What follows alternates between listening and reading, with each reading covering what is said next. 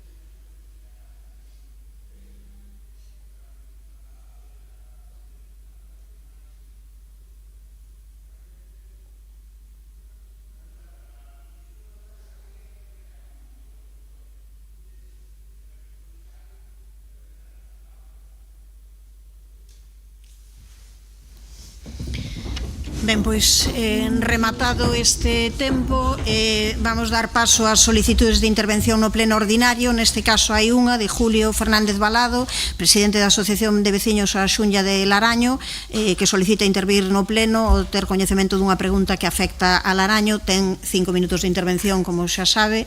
Por favor, que se cerre a porta de arriba, Alba, cando saias, e comezamos. Buenos días, señora alcaldesa. Muchas gracias al Partido Socialista por preocuparse por la seguridad social, por la seguridad vial de Laraño, en un tema que preocupa y mucho a los vecinos de Laraño. Las preguntas que formula el Partido Socialista son dos muy buenas preguntas. En la Asociación de Vecinos desconocemos si la Policía Local tiene datos de la siniestralidad vial en Laraño, porque el cuerpo policial competente para atender cualquier incidencia y vigilancia del tráfico en los viales municipales de la parroquia de Laraño es la Guardia Civil. Es a esa Policía Local que, cuando se le llamó el 2 de febrero de este año para proteger o amparar a los muchos vecinos de Laraño en su recorrido peatonal desde Pardiñas hasta Laraniño durante la manifestación a deshumanización de Laraño, una manifestación preciosa donde participaron familias con sus hijos y algunas con sus mascotas, algo impensable que se pueda hacer en un día normal, como es el caminar con seguridad, porque es jugarse la vida. Y se nos dijo que no mandarían ninguna patrulla, que era competencia de la Guardia Civil. Pues esa Policía Local, con ocasión de un accidente de tráfico en el lugar de la amanecida, con una persona herida a escasos 400 metros de Vidán, el 11 de septiembre de este año, y que se me dijo en los mismos términos que los accidentes de tráfico eran competencia de la Guardia Civil de Tráfico, aunque hay que reconocer que posteriormente se personó una patrulla y al surgir en ese momento otro accidente en Pardillas, se desplazó esa patrulla a atender dicho accidente, quedando la Guardia Civil de Tráfico, la ambulancia y posteriormente los bomberos en lugar de la amanecida. Señora alcaldesa, señor Sanduro, no vamos a emitir otra respuesta en esos términos, porque le recuerdo que en el Pacto por el Rural, aprobado en el Pleno Municipal del 21 de diciembre del 22, en el apartado de movilidad, en su punto 14 consta incrementar a dotación especial da Policía Rural. A actual é considerada insuficiente. Perdonen, yo mismo diría que la dotación de Policía Local Rural es inexistente. A la pregunta, ¿qué medidas se están implementando actualmente? Pues solo podemos decir que desde la Asociación de Vecinos sí nos preocupa la seguridad vial en nuestros viales y principalmente la de los peatones. Y creo que lo venimos demostrando. De manera activa, preocupándonos del buen estado de los viales, llegando a denunciar ante la Guardia Civil su mal estado de conservación y recordando las medidas de seguridad vial necesarias, como la necesidad de aceras, pasos de peatones o la de ampliar el ancho de los viales dado el aumento considerable del tráfico. Comentarles que el día 26 de febrero de este año le trasladamos a la exdelegada de Gobierno, doña María Rivas, el problema del aumento de tráfico por los viales de Laraño, a raíz de las obras de humanización de Milladoiro, aprovechando su visita a Laraño para comunicarnos la decisión de Adif de cambiar el modelo de pantalla antisonora a colocar. En el Pleno Municipal del 24 de abril del 2024, el concejal Gonzalo Muñoz presentó una moción sobre un plan de movilidad para el corredor Pardiñas-Galanas, a vista de las obras de humanización de Milladoiro, en el cual justificaba la realización de esas obras de humanización de Milladoiro, AMES, que mejoraría la seguridad vial en esa travesía y la de los vecinos de Milladoiro, y que solicitaba un plan de movilidad durante las obras, repito, durante, ¿Y qué plan de movilidad habrá y afectará a los vecinos de Alaraño después de las obras de la urbanización de Milladoiro? También comentaba como un compromiso de un plan de aceras previsto para el periodo 2023-2027. Unas aceras que darían seguridad a nuestros vecinos cuando caminan por los viales del Araño o llenos de tráficos que evita el Milladoiro. Concejala María Rozas y concejal Xan Duro, les leo el primer párrafo de peticiones hechas por la Asociación de Vecinos del Araño al alcalde don Martiño Noriega Sánchez y su concejal de Rural, don Rafa Peña, el día 27 de febrero de 2015, acta número 188 del libro de actas de los vecinos. Primer paso, problemática de los viales de la parroquia, su estrechez, carencia de aceras y tráfico que existe. Está claro que ustedes o su partido, Compostela Berta, o puedo decir que a este gobierno de coalición con el BNG, la seguridad vial del Araño poco les preocupa, porque nada hicieron de aquella y en esta legislatura vamos camino del mismo resultado, pero con el agravante de que ahora hay muchísimo más tráfico. Concejala María Rozas y concejal Sanduro, el 24 de enero del 24 vinieron al Araño durante una reunión en el local social del Araño, con parte de la directiva, tratándose varios temas como la urbanización de Milladoiro. Leo el acta que hizo nuestra secretaria. María Rozas dice que el Concello de Santiago no presentó alegaciones al proyecto de urbanización de Milladoiro, pero en que su momento Compostela Berta se hizo un planteamiento de esta urbanización que iba a perjudicar al Araño. Sanduro dice que han estado controlando el tráfico con el radar informativo de Paredes y le sorprende la gran cantidad de tráfico que soporta la zona. En especial habla de horas puntas a primera de la mañana y media tarde. Sugiere medidas para intentar controlar, disuadir este tráfico como pueden ser badenes o pasos de peatones elevados. Se comprometen a estudiar con el Departamento de Movilidad cuáles pueden ser las mejores soluciones para disuadir el tráfico y presentárnoslas en la próxima reunión. Ustedes ya reconocían la existencia de un problema de tráfico en Araño, pero la única intervención hecha, señor concejal Sanduro, fue el día 18 de octubre del 2024, que personal del Concello estaban colocando unas bandas reductoras en Larañiño, Casas de Monte y Pardiñas, sin previo aviso. Y sí, yo como presidente de la Asociación de Vecinos les dije que no estábamos de acuerdo con esa colocación de ese tipo concreto de banda, que iban a suponer una molestia para los propios vecinos del Araño en su día a día, y que, les recuerdo, son las víctimas del aumento del tráfico en toda la parroquia.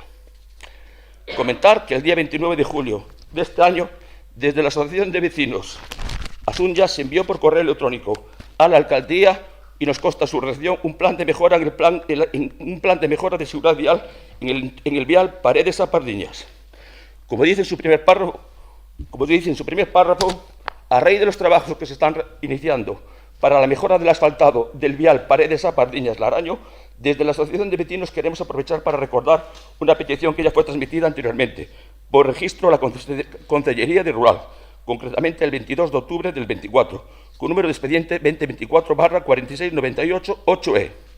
En esta solicitud de actuaciones prioritarias en la parroquia exponíamos la necesidad de creación de aceras, haciendo las cunetas practicables, la colocación de badenes reductores de velocidad, aportando la imagen del tipo de badén que se solicita y que se está colocando en la ciudad, así como la de pasos de peatones elevados.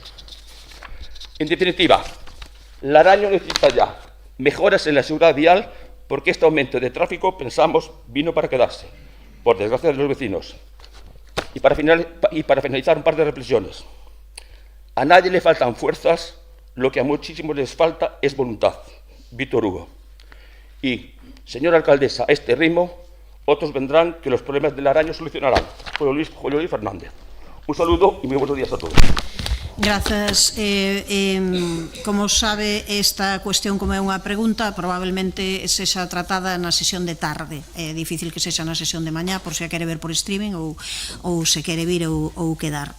Tomamos nota e xa despois haberá a resposta no seu momento.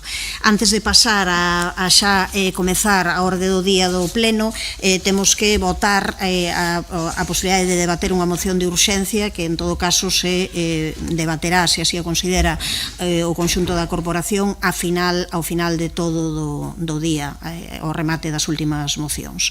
Entón, señor secretario, cando queira. Perdón, sí. Quería, o artigo 85.2 permite xustificar a urxencia ao proponente. Pois xustifique, sí.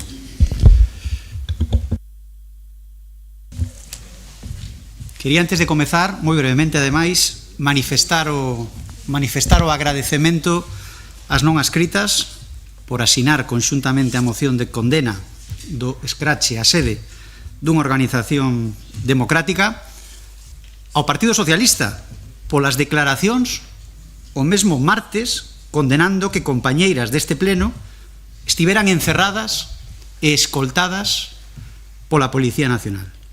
Que diferencia, señora San Martín, con vostede? Santiago non ten alcaldesa. Santiago ten unha militante da CIGA e da UPG. Se despois de ver as imaxes con compañeiras súas deste pleno, mulleres encerradas, insultadas e escoltadas, vostede non é quen de condenalo porque non quere ou porque non lle deixan, vostede non merece ser alcaldesa. Por certo, e remato, quería agradecer tamén a Compostela Berta e a María Rozas, que onte foi unha alcaldesa máis digna que vostede. Veremos hoxe. Pasamos á votación. O que votamos agora é someter a consideración que se trate isto, pois xa digo, ao final do conxunto das mocións como moción de urxencia. Cando queira, señor secretario. Votos a favor da inclusión na orde do día. Grupo Municipal, unanimidade. Vamos daquela o resto dos puntos da orde do día. O primeiro é a aprobación se procede da acta correspondente á sesión ordinaria do 30 de outubro e da acta correspondente á sesión extraordinaria do 21 de novembro de 2025. Se non hai ninguna cuestión que obxetar, dámola por aprobada. O seguinte punto é un punto que na Xunta de Portavoces se acordou de tratar sen debate, a modificación da data da sesión ordinaria do Pleno da Corporación correspondente ao mes de decembro de 2025. Sometémolo a consideración, se quere, señor secretario. Votos a favor da modificación da data da sesión ordinaria ao Pleno da Corporación correspondente ao mes de decembro de 2025. Votos a favor. Grupos municipais, Partido Popular, BNG, Compostela Aberta, Grupo Socialista, votos en contra, non hai, abstencións, concelleiras e concelleiro non adscrito, apróbase. Pasamos daquela ao seguinte punto da orde do día, que é o punto número 3, a aprobación da conta xeral do ano 2024. Ten a palabra o señor César cando queira. Obrigados, señora alcaldesa. Nada, quería comezar saudando a Julio Fernández Balado, que acaba de intervir, e a as persoas que nos poidan estar seguindo por streaming. A conta xeral reflite a situación patrimonial do Concello, recolle os gastos, os ingresos, os beneficios e as perdas. É dicir, mostra unha imaxe da situación económica financiera do ano a que se refire, neste caso o 2024. No noso caso, a conta que presentamos aquí para a súa aprobación mostra unha imaxe con máis claros que escuros, con máis luces que sombras. Trátase dunha conta xeral en que podemos sinalar datos significativamente positivos. Se fixésemos unha análise económica e financiera, as grandes magnitudes desta conta, así como os indicadores que resultan da mesma, mostran uns resultados moito mellores que os do ano anterior e, por suposto, mellores que do ano anterior ao anterior. Isto é, nos 2 anos deste goberno os díxitos melloran os pasados. Así, se comenzamos polo balance de situación que fai parte das contas, pódese comprobar como todas as masas patrimoniais de activo experimentaron importantes crecementos a respecto do ano anterior. Desta maneira, o activo non corrente, de que fan parte os bens dereitos de cobranza de longo prazo, ou seja, máis dun ano, aumenta en case 7,3 millóns con respecto a 2023, en canto que o activo corrente, bense dereitos de cobranza a curto prazo, ou seja, un ano ou menos, acrecéntase en máis de 600.000 euros, o que supón un incremento patrimonial total de case 8 millóns de euros. En paralelo, o patrimonio líquido acrecenta en máis de 9 millóns de euros, froito do resultado positivo do exercicio que supera os 4,6 millóns de euros. O ano anterior non chegaba a 3 millóns. Nesta mesma dirección positiva, redúcese o pasivo corrente, que inclúe as débedas a un ano ou menos, do Concello en máis de 6,5 millóns, reducindo a débeda con acredores e outras débedas a curto prazo en máis de 5,7 millóns de euros. Se analizamos a conta de resultados, tamén se poden observar melloras significativas a respecto do ano anterior. Así, o resultado de xestión ordinaria pasa dos 2,4 millóns de euros a 4,2 millóns de euros en 2024. Da mesma maneira, o resultado das operacións non financeiras aumenta dos 2,5 millóns en 2023 aos 4,2 en 2024. E o mesmo acontece co resultado das operacións financeiras, que pasa de 424.000 euros a 460.000 euros. Se pasamos a revisar os datos do resultado económico patrimonial, pódese constatar como das 6 áreas de gasto todas elas experimentan importantes crecementos, coa excepción da área de gasto 4. As obrigacións contraídas a respecto do ano anterior aumentan en un 12,6%. A área de gasto dos servizos públicos básicos aumentase en casi 7 millóns a respecto do ano anterior. Tamén na área de gasto actuacións de protección e promoción social o aumento é de casi 2 millóns. Outro incremento importante é o da área de produción de bens públicos de carácter preferente, por máis de 5 millóns, onde salientan os incrementos nos programas de educación, case 2 millóns, cultura, case 2,4 millóns e deportes con máis de 700.000 euros. Existen varias políticas de gasto que experimentan grandes incrementos, como son seguranza e orde pública, ordenación do tráfico, pavimentación de vías públicas, sumidoiros, recollida de residuos, xestión de residuos sólidos urbanos, limpeza viaria e lixo, alumeado público, asistencia social primaria, mocidade, fomento do emprego, educación CEIPS, educación de escolas infantís de xestión municipal, servizos complementares de educación, Administración Xeral de Cultura, educación de ensino secundario, protección do patrimonio histórico artístico, instalacións deportivas ou xestión do patrimonio de uso deportivo. Estes datos son fruito dunha mellora da xestión municipal, acrecentando determinados servizos á cidadanía de carácter social, como son os servizos municipais básicos de limpeza e alumeado, fomento do emprego, cultura, educación e deporte. Noutra orde de prioridades, tamén aumentaron as partidas destinadas a turismo ou desenvolvemento empresarial, así como o mantemento e a reparación dos camiños veciñais. Se pasamos os ingresos, pódese observar un importante aumento a respecto do ano anterior.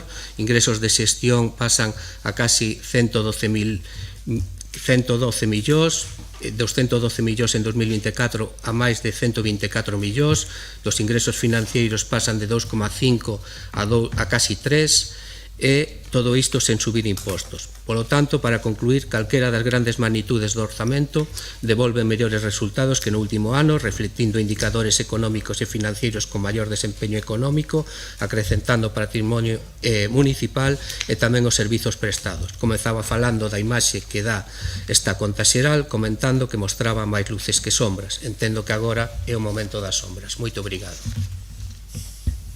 Obrigada por os concelleiros e concelleiro non adscrito, señor Muiños, cando queira. Sí, bos días a todas, un saúdo a Xulio Fernández Balado. E antes de falar da conta xeral, sí que me gustaría dicir que unha mágoa, pois que non se tivera esa diferencia cos concelleiros non adscritos de comunicarnos con antelación ao falado na xunta de voceiros, que, como ben se sabe, non podemos asistir. Eso sí, penso que de momento neste pleno sí que podemos votar, sí que podemos falar, por menos de momento, non ser que o mellor por parte de algunha solicite incluso algún informe, a ver se temos dereito ou non para que salgan mellor aquí as distintas votacións, as distintas propostas. Xa meténdonos na conta xeral do 2024, vemos como se incrementa o gasto en contratos menores, evidenciase un descontrol da xestión con máis concesións en orde de continuidade e redúcese execución de investimentos. De novo, estamos ante unha mostra de que a xestión municipal, en contra do que dicía a señora San Martín na oposición, non era tan doada. E a xestión económica menos. Pouco se podía agarrar, xa que por todos é sabido que desde xullo deste mesmo ano este Concello está sometido a un plan económico financiero como resultado da mala execución dos orzamentos. De feito, a meirande parte das medidas recollidas nese plan van orientadas á resolución de problemas derivados dos atrasos na tramitación e aprobación dos gastos, é dicir, a reducir o período medio de pago a proveedores. Vémolo do pleno tras pleno, veñen facturas pendentes de exercicios anteriores, hoxe tamén, e os datos que temos é que no 2024 o período medio de pago a proveedores chegou a estar nos 119 días, é dicir, 4 veces o período medio de pago que establece a normativa vixente que o sitúa en 30 días. Por lo tanto, as receitas contables do BNG son as que levaron este Concello a un incumprimento da sustentabilidade da débeda comercial, é dicir, un incumprimento sistemático do período medio de pago a proveedores no último trimestre do 24. Pero hai máis. No 2024 realizáronse contratos menores por importe de case 11 millóns de euros. Segue incrementándose o importe destinado ao contrato a dedo, unha contratación que, por certo, a señora San Martín sempre criticou cando estaba na oposición. Agora permítese a vía libre. Por outra banda, vemos que os niveis de execución son moi baixos, con partidas prácticamente sen gastar na área de vivenda e urbanismo, onde se executou só 15% dos fondos, é dicir, menos de 2 de cada 10 euros consignados. Tamén en obra pública só se licitaron 16 actuacións en todo 2024. Por exemplo, fondos destinados a subvencións para institucións sen ánimo de lucro deixan a metade da partida sen repartir. Uns graus de execución que contrastan co alcanzado na partida de protocolo, que chega ao 80%. Polo tanto, a execución orzamentaria dibuxa unhas prioridades ben distintas das que di fixarse o goberno local. Por outra banda, se vemos o anexo de contratos, topámonos con máis concesións en orde de continuidade, xestión do mercado de abastes, xestión dos aparcadoiros de Praza de Galicia e Praza de Vigo, sociedade mixta deportiva de explotación das pistas de tenis e pádel de Sar ou a xestión da rede de centros socioculturais. Outro tanto de contratos en precario, como o de servicio de xestión de multas ou de suministración da aplicación informática para a xestión do servicio de extinción de incendios. Todas concesións que se sabía que había que renovar e que delatan unha mala planificación e falta de control na contratación pública. Evidentemente, a isto habería que sumar, por exemplo, o contrato de transporte urbano ou o contrato de auga, para os que tampouco se ve solución no futuro inmediato. Por lo tanto, a conta xeral amosa a realidade dun goberno local desbordado na xestión contable, un goberno local que traballa sen planificación para a renovación de concesións e abusa do contrato menor para sair dos apuros. Realmente, este non creo que sexa o retrato económico que a señora San Martín dicía ofrecerlle ao noso Concello. Se cadra, é momento de recoñecer que o mito das boas xestoras, as das solucións fáciles desde a comunidade de oposición, caeu polo seu propio peso.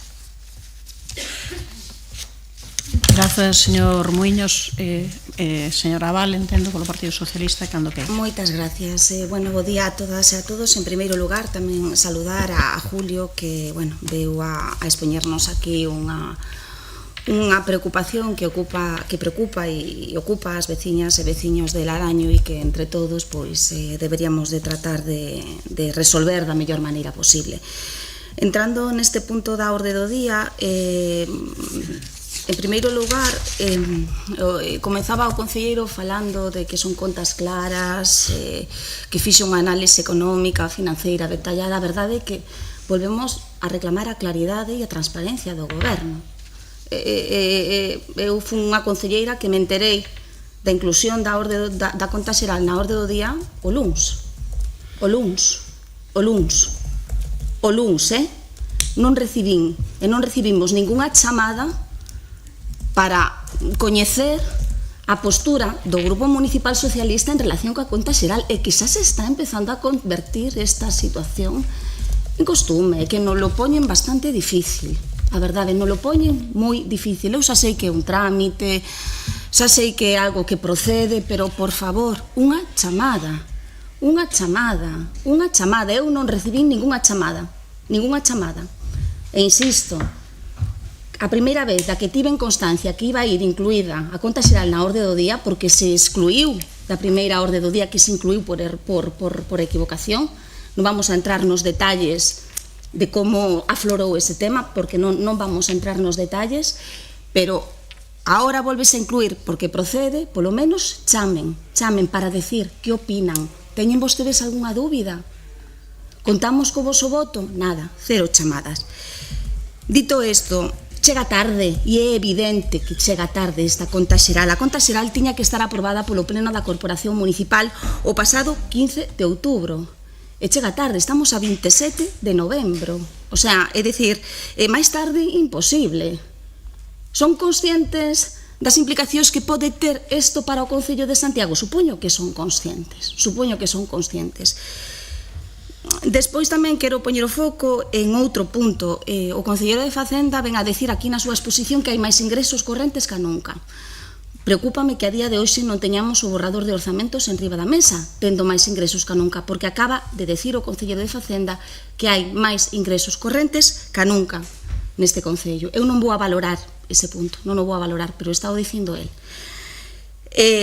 Fala da boa execución. A boa execución, un parámetro imprescindible e importantísimo para valorar a execución do orzamento, a execución do Goberno de Santiago é o capítulo 6 de investimentos. E vostedes están reducindo, é dicir, na súa traxectoria romperon a traxectoria crecente que se viña experimentando. Cada ano viñamos recoñecendo obrigas no capítulo de investimentos superiores ás do ano anterior. Vostedes, no capítulo 6 de investimentos, reducen un 13,92% o importe recoñecido con respecto á conta xeral do ano 2023. Entonces, realmente, non son uns bons resultados. Téñense que poñer a traballar, téñense que poñer a traballar en execución de investimentos, que é o que realmente permite transformar esta cidade. Tamén vemos que o que é a xestión do día a día pois se lles atraganta. Apenas regularizaron vostedes contratos de tracto sucesivo, non son capaces de regularizar vostedes contrato sucesivo, e iso é un problema, salvo a honrosa excepción recentemente do contrato de conserxería e limpieza, que non teño ningún problema en recoñecelo. Honrosa excepción, parabéns, pero é unha excepción, é unha gota nun océano. Deben poñerse vostedes a xestionar, porque teñen vostedes unha capacidade directiva que, por certo, o Grupo Municipal Socialista sempre estuvo a favor dos directivos, vostedes non. Vostedes denostaron profundamente a existencia de directores de área e teñen máis directivos que nunca, pero non nos saben empregar, non nos deben saber, non nos están vostedes a saber empregar. E decíamos que o capítulo 6 de investimento ten unha reducción importante con respecto ao ano anterior. Por qué? Porque, como xa denunciamos fai un mes ou fai mes e pico nunha rolda de prensa, o número de actuacións de obra pública, e isto é importantísimo, número de actuacións, que non estou falando de importe, porque xa sabemos que a obra do Pazo de Raxoi vale 4 millóns de euros ou 3, xa sabemos, e non estou falando de importes, pero o número de actuacións, porque costa tanto licitar unha obra grande como unha obra pequena, pero o número de actuacións, os números de intervencións que están facendo vostedes no espazo público estáse a reducir considerablemente. O número de actuacións que están a facer vostedes no espazo público para reducir, para mellorar o entorno urbano das nosas veciñas e veciños estáse a reducir constantemente, importantemente, e isto é o que se reflexa tamén nesta conta xeral. Nada máis nesta primeira intervención.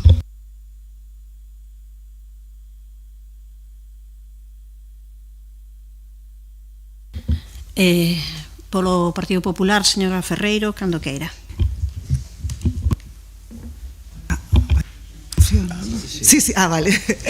Bueno, en primer lugar, bo día a todos e a todas, e tamén pois o noso saúdo para Julio. Efectivamente, a interpretación da conta xeral para nós está con moitas sombras, non?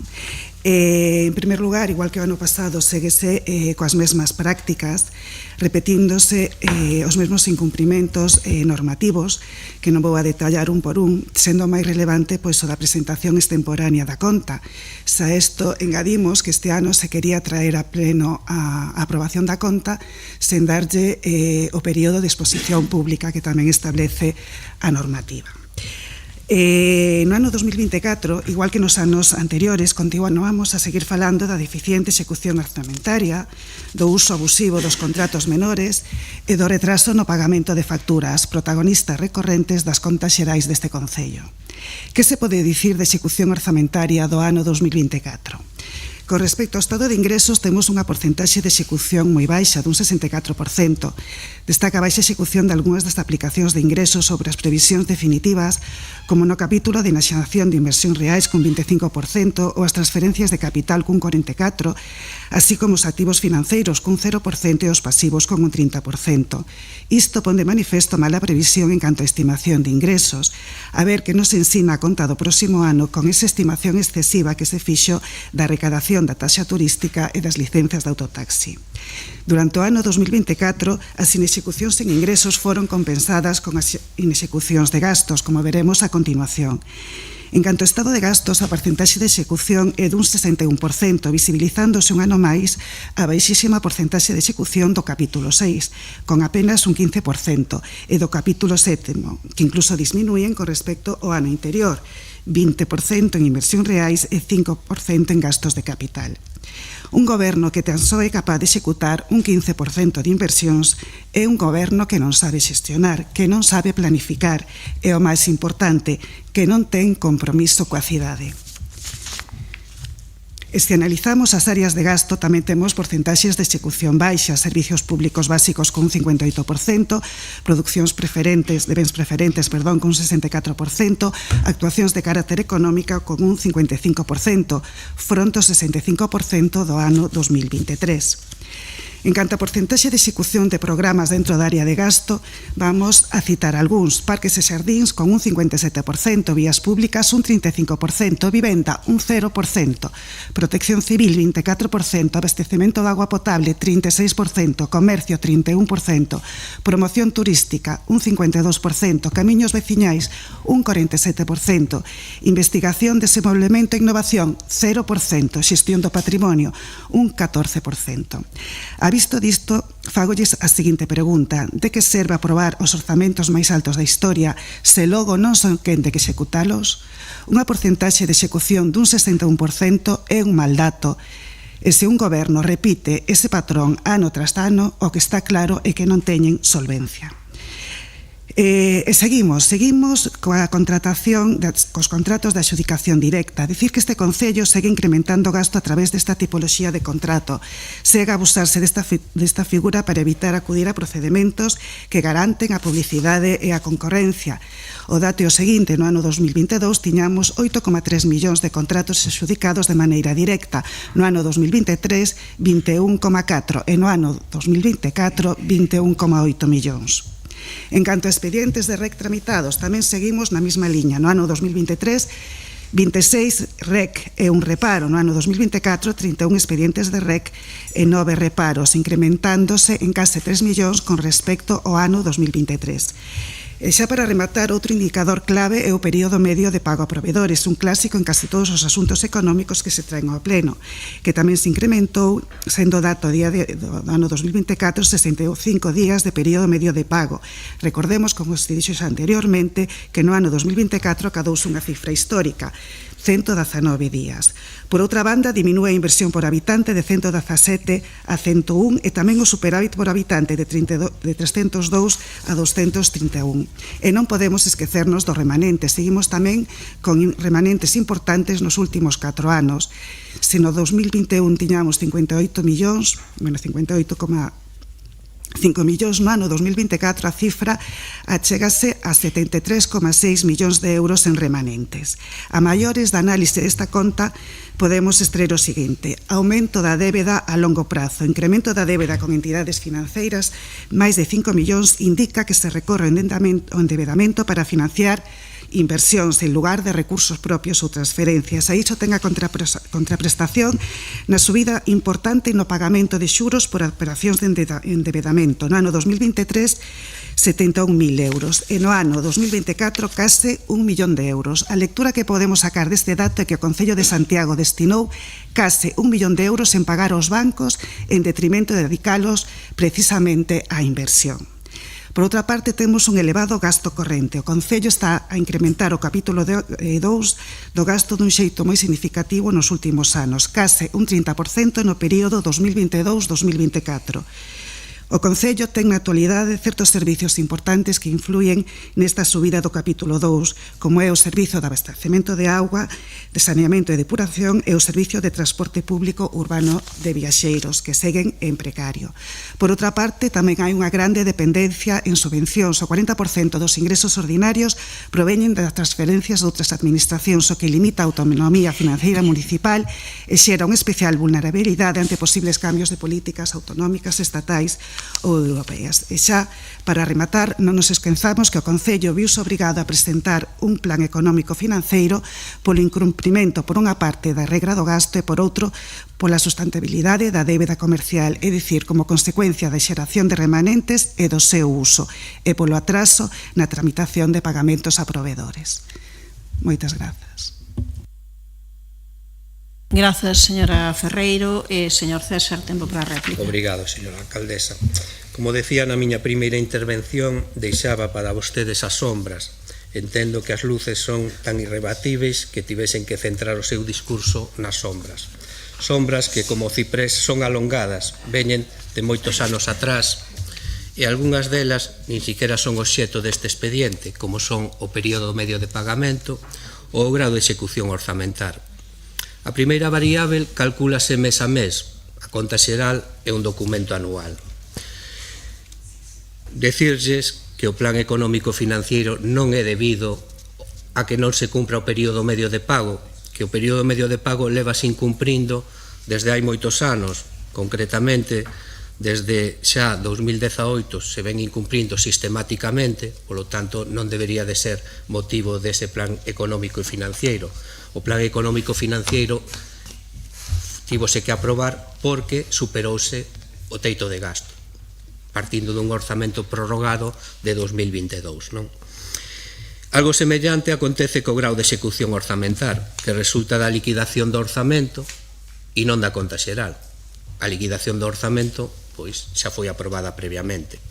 Tamén o grau de execución neste Concello nunca superou o 80%. E desde 2019 é descendente. É descendente, señor Abal. O seu grau de execución era do 58% cando abandonou o Concello. Desde que chegamos nós, esta porcentaxe está subindo. Ben, canto aos contratos menores, pois, lóxicamente, se hai un maior grau de execución, o gasto executado en 2024 foi de 131 millóns e o gasto executado en 2023 foi de 116 millóns, lóxicamente, pois hai casi 15 millóns máis de gasto executado. É normal que os contratos menores tamén aumenten, non? Para aumento foi o que se deu entre o ano 2021 e 2022, que pasaron de 3,8 millóns a 8,6 millóns, casi 5 millóns nun ano. Ese sí que foi un incremento importante dos contratos menores, non? Canto aos contratos caducados, pois non tampouco é cuestión deste goberno en exclusiva, hai contratos que levan caducados moito tempo e que tampouco gobernos anteriores foron capaces de regularizar. E xa para rematar, o que acaba de comentar sobre a conta xeral, señor Abal, sabe que a conta xeral foi dictaminada na comisión informativa do mes de outubro, que ten unha exposición pública de 15 días hábiles e que, polo tanto, unha vez que transcorren eses 15 días, traise ao pleno. É algo normal que acontece todos os anos. Moito obrigado. Grazas, señor César. Señor Muiños, cando queira. Sí. Vou dicir as luces. Eu sí que as vou dicir. As festas, o protocolo, a publicidade e a propaganda. Esas son as luces. E logo tamén me sorprende o que acaba de dicir. Os contratos non é cuestión deste goberno. Pois logo non sei de quen será a cuestión. Vale. Pero, reitero xa dito, a conta xeral amosa unha falta de previsión como un método de traballo habitual do goberno local. Abuso de contrato menor, incremento dos contratos en precario e baixa execución orzamentaria denotan unha falla de rumbo político.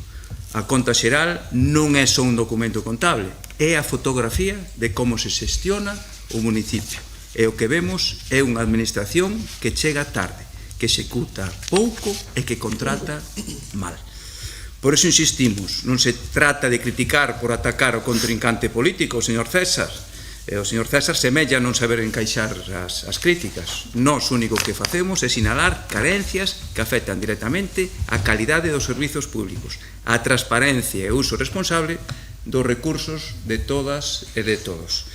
Sen mellorar a planificación, sen reforzar os mecanismos de control e sen abandonar prácticas que deberían ser excepcionais e non a norma, será imposible avanzar cara a unha xestión eficiente e realmente ao servizo da cidadanía. Nos imos facilitar a aprobación deste punto coa nosa abstención. Grazas, señor Muiños. Señora Val, ten 30 segundos menos. Querido concelleiro de Facenda, que a verdade é que é inevitable que lle conteste. A verdade é que non me gustaríame baixar a tensión. Dice vostede, é normal que se someta a consideración do pleno. Sí, é normal que cada mes teñamos un pleno.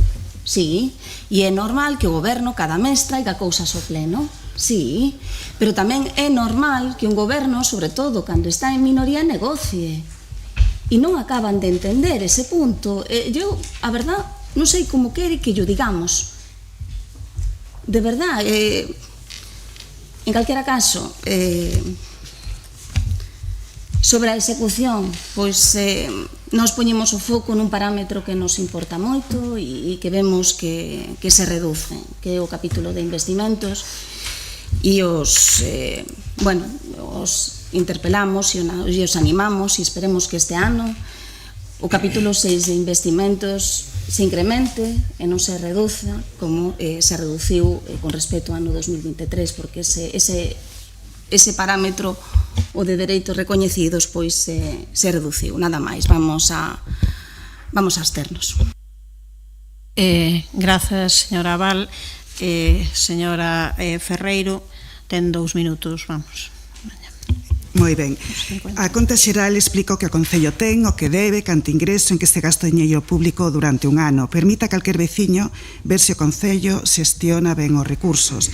A conta xeral do Concello de Santiago 2024 resúmese no seguinte: incremento de contratos de adxudicación directa, elevado retraso no pagamento de facturas a proveedores, baixa porcentaxe de execución do orzamento con un 61%, 15% de execución das inversións, empeorando con respecto ao ano anterior, repito, 15% de execución en inversións. Baixa porcentaxe das previsións de ingresos, remanentes cada vez máis elevados, aumento da débeda do Concello a longo prazo, incremento do uso da figura do REC, elevado gasto corrente, continuidade de contratos en precario, incumprimento da regra de gasto e de sustentabilidade comercial. Estas son as contas do Concello de Santiago. Como dixen na outra intervención, un goberno que non sabe xestionar o orzamento, un goberno que adoece de planificación e un goberno cunha pésima capacidade de xestión. Moitas grazas. Grazas, señora Ferreiro. Únicamente 2 cuestións, non? Polo comentario que fixo o señor Muiños inicialmente, sabe ben que eu sempre o chamo despois de todas as xuntas de portavoces. Vale, deixenme falar, por favor. É certo que nesta ocasión non o fixen e pido desculpas, mais podería facelo únicamente para dicir que non acordamos nada da xunta de portavoces que fose relevante para facer no pleno, porque outras veces acordamos que hai distintos puntos que non van a debate, cuestións que se xuntan, hai determinados temas. Aquí, nesta ocasión, o único, digamos, que se fose relevante, que se acordou non levar a debate, foi a modificación da data da sesión ordinaria, un aspecto do que xa tiña falado co señor Muiños. Falei con varios de vostedes, ademais, a respecto dese cambio desa sesión. Pero, insisto, en todo caso, nesta cuestión, pois o esquecemento ao tema de non falar é porque non había ningunha cuestión, como si outras veces, en todas e cada unha das sesións, porque evidentemente vostedes teñen que ter coñecemento de cal é o non só o funcionamento, senón as decisións ou os acordos a que se chegan de cara ao pleno para tomaren as súas decisións, saben que o facemos sempre, saben que o fago eu, ademais sempre persoalmente ao rematar a xunta de portavoces. Nesta cuestión non houve ningún tema relevante. E a respecto tamén do que decía a señora Val, pois tomamos nota desas chamadas. Eu, en todo caso, tamén quero comentar que habitualmente a conta xeral como trámite necesario e ordinario non formaba parte da negociación, polo menos comenteino tamén coa señora Rozas, que levamos aquí, e habitualmente ese tipo de cuestións non eran a conta xeral, que é unha cuestión, pero por suposto que sí, que se pode facer unha chamada e anotamos iso tamén a ese respecto. Vale. Pasamos á votación, señor secretario, cando queira. Ditame da conta xeral do ano 2024. Votos a favor, grupos municipais, BNG, Compostela Aberta. Votos en contra, non hai. Abstencións, Grupo Municipal, Partido Popular, Partido Socialista e concelleiros non adscritos. Apróbase a proposta. E pasamos daquela ao punto número 4, que é a aprobación do expediente de recoñecemento extrajudicial de crédito para aprobar unha parte dos gastos registrados na conta 413 e contabilizados como OPA 31 de 12 de 2024 e outros gastos coa codificación 2025 REC 04, cando queira, señor César.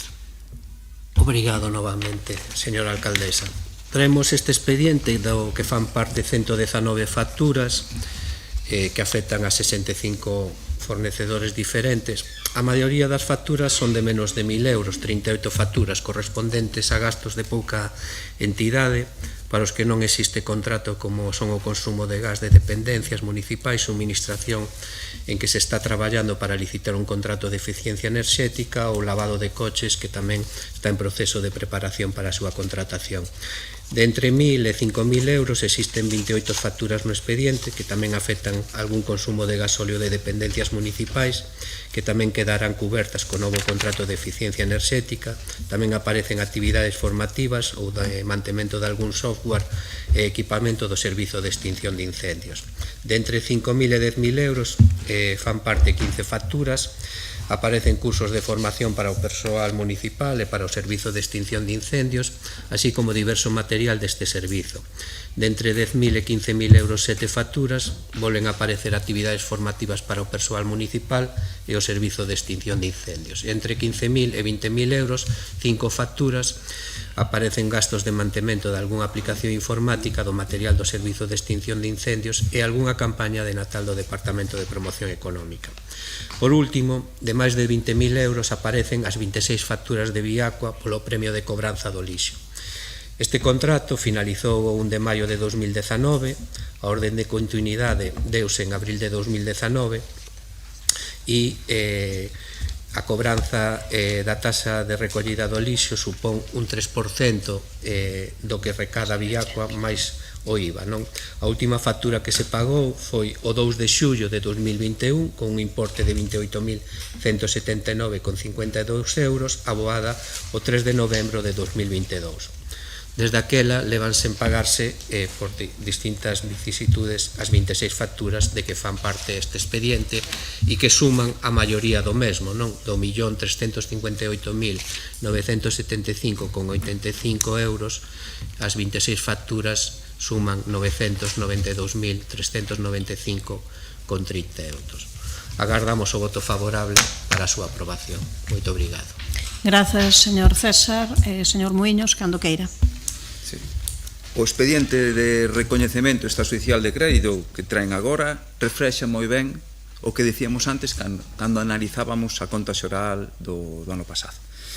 Primeiro, que estamos rematando o 2025 e seguimos aboando facturas pendentes do ano pasado. Facturas no caixón de moi diversa orixe, de que de novo amosan o modelo de contabilidade que propón o BNG. Evidentemente, existe un montante de case 1 millón de euros que se corresponde coa cuantía que se debe aboar a Viacua polo servicio de cobro taxa de lixo, o premio de cobranza. Trátase dun servicio que, efectivamente, a concesionaria prestou como consta nos informes, pero que se contratou de maneira irregular. E, de feito, ponse de manifiesto as dúbidas de que a orde de continuidade asinada no 2019 durante o goberno de Compostela Aberta se tivera que acompañar ou non da prestación accesoria do cobro da taxa de residuos. Esa é unha cuestión amplamente debatida. E, por outra banda, temos facturas que amosan unha vez máis o abuso que fai este goberno do contrato menor.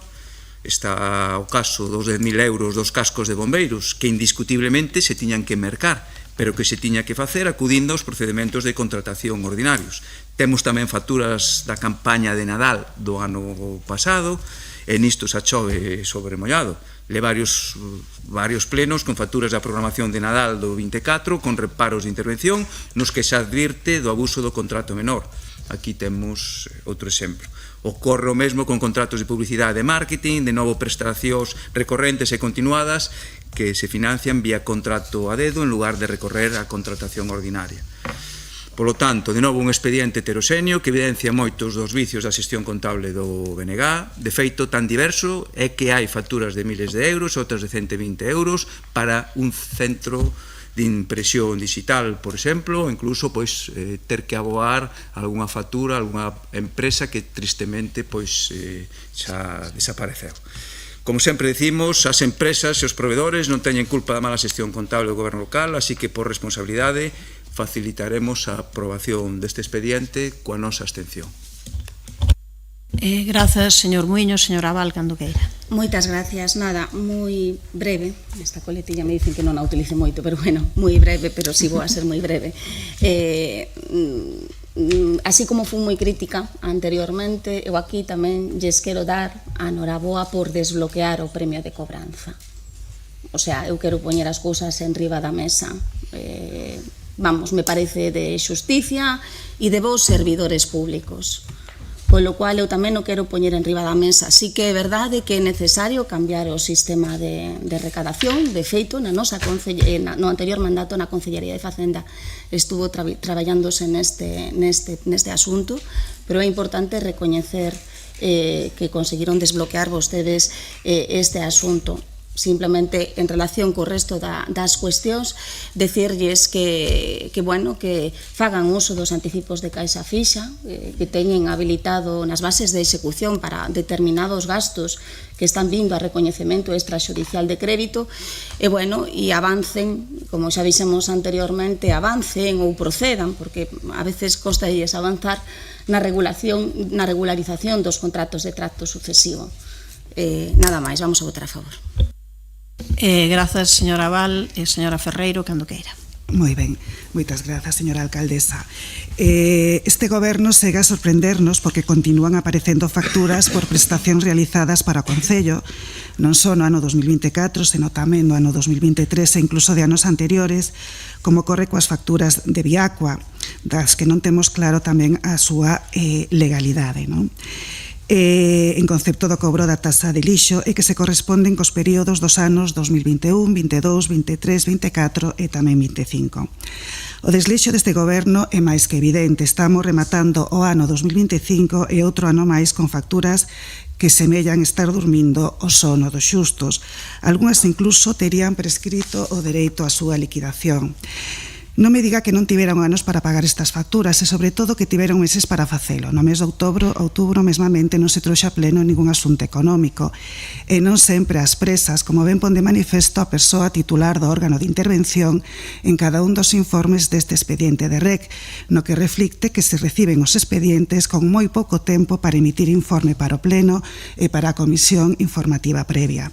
E non é de extrañar, andan a rastro, non hai máis que ver os orzamentos, a liquidación do orzamento, a presentación do PEF, a conta xeral, o pago a policías e bombeiros e logo a meter presa ao resto, porque non tiveron tempo ao longo do ano.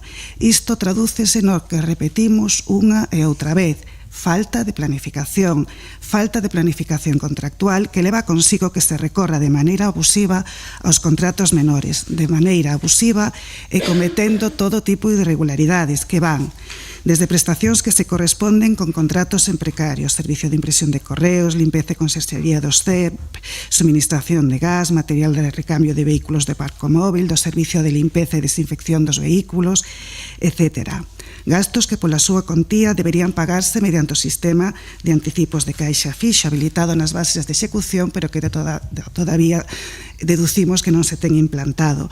Gastos que constituín un fraccionamento do contrato coincidir o obxecto contractual en moitos dos mesmos. Gastos vinculados a unidades funcionais que deberían ser licitadas mediante procedementos de contratación que garantan a concorrencia a publicidade, como a campaña de Nadal, o Entroido, facturas do servicio de extinción de incendios, como son os gastos de suministración de distintos materiais, cursos de formación, gastos de revisión e mantemento de maquinaria e instalación, gastos de vestuario e EPIs, defectos de tramitación de todo tipo, contratos que superan o período dun ano dos contratos menores, prestacións realizadas con anterioridade á adxudicación do contrato, contratos nos que se aproba o gasto con posterioridade á realización da prestación, prestacións que teñen carácter recorrente que deberían tramitarse mediante un procedimento de contratación, en fin. E se hai algo que ven sendo a tónica habitual nos informes do órgano interventor é a falta de acreditación dos prezos facturados cos prezos de mercado e tamén o non seguimento da resolución do 6 de marzo de 2019 da Oficina Independente de Regulación e Supervisión de Contratación, que establece con carácter obrigatorio que se pidan 3 ofertas competitivas en todos os expedientes ou motivar a ausencia das mesmas. En fin, irregularidades. 2 puntos. Uso abusivo por parte do Concello dos contratos menores adxudicados de forma directa o que atenta contra a libre competencia e pode motivar unha potencial malversación de caudais públicos. E non o digo eu, senón que o din os informes que documentan este expediente de REC. Estamos fartos de oír que se está a traballar na implementación de medidas para reducir o período medio de pago a proveedores. Como é posible deber case 1 millón de euros a Viacua? Como é posible ter facturas pendentes de cobro dentro do ano 2023? Como é posible que aínda non pagásemos as facturas do Nadal do ano 2024 cando xa estamos publicitando o Nadal do 2025? Pois ben, gustaríame saber cal é o grado de implementación desas medidas propostas polo Concello para reducir o período medio de pago de proveedores. Sen ir máis lonxe, os datos que temos publicados do mes de setembro din que hai un incremento de débeda pendente de 2 millóns con respecto ao mes anterior. No mes de setembro a cifra era de 11 millóns de euros. Está claro que non fan as cousas ben. Temos a seguinte foto: desleixo do Goberno no cumprimento da normativa de contratación e no pagamento a proveedores, uso abusivo por parte deste Concello dos contratos adxudicados de forma directa, fracaso na implementación de medidas para reducir o período medio de pago a proveedores e falta de diálogo co resto dos grupos municipais.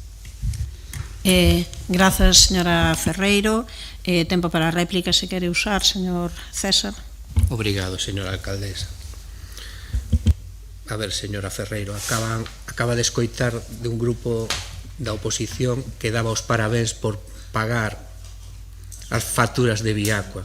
Algún problema debían ter desde o ano 2021. Algún problema grande deberían ter. Non, deberían telo. Vale.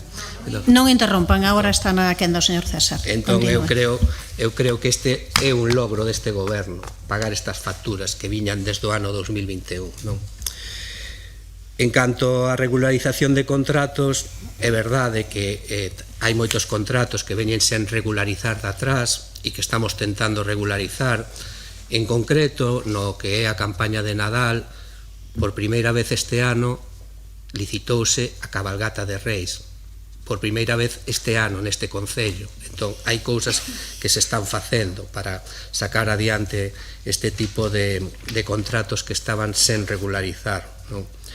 Quero agradecer a señora Val o comentario que acaba de facer sobre as facturas de Viacua, agradecerlle pois esa comprensión e o voto afirmativo, e en canto tamén o que acaba de comentar a señora Ferreiro, pois nos fomos o primer goberno que introducimos nas bases de execución, que non nos obrigaba ninguén, a solicitude de 3 ofertas nos contratos menores de máis de 5.000 euros ou a súa publicación na plataforma de contratación do Estado, non?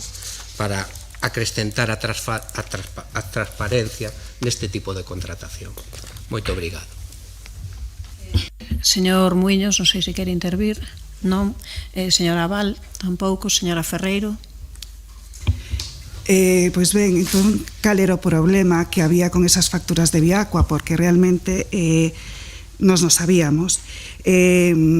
Volvemos a quedar moi sorprendidos de que non traia o apoio dos seus socios do goberno, dos concelleiros non adscritos en concreto. Supoño que necesitará o noso voto para sacar adiante isto, non? Necesitan o noso voto para sacar adiante este expediente. Chamounos vostede para desbloquear estas facturas. Non temos claro a orixe da legalidade deste millón de euros de débeda con Viacua. E, mentras tanto, utilizan de refén as pequenas e medianas empresas. Polo tanto, quedamos á espera da súa chamada. Primeiro, para unha explicación pormenorizada deste expediente de Viacua. E segundo, para saber se necesita ou non o noso apoio para aprobar os asuntos deste Concello. Polo tanto, queda claro que o noso voto vai a ser en contra. Moitas gracias.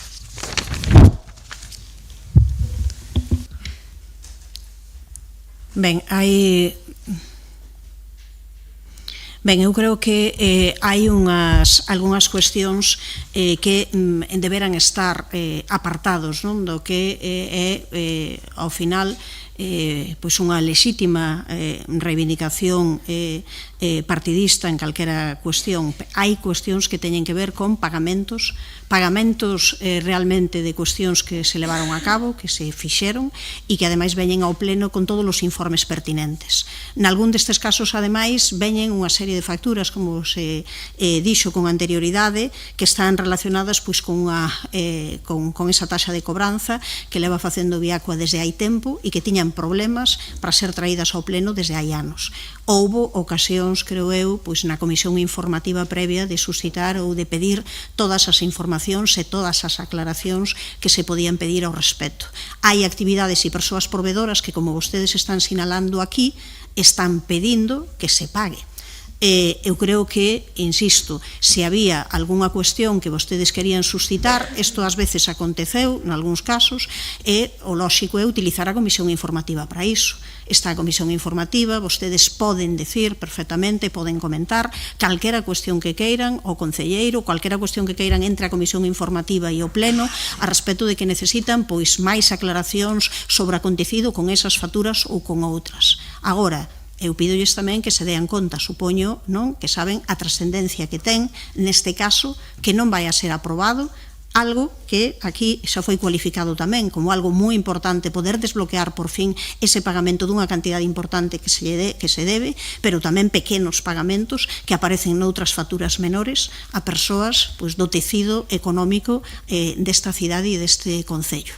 Creo que neste caso eu desde logo solicito que teñan en conta que o que están facendo é opoñéndose xustamente a que esa xente cobre e opoñéndose cun expediente que aquí aparece con todos os informes precisos e pertinentes e, por tanto, que pode ser aprobado e onde tiveron ocasión, xa digo, nunha comisión informativa na que moitas veces, polo menos ali que se vai e non se comenta nada e non se di nada e logo traense ao pleno todos os problemas. Entón, insisto, desde ese momento da comisión informativa onde se puderon poñer sobre a mesa cales eran as cuestións a hoxe, houbo tempo suficiente, mas non parece desde logo moi coherente que digan que hai que mellorar o período medio de pago a proveedores, que digan que hai que pagar, que traíamos un expediente onde se pagan cantidades importantes e que ao final eso non poida sair adiante. Eu pediríalles que sexan responsáveis non con este goberno, por suposto, non coas forzas políticas deste goberno, senón que sexan responsáveis co conxunto da veciñanza e coas empresas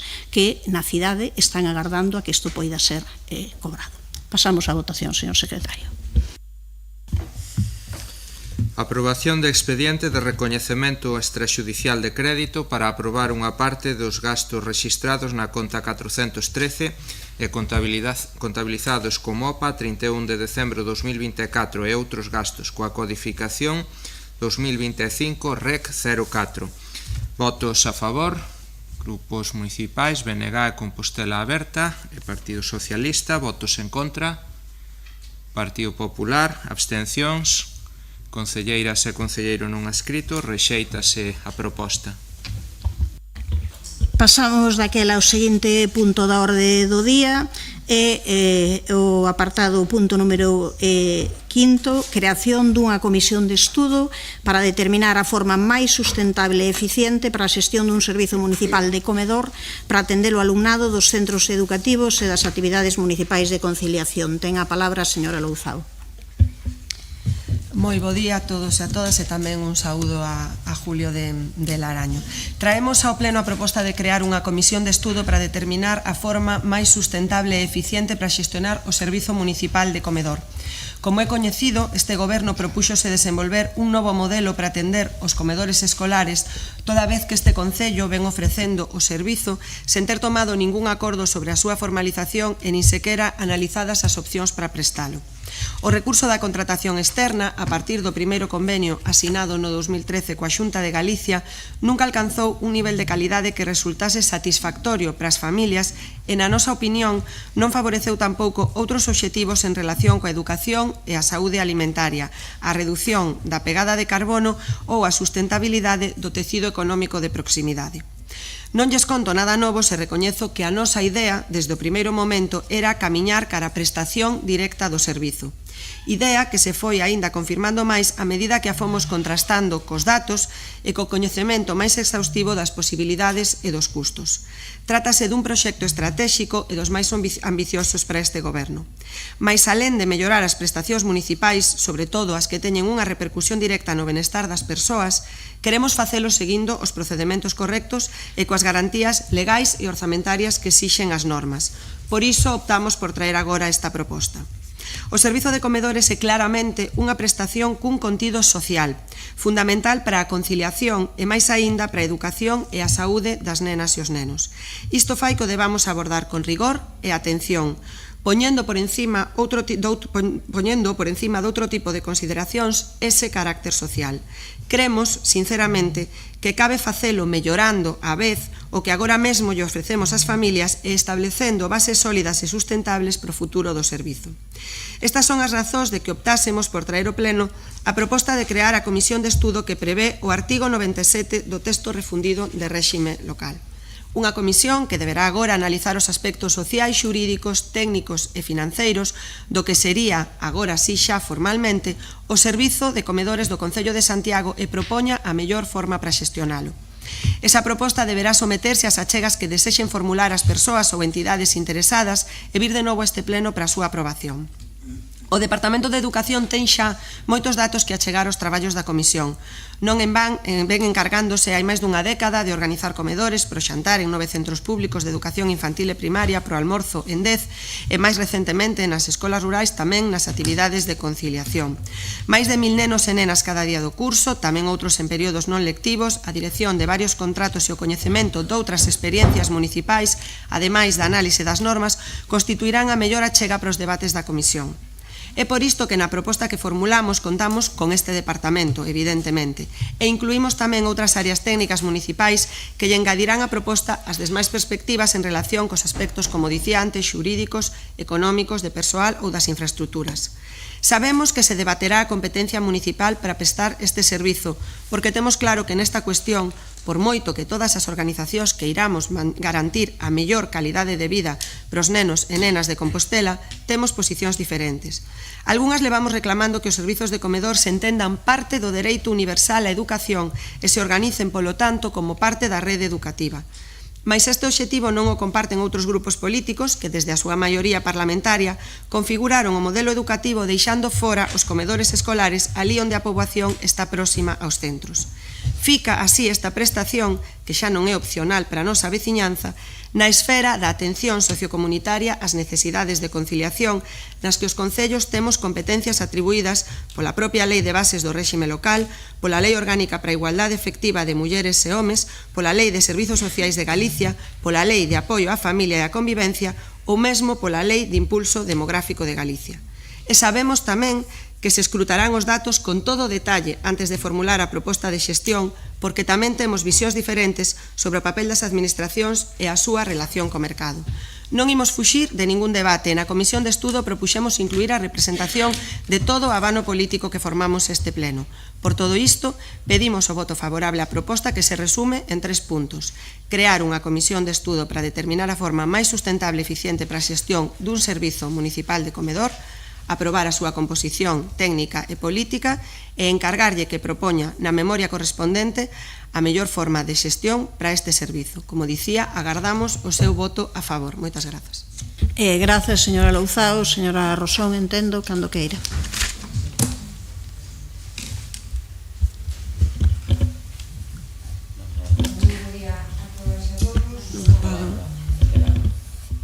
Non, é que non apagan estes tampouco. Trabou. A ver, usen outro, a ver se vai. Parece que se trabou aquí. Sí, non se apagan. Sí, pero non se dan apagado. Apaga de ese que pasou outro día, verdad? Sí, pero non se dan apagado.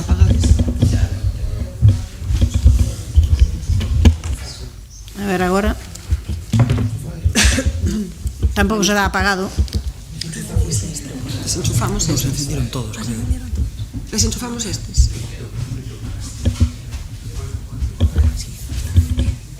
Isto tamén está encendido agora.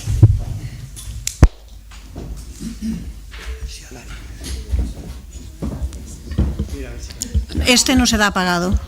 Ese dalo encendido, non? Non. Pois, claro. Non podemos porque non se vai. Xa.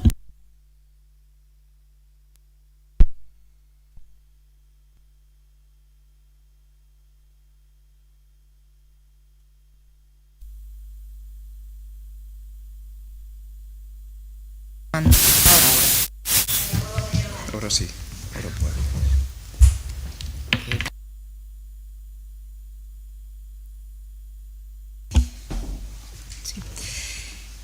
Bo día a todas e a todos. Cal é o modelo de comedores escolares que defende este goberno? Non se alcanza a entender o pouco rigor co que o BNG está a xestionar unha cuestión tan sensible como é a dos comedores escolares. De verdade que non se entende nin se sostén o seu relato. Primeiro dixeron que querían facer cociñas en cada un dos centros e que ían comezar cun programa piloto. De feito, vostedes quixeron incluir nos orzamentos do ano 24 unha partida de 400.000 euros para realizar este programa e chegaron a decir en agosto de ese ano que o estudo técnico estaba prácticamente acabado. Pois ben, non houbo ningún programa piloto nin chegaron a presentar ningún estudo técnico. Mentiron? Este ano quixeron incluir unha partida aínda maior, 1 millón de euros nos orzamentos do ano 25 para construir unha cociña central que dera servicio a todos os centros de Santiago. É dicir, querían darlle continuidade ao modelo actual que actualmente opera, cociña única nas posibilidades de Compostela para dar servizo a todos os centros escolares. A única diferencia, que nada mudaba a calidade do servizo, é que a cociña sería nun edificio de titularidade municipal, mentres que na actualidade a empresa concesionaria está obrigada a dispoñer desta a unha distancia determinada dos centros. Pois ben, estamos case en decembro, quedan un par de días para rematar o 25 e non executaron ningún só céntimo dese millón de euros reservados para facer a cociña central. Agora traenos este novo modelo, o terceiro, no que xa recoñecen que o BNG non sabe como se deben xestionar os comedores escolares, así que preferiblemente creamos unha comisión de estudo para saber cal é o modelo de xestión máis adecuado para este servizo municipal. E ollo, din vostedes que os comedores escolares son un servizo municipal, xa que se apoian, como dixo antes a concelleira, na lei, entre outras, na lei de administración local que di que as entidades locais terán plena potestade para organizar e modificar servizos da súa competencia. Pois ben, na páxina 73 do programa electoral do BNG de Compostela dice exixir que a Xunta asuma a prestación e xestión dos comedores escolares. En tanto continúe a ser de xestión municipal camiñar cara a un modelo de cociña propia ou de proximidade onde se potencia o emprego de produtos procedentes da economía local. É dicir, pretenden vostedes definir o modelo de xestión dos comedores escolares que agora din non saber cal debe ser, sen ter iniciado ningún tipo de negociación que se coñeza para que a Xunta asuma a prestación do servizo. Camiñan na dirección contraria na que dixeron que ían avanzar. Pero o que é máis grave de todo é que en total vostedes xa chegaron a consignar 1.400.000 euros en 2 anos para impulsar un modelo de xestión que nunca souberon cal era. Se tiñan claro que querían municipalizar o servizo, porque non empezaron por crear esta comisión, pois no comenzo do mandato.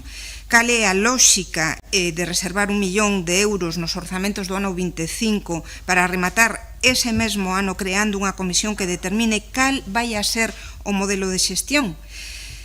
Eu creo que vostedes comezaron polo final, consignaron orzamentos sen saber que facer con el. E agora que ven que non van chegar a tempo e que para o ano 2027 non vai haber novo modelo de comedores, traen esta comisión a pleno para ver se, por carambola, atopan a quen botarlle a culpa de que non exista un novo modelo de comedores. Vostedes non queren implantar un novo modelo de comedores escolares, de feito, que hoxe traian aquí este expediente é a evidencia máis clara de que son conscientes de que non van dar feito. Vai rematar este mandato sen novo modelo, e sábeno. Nuns meses rematará a actual concesión. Que van facer? Están traballando nunha nova licitación, van prorrogar o servizo mentras non se resolvan esta comisión, vanse a arriscar a que os servizos se xestionen precario como ocorre cos centros socioculturais. Que pensa facer? Saben que cambiar a un modelo de xestión municipal levaría anos. Primeiro, o informe que xustificara o cambio de comisión, RTP, despois os procesos selectivos para o persoal, creación da infraestructura, nova cociña, formulación de lóxica e ordenanza do servizo, improvisación, cortinas de fume e anuncios ao aire. A min gustaríame que agora, a señora Louzao, na seguinte intervención, realizara un acto de honestidade e recoñecer aquí que non van a chegar a tempo, que se equivocaron este ano e medio e que nos aclarase que vai facer coa nova licitación, porque está claro que o que hoxe traen aquí é unha entelequia. Grazas. Grazas, señora Rosón. Señora Abal, cando queira. Moitas gracias, alcaldesa. Bueno, xa se está falando aquí, pero bueno, vamos a facer un breve resumo da cronoloxía dos acontecementos. Orzamento para o ano 2024. Plano piloto e instalación de cociñas nos centros de educación infantil e primaria. 400.000 euros. Execución 0. 19 de setembro de 2024. O Concello anuncia a gran revolución do servicio de comedor e madrugadores do Concello de Santiago de Compostela. A creación dunha cociña central nunha nave municipal para atender todos os comedores escolares da súa competencia. Isto é, o modelo que existe na actualidade, pero cunha cociña de titularidade municipal. Tamén anunciaba a municipalización do servicio de cociña escolar, isto é, tirar de tasa de reposición para incluir na plantilla municipal non sabemos cantos efectivos para municipalizar o servicio de cociña. Orzamento do ano 2025. No acordo orzamentario do ano 2025 inclúese unha partida de 1 millón de euros para a cociña centralizada do novo modelo de comedores escolares. Execución 0.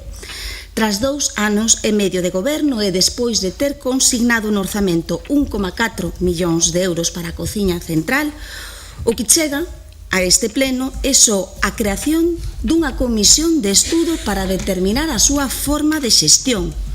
Unha comisión de estudo para determinar unha forma de xestión dun servicio que vostedes xa teñen decidido. Non nos trasladan nada, pero vostedes o teñen decidido. Unha comisión de estudo presentada sen informes, sen estudios, nin documentación que avale o modelo anunciado, insisto, o modelo que vostedes teñen decidido, sin informes que avalen a imperiosa necesidade de cambiar o modelo actual. Modelo, contrato, non modelo, contrato, que sen dúbida eu lle recoñezo que é susceptible de mellora. Meta máis cartos.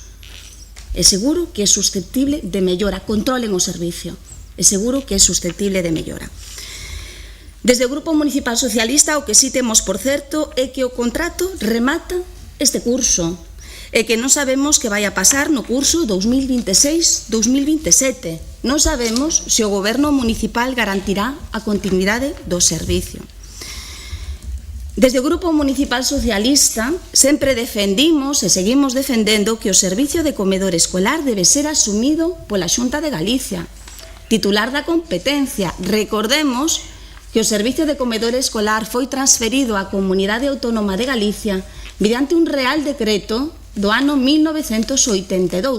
Non sabemos en que momento a Comunidade Autónoma de Galicia trasladou aos concellos, transferiu a competencia, porque non o sabemos.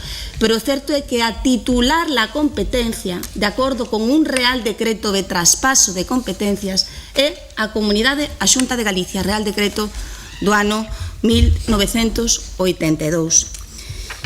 Polo que lle recoñezo, basándonos en este argumento esencial, non vemos oportuno construir unha cociña central e meter na plantilla do Concello non sei cantos efectivos, insisto, non sei cantos efectivos, para facer fronte a unha suposta municipalización tirando da tasa de reposición de efectivos, sendo conscientes, ademais, do que necesitamos esa tasa de reposición de efectivos para dotar servicios prioritarios, servicio de extinción de incendios, policía local. Xa sabemos o que está a pasar.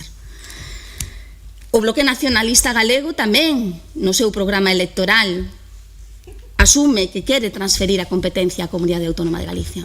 O que non sabemos e lle preguntamos é se fixeron algún tipo de xestión ao respecto. En todo caso, non nos vamos a opoñer á creación dunha comisión de estudo. Pese a absoluta falta de transparencia fronte á falta de talante negociador do Goberno, estamos dispostos a estudar a alternativa que se presente ao Concello, sempre que chegue con informes sólidos que garantan a sostibilidade e a calidade do servicio. O contrario é un brinde ao sol. En definitiva, fronte á suposta revolución anunciada, o que realmente temos é un contrato a piques de rematar, incerteza sobre o futuro do servicio e unha evidente falta de transparencia mentres o Goberno intenta cargar na oposición a responsabilidade da súa deficiente xestión mediante a creación dunha comisión sen informes, sen estudos, sen documentación que permita tomar de xeito obxectivo unha decisión 2 anos e medio despois da súa chegada ao Goberno e máis dun ano despois de ter decidido xa o modelo de xestión. Grazas, señora Val, señor Rubio, cando queira. Bueno, pois benvidas e benvidos, compañeras e compañeiros da Corporación Municipal a un novo engano deste goberno do Bloque Nacionalista Galego. O que vostede trai hoxe aquí a este pleno non é unha proposta, é a proba fehaciente de que durante case 2 anos vendeu anuncios, promesas e titulares sen ter absolutamente nada detrás. Durante meses falou vostede dunha cociña central municipal como se fose a gran transformación dos comedores escolares. Repetiu que era un novo modelo, unha nova etapa, un cambio profundo, pero hoxe, que quizáis tocaría que presentase esa revolución prometida, o único que trae a creación dunha comisión. Nada máis que iso. E isto non é unha casualidade. É o mesmo patrón que vemos deste goberno continuamente en diferentes ámbitos. Cando prometen, anuncian e esgotan a súa capacidade de xestión, ou un concurso de ideas ou unha comisión. Un mecanismo perfecto para atrasar e agochar a falta de xestión deste goberno. Pero aquí, señora Louzao, hai un problema engadido. Vostede vendeu como novo modelo algo que non é novo en absoluto. A súa cociña central municipal é o mesmo modelo que xa existe hoxe coa concesionaria, o mesmo esquema centralizado, o mesmo sistema de produción, a mesma filosofía que xa sabemos que non resolve as necesidades reais. E permítese falar de que con este novo modelo da pegada de carbono. Pero se vostede vai transportar os pratos en contenedores e en camións igual que se está facendo a día de hoxe, se non cambia o fondo, non cambia a estrutura, non achega proximidade aos centros educativos, é exactamente o que hai a día de hoxe. E isto convén dicilo claro. Vostede chamou transformación ao que é exactamente continuar co mesmo, pero pintámolo dunha cor diferente. Chamou un novo modelo ao que é a perpetuación dun sistema centralizado que leva anos mostrando as súas limitacións. Ao final aquí é un pouco pois como conto do traxe, non? Do traxe novo do emperador. No conto todos falan dun traxe maravilloso, revolucionario, perfecto, e ao final descubríase que o traxe non existía. Só eran palabras, ilusións e apariencia, pois aquí nesta ocasión sucedeu o mesmo. Durante meses falouse dun modelo brillante, dunha solución extraordinaria, e cando chega o momento da verdade, vemos que non había absolutamente nada. O traxe non existía. Non había proxecto, non había ninguna soa liña concreta, só a creación dunha comisión. Por iso, creo que coñecido por todos e todas, nos defendemos algo completamente distinto, algo serio e realmente transformador. Nos defendemos unha rede de cociñas públicas nos centros, un modelo descentralizado, próximo, con control directo e capacidade real de adaptación. Un modelo pensado para respostar ás necesidades educativas, non para quedar ben nun titular, como parece que intentou este goberno en marzo do 24 cando anunciou esta cociña central. 24, estamos finalizando o 25. Un modelo que significa o servizo, e que pon por fin as familias no centro dos comedores escolares. E esta é a diferencia política entre vostedes e nós, entre outras, pero esta é clarísima. Vostede promete, vostede anuncia, nós planificamos. Vostede improvisa, nós propoñemos. Vostede mantén o mesmo modelo maquillado, nós defendemos cambiar o modelo de raíz. E permítanme ser absolutamente claro, non nos enganemos. Vostede non vai a cambiar o modelo de comedor escolar porque ven demostrando que non é capaz, porque veñen demostrando que 2 anos despois non teñen absolutamente nada feito e que non lles dará tempo. O verdadeiro cambio chegará a partir do 2027, cando esta cidade a goberne que en sí teña a vontade, a pericia e a convicción de que isto é posible. Santiago non necesita outra comisión sen rumbo, aínda que non imos a imposibilitar a creación desta por respeto aos axentes e a comunidade educativa que sí que entende que se teñen que dar pasos cara a un novo modelo ou cara a unha nova xestión do comedor escolar. O que necesita Santiago e o que necesita o Servizo de Comedores Escolares é decisión, planificación e, sobre todo, verdade, que coido que é algo que leva faltando durante estes 2 anos. Moitas grazas. Grazas, señor Rubio. Tempo para a réplica para a señora Louzao. Non me vai dar tempo de contestalo todo, pero poderemos seguir falando na comisión que espero que se aprobe hoxe. Tanto nesta proposta e na súa defensa como en todo o que nos trouxo ata aquí, nos actuamos con total transparencia e honestidade. E tiveron vostedes toda a información que precisaron. Faime vostede preguntas, señora Rosón, que eu xa lle contestei, pero non pasa nada, compartoas aquí. E fálame vostede, señora Val, de falta de negociación e de talante dialogante, cando saben vostedes que con todos, incluído ao señor Rubio, lle ofrecín a posibilidade de falar deste tema, de ter toda a información a súa disposición, pero non o consideraron oportuno. É certo que o señor Rubio só lle preguntei cal ia ser a súa posición, pero é certo que vostedes entenden que nós con quen negociamos principalmente. Pois, se me deixan falar, por favor. Gracias. En todo caso, este luns houve unha comisión na que o señor Rubio non estivo e por iso lle transmitín esta información, porque ele quen leva estes temas, pero os seus compañeros tampouco fixeron ali ningunha pregunta. Insisto en que non vou a permitir que se fale de falta de negociación cando eu ofrecín sempre toda a información e todo o diálogo preciso e necesario. En todo caso, falando xa do tema, o servizo está garantido, evidentemente. O servizo está garantido e licitaramos un contrato breve, ponte, para hasta que este en vigor o novo modelo. Como lle dixen a todos no Departamento de Educación, hai moitísimo traballo feito a respecto disto. De feito, xa lles dixen que ia propoñer na comisión que fose o propio Departamento quen fixese a memoria, porque ten moito traballo feito, non estivemos parados sin facer nada. Lembrolle tamén que este goberno xa avanzou algo neste sentido. Dicía a señora Val, metan máis cartos. Están recoñecendo vostedes que non meteron os cartos suficientes para este contrato, porque este contrato actual é seu. Paréceme un pouco grave esa cuestión. En todo caso, como dicía, a nosa posición foi sempre coherente e especialmente co que demanda a maioría das familias e das organizacións de nais e pais dos centros públicos. E non escapamos de cal é a nosa proposta, señora Rosón, dixémolo sempre, e eu mesma volvín a dicilo nesta intervención inicial, que creemos que debe ser servizo directo. E para iso, un servizo con xestión directa, temos que crear a comisión e, polo tanto, non tirará da tasa de reposición de efectivos, porque sabe vostede que é unha excepción. En todo caso, como me queda pouco tempo, soamente quero dicir, para rematar, que non nego que nos gustaría telo feito todo moito máis rápido. É unha evidencia, eu non vou escapar diso, máis a axilidade da maquinaria da administración é unha asignatura pendente, como xa dixemos aquí en máis ocasións. E como dicía tamén, nun inicio nos tiñamos unha idea do proxecto piloto e pasamos ao proxecto global, cun estudo técnico que sí hai, señora Rosón, e que é público, podemos pasarlo sen ningún problema. O importante é facelo ben. Collemos un tema que é un reto para o Concello, sobre o que todos vostedes, permítanme dicirlle, non fixeron nada. Facer nada non consume tempo, e facer algo leva moito. Moitas grazas. Grazas, señora Louzao. Señora Rosón, cando queira. Unha entelequia. Mantenémonos no que xa dixemos. A señora Louzao e a señora San Martín traen hoxe aquí a creación desta comisión para seguir enredando, dilatar os prazos e a verse, con un pouco de sorte, alguén bloquea a comisión para ter a excusa perfecta que lles permita xustificar a improvisación desnortada a que estiveron actuando estes 2 últimos anos.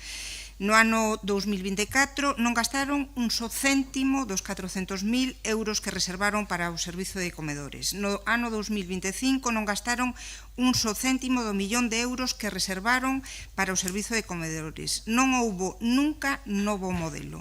Non houbo nunca programa piloto de cociña nos centros escolares. Non houbo nunca intención de construir unha cociña centralizada pública. Houbo anuncios valeiros que co tempo foron esmorecendo. Nos non lle imos dar a excusa, lles vamos a pedir explicacións e, mentras tanto, e xa o sinto por vostedes, non van ter o voto que agardaban de nós, querían que bloqueáramos esta comisión, o mellor, pero van ter que dar explicacións cando no ano 2027 non haxa un novo modelo de comedores escolares implantado. Nos votaremos a favor da comisión, da creación desta comisión, nada máis. Grazas, señora Rosón. Señora Val.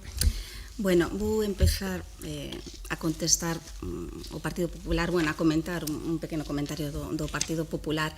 Defenden vostedes un modelo totalmente diferente de cociña nos centros. Creo que deberían de empezar a ampliar os centros, porque hai bastante demanda, non me refiro só a tema de comedores, sino bastante demanda de aulas, porque saben perfectamente que están hacinados. Cando digo deberían, creo que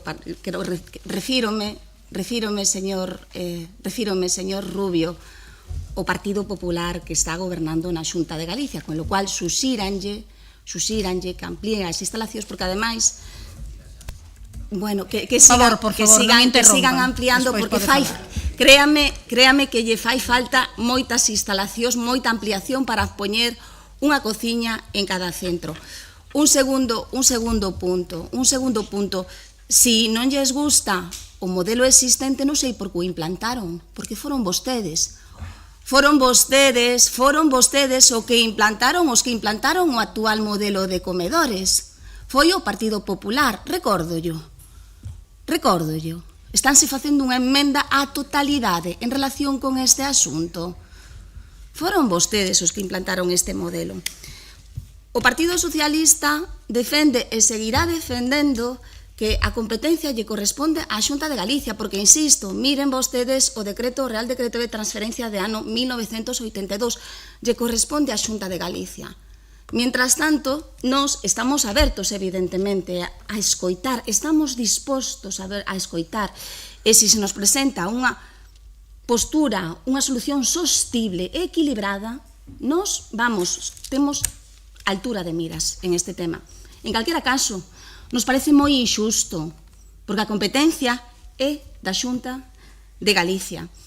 Decía vostede, eu non teño ningún problema en recoñecer que o contrato actual, o sistema de prestación indirecta, o importe do contrato actual, pois podíase aumentar. O último orzamento que nos pechamos no ano 2022, pechámolo cunha diferencia de ingreso corrente, gasto corrente, creo que de 20.000 euros. Vostedes non tiveron ese problema. Vostedes aumentaron cuantiosamente, importantemente, os gastos de festas, os gastos de luces de Nadal. Na legislatura pasada non. Na legislatura pasada houve unha contención porque non tiñamos os ingresos que vostedes teñen agora.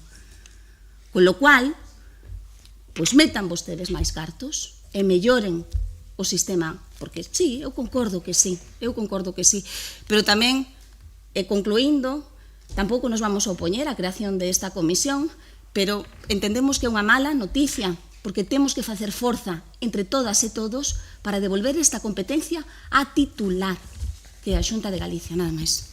Grazas, señora Val. Señor Rubio, cando queira. Señora Val, fala como se vostede non gobernara nunca esta cidade.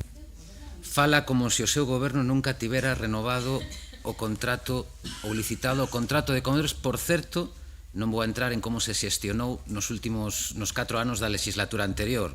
Ten razón, este modelo foi creado polo Partido Popular cando gobernou en Santiago. De todos os anos de democracia gobernou eses 4 anos, pero eu presenteime ás eleccións dentro do Partido Popular orgulloso cun programa electoral no que poñía con luz e taquígrafos a creación dunha rede de cociñas públicas nos centros de ensino de Santiago. E sigo defendendo iso. E por suposto que é posible e é factible. Absolutamente. Señora Louzao, fala de informe. Que estudo técnico? Pero se fanse trampas ao solitario. Encarga un estudo técnico para a creación dunha cociña de 1000 menús diarios e así aparece no punto 1.4 do informe, que é o que pon as premisas para o resto do estudo. 1000 menús diarios. Se vostede quere implantar realmente unha rede de cociñas públicas con 9 cociñas como a mínimo, que vai a dar 9000 menús diarios en Santiago. Ese é o informe técnico que ten este goberno para poder decir que non é posible unha rede de cociñas, que é o que levan dicindo moitos anos, porque por un lado din que a competencia da Xunta que hai que devolvela, pero por outra queren organizar a vida deste servizo que en teoría depende da Xunta de Galicia. É kafkiano o que fan vostedes. É absolutamente kafkiano. E ao final levan 2 anos enganando a cidadanía de Compostela. Pero como con todo, por iso non nos colle por sorpresa. E despois falarán de responsabilidade. Señora Louzao, diálogo. Eu non iba a decir isto, pero a única información que teño eu do emprazamento, do sistema de xestión, dos prazos, o informe sí, e de todas estas cousas, é un WhatsApp onte dicíndome que calquera ás 20:07 da noite para ofrecerme información dalo que se trata en pleno hoxe. Nos consellos locais de educación, nos consellos municipais, dixo que non pode dar datas, que o emprazamento bromeamos con que é un sitio misterioso porque non sabemos. Entón, non me pode decir que hai moito traballo avanzado cando non se leva presentado a ninguén nada máis que o informe ou estudo técnico. E non se confunda, as AMPAs da cidade non queren isto. As AMPAs da cidade comen porque vostede lle di que é o único modelo viable alternativo. Pregúntelle unha AMPA se prefire unha rede de cociñas públicas ou unha cociña central. Non, vostede acaba de decir que o seu modelo é o que queren as AMPAs de Compostela e eu dígolle que non. Revise a súa intervención anterior despois do pleno. Dixo que isto é a vontade das AMPAs e non é así. A vontade das AMPAs é unha rede de cociñas públicas. Nada máis, moitas grazas. Grazas, señor Rubio. Pasamos á votación, señor secretario. Creación dunha comisión de estudo para determinar a forma máis sustentable e eficiente para a xestión dun servizo municipal de comedor para atender o alumnado dos centros educativos e das actividades municipais de conciliación. Votos a favor. Grupos municipais, BNG, Compostela Aberta, concelleiro e concelleiras non escritas. Voto en contra. Non hai. Abstencións. Grupo municipal, Partido Popular, o PSOE, Partido Socialista, apróbase. Sí, abstención. Abstención, Grupo Municipal, Partido Popular e Partido Socialista, apróbase a proposta. Pasamos ao punto número 6 da orde do día, ao apartado de proposicións. Proposición presentada polo Grupo Municipal do Partido Popular para solicitar a posta en marcha de medidas urxentes de apoio á industria turística compostelá. Señor Berea, cando queira. Moitas grazas, presidenta. Gustaríanos saber se o goberno de BNG e Compostela Aberta está preocupado ou non polos datos turísticos da nosa industria turística de verano, do Brao.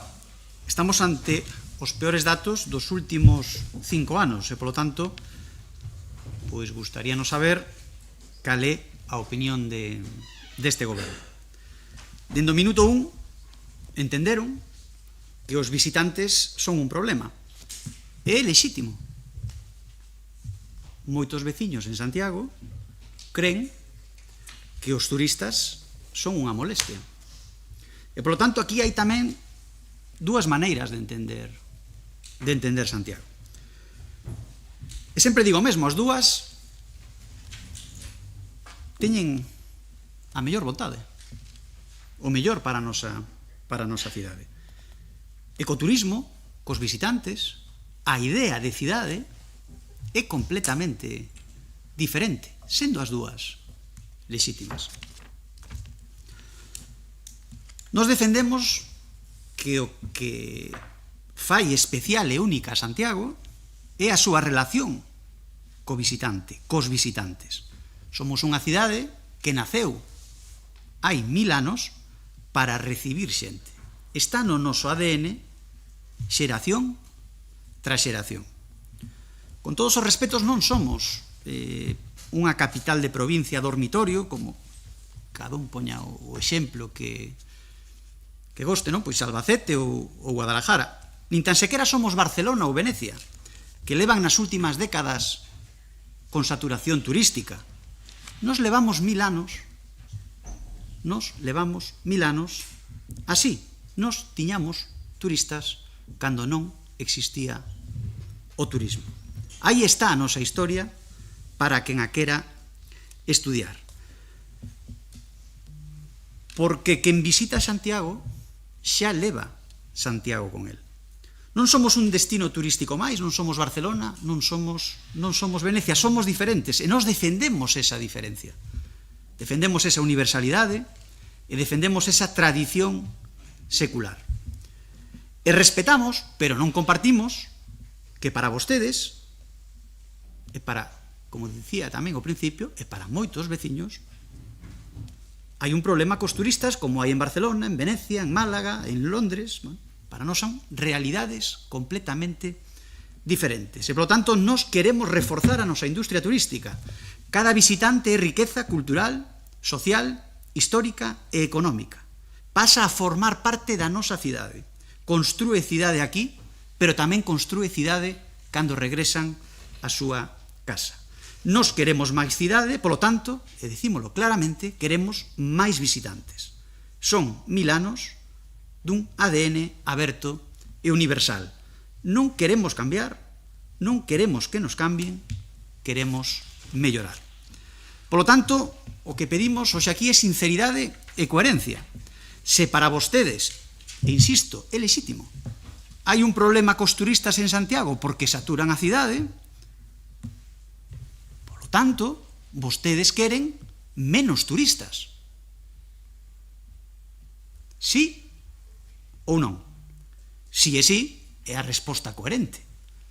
Poden decir, queremos menos en verano e máis en inverno. Bueno, entonces estarán contentos cos malos datos, cos peores datos de turismo deste Brao, porque están a vosa línea, no que vos defendedes.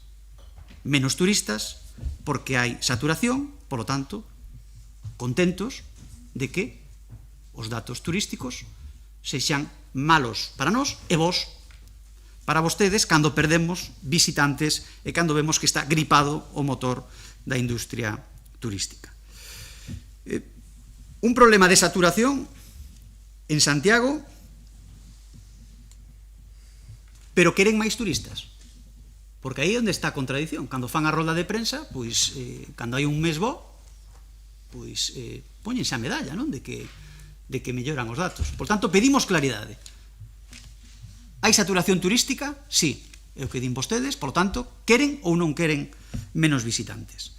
Non somos claros, queremos mellorar a industria turística, queremos máis visitantes, queremos construir Santiago desde dentro e queremos que se siga construindo Santiago desde fora con todos e cada un dos que nos visitan e queremos defender ese ADN. Por lo tanto, nesta proposición, ante os malos datos turísticos que levan meses, os últimos meses acumulándose, pedimos ao goberno local que reaccione con medidas urxentes e pedimoslle tamén claridade. E creo que este pleno, este órgano colexiado, é o lugar apropiado para que este goberno aclare á cidade que o que quere. Hai saturación e, polo tanto, menos turistas? Ou quere unha industria turística máis forte e, polo tanto, máis turistas? Grazas, señor Berea. Señora Rosón, cando queira. Quero deixar claro desde o inicio que compartimos a preocupación xeral, os datos que nos acompañan e a tendencia turística pois resulta preocupante. Pero tamén quero decir con claridade que non podemos seguir facendo diagnoses sen mudar o tratamento. Temos que ser conscientes de que o produto turístico e o sector turístico en xeral de Compostela non se mellora con datos meramente cuantitativos. A desestacionalización turística, pola que sempre abogamos, non nos debe levar a unha expansión da tempada alta durante todo o ano. Creo que non é iso. Debemos enfocar esas medidas urxentes para apoiar a industria turística desde a perspectiva do turismo sostible e responsable.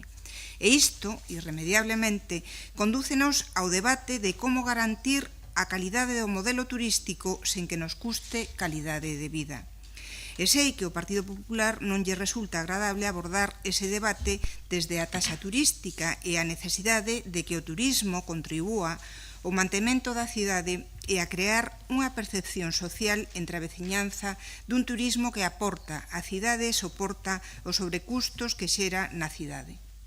Pero creo realmente que é a única forma de facelo de forma realista. Eu creo que unha das medidas que máis poden facer polo turismo de Santiago e por mellorar a oferta turístico do noso concello é o recadado por esa taxa que xestionará o Foro de Turismo Sostible, do que formará parte a cidadanía e o propio sector. Esa é a chave dos recursos que nos permitirán mellorar a nosa oferta sen que nos custe calidade de vida. Saben que o 80% do recadado por esa taxa debe ir dirixido obrigatoriamente a actividades que promovan un turismo sustentable e iso implica máis calidade, maior oferta cultural, mellores servizos públicos, internacionalización de efemérides ou unha programación lúdica máis forte. Polo tanto, penso, e así o imos interpretar na votación desta proposición, que entre esas medidas urxentes que o Concello debe pôr en marcha está ou debería estar en vías de creación o propio foro que debe de xestionar o recadado pola taxa turística. Toda vez que en xaneiro debe de estar, eu creo que en vías de creación, urxentemente en vías de creación, porque toda vez que sabemos, todas as que estamos aquí, que en xaneiro as arcas públicas empezarán a ingresar o recadado polo imposto de estadías turísticas nos últimos meses. Por outra banda, outra cuestión que se sinala nesta proposición e que é realmente preocupante é a situación do aeroporto Rosalía de Castro. É por todas coñecidas que está perdendo conexións, frecuencias e competitividade. E isto ten un impacto directo e inmediato moi serio non só no sector turístico, que tamén, senón para o empresarial, unha cidade con unha rede de comunicacións mellor e máis competitiva á hora de captar negocios. Creo que de todo isto o máis preocupante neste momento, o máis grave problema é a situación do noso aeroporto Rosalía de Castro. Polo tanto, entendemos que efectivamente o goberno local debe deixar de ser un espectador pasivo á espera de que a Xunta de Galicia mova fichas, deben liderar negociacións para captar rutas con estrategias activas, acordos de promoción compartida e outro tipo de incentivos. Desde logo, o que non semella unha solución é quedarnos pois de brazos cruzados mentres vemos que Santiago de Compostela se dilúe entre a oferta turística e la Bacolla, pois perde forza no sistema aeroportario de Galicia. Polo tanto, votaremos a favor desta iniciativa. Grazas, señora Rosón. Señor Guinarte, cando queira. Bos días, alcaldesa, compañeiros e compañeiras de corporación. Quero saludar en primeiro lugar ao presidente da Asociación de Veciños de Laraño, que nos expuxo a problemática da seguridade viaria tan importante nesa parroquia Compostela. Esta proposición, pois teño que recoñecer que me xerou unha certa expectativa, porque co que é bastante habitual nas proposicións que fai o Partido Popular, pois non nos dá moitos elementos para saber de que nos vai falar na súa intervención no pleno, non? Fálanos de tomar medidas urxentes de apoio á industria turística. Despois falarei un pouco de si realmente o que fan falta son medidas urxentes ou medidas que igual non son tan urxentes, pero sí ten que ser máis estructurais e máis acordadas co sector. Pero, en todo caso, doume pé para mirar os datos e comprobar si realmente a situación é a que se plantea na proposición, non? E a verdade é que me preocupou non tanto os datos como a tendencia que manifestan eses datos. Porque é certo que no verán houbo unha caída de pernoctacións, pero a min non me preocuparía excesivamente si esa caída se compensase co alongamento da temporada turística, porque eso é bo para o emprego, por exemplo, porque permite manter o emprego ao longo de todo o ano e permite pois que a ocupación do espacio público non sexa tan intensa en algúns momentos e tan baixa noutros, pero é que realmente a tendencia, por exemplo, neste elemento de pernoctacións, pois é preocupante no ano 25, tamén no que coñecemos xa dos meses de setembro e outubro, que é o que coñecemos, non? Outubro cae a pernoctación de tanto visitantes españoles como visitantes estranxeiros, algo que non sucedía nos anos anteriores, nos que había un crecemento de pernoctacións tamén no mes de outubro. E no que se refire ao aeroporto, os datos aínda son case máis preocupantes, porque o noso aeroporto, que é o número 16 dos aeroportos españoles, resulta que en fin, no ano 25, en outubro do ano 25, se o comparamos con outubro do ano anterior, tivo unha caída do 9,3%. Bueno, é o que máis baixa dos 16 primeiros aeroportos españoles. Podemos decir que a incidencia de Ryanair, pero entonces nos imos máis atrás e nos imos a febreiro do ano 25 e a caída é do 8,1%, tamén o único aeroporto dos 16 primeiros que baixa en número de viaxeiros en España.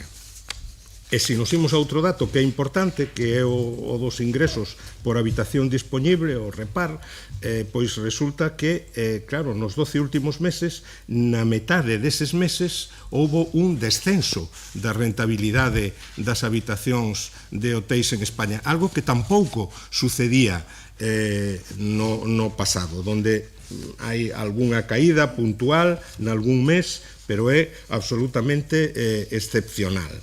Isto o que denota ou o que pode denotar, hai que esperar algo máis, é unha tendencia, e iso é máis preocupante que a existencia dun dato puntual negativo.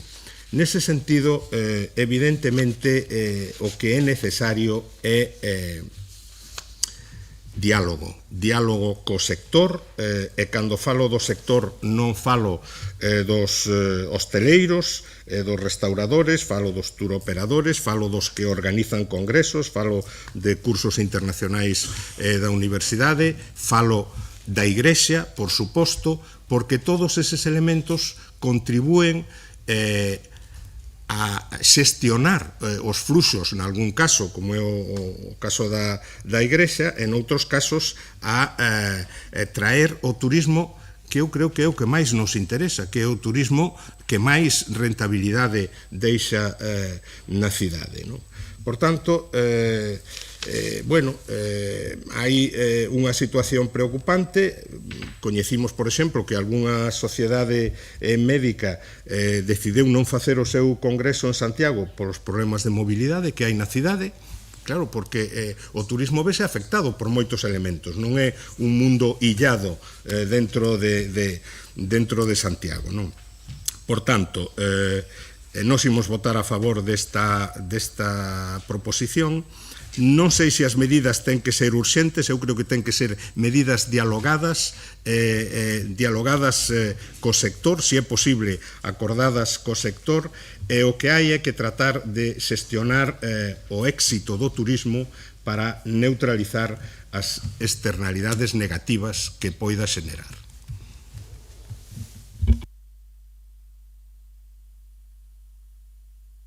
Grazas, señor Guinarte. Señora Louzao, cando queira. Ben, pois bo día de novo. Señor Berea, comezo esta intervención amosando a miña intriga por saber que datos turísticos manexa vostede, porque a representación das asociacións de hostelería da cidade coas que me reunín, o que trasladan é que no ano 2025 en xeral está sendo un ano bo, que non poden dicir o contrario. Onte mesmo había unha xornada, na que seguramente hoxe poden ler información na prensa, na que transmiten o mesmo, que en xeral 2025 está sendo un ano bo. Certo é que existe unha preocupación que compartimos desde o Goberno Municipal sobre a evolución turística pro vindeiro ano, que vai estar marcada polas obras do aeroporto e pola falta dunha política aeroportuaria de país que, como xa se debateu aquí amplamente en anteriores ocasións e tamén en moitos outros foros, ten o seu principal escollo na falta de apoio por parte da Xunta de Galicia. A señora Baleato no texto da súa moción fala da evolución dos datos do turismo no noso concello ou do empeoramento de factores que alertan dunha tendencia galopante de debilidade estrutural do sector. Mais non inclúe nin datos nin factores concretos. E vostede aquí tampouco dixo ningún dato, nin só dato. Desde logo, eu quero deixar claro que este goberno non comparte a opinión do Partido Popular de que o sector turístico de Compostela teña unha debilidade estrutural galopante. Todo o contrario. É un sector forte, ben estruturado e altamente profesionalizado á altura da capital do país e do destino turístico de primeira orde que é Compostela. Como o señor Berea non é quen de cuantificar esta situación en datos, vou non facer eu, xa adiantou algo o señor Guinarte, e ademais con datos obxectivos para que xulguen por si mesmos, todos os aquí presentes, todas aquí presentes, se a situación é de febleza ou de fortaleza. Comezo por dous apuntamentos sobre demanda turística neste ano 2025. Segundo o INE, até o mes de outubro a cifra de estadías é de 1.368.247. Isto é, o que se proxecta é que o acumulado anual se situará por riba do 1,5 millón de estadías. Hai un descenso neste momento, e os datos hai que miralos, o remate do ano no seu conxunto, do 3% respecto do ano pasado. Pero quero lembrar tamén que a primeira vez que se superou o 1,5 millón de estadías anuais foi na prórroga do ano santo 2022. Polo tanto, seguimos falando de volumes moi relevantes superiores aos do período pre-COVID. Outro dato destacado é o incremento da tarifa media que se produciu durante varios meses deste ano. En concreto, nos meses de xuño, xullo, agosto e setembro, a tarifa media superou os 100 euros en Santiago. É a primeira vez na historia que isto acontece. En setembro, en concreto, chegouse a 109,25 euros, que é a cifra máis elevada da serie histórica. Estes dous apuntamentos, por tanto, indican que temos un importante volume acumulado de estadías e que a tarifa media está sendo a máis elevada da serie histórica. É evidente que o alarmismo que se quere transmitir non responde á realidade dos datos obxectivos. Agora ben, se o Grupo Municipal do Partido Popular considera que a situación da demanda turística en Compostela non é boa, entón a comparativa entre o noso destino e o conxunto do país amosaría que os datos de toda Galiza son efectivamente catastróficos e nós, vai por diante, non o cremos así. Van outros dous datos para que o señor Berea e o Partido Popular se poidan situar. A ocupación media no conxunto do país está nun 50,24% ata outubro, segundo o INE. O mes con maior ocupación foi agosto, que chegou ao 70,42, e o de menor ocupación xaneiro nun 29,71. En Compostela, a ocupación media sitúase nun 68,35, 18 puntos por riba da media galega. O mes con maior ocupación foi setembro, cun 83,46, 13 puntos máis, e o de menor ocupación xaneiro cun 41,89, 12 puntos máis que a media galega. A tarifa media no conxunto do país ata outubro foi de 73,2 euros, cun máximo de 97,12 en agosto. En ningún mes se chegou, en ningún sitio, aos 100 euros. En Compostela, a tarifa media acumulada é de 89,19, 16 euros por riba da media galega, e en 4 meses, como dixen antes, superáronse os 100 euros anuais de tarifa media. En base a estas cifras parece bastante claro que os datos de ocupación e tarifa media de Compostela son bastante superiores aos da media galega. Polo tanto, se en Compostela é preciso un plan de medidas urxentes, no conxunto do país, señores do PP, espero que estén na Xunta preparando un plan descomunal. Insisto, como dicía ao comezo, que non podemos obviar a situación de desvantaxe en que quedan Compostela e Galiza co peche durante un mes do aeroporto Rosalía de Castro vindeiro ano, ao que ya hai que sumar, como dicía tamén, a verdadeira política aeroportuaria de país no que a Xunta debería asumir un papel tractor e responsable. É unha situación que nos preocupa a este goberno e que tamén lle preocupa ao sector e que evidentemente non terá consecuencias positivas nos datos, mais que non depende da administración local só, como ben sabe todo o mundo, incluso o Partido Popular. Por este motivo, ímonos a abster. Señor Berea, ten até os 2 minutos 20, así que ao ter 40 segundos debe parar, cando queira. Pois tremendamente preocupado despois de escoitar ao goberno que non coñece os datos, a tendencia iniciada no mes de xullo. Vostede non é consciente dos datos da deriva que ten a nosa industria turística dende o mes de xullo. Non os coñece. Teño que facerlle aquí unha relación dos mesmos. Mire, este é un órgano político, os datos son públicos, están en todos os medios de comunicación, coñecen todos os grupos, que vostede non recoñeza hoxe aquí que hai un cambio de tendencia evidente a partir ou dende o mes de xullo é unha cuestión realmente grave, por non falar de que cando fai a comparativa compara Santiago coa media de Galicia. Solo faltaba que a ocupación de Santiago non estivera por riba da media galega. E con que se compara vostede con nosos concellos de alrededor? E con que está comparando Santiago de Compostela? Unha capital europea, unha capital mundial. E vostede ven aquí a comparar pois cos concellos que extreman coa nosa cidade. Máis preocupados do que chegábamos aquí. Señora Rosón, dixo vostede que a taxa turística vai a ser a solución. Eu xa lle adianto que non. Espero confundirme, pero xa lle adianto que non. Porque moitas cidades que teñen problemas de saturación turística, cidades diferentes, como xa expliquei, a nosa, Barcelona, Venecia, todas as que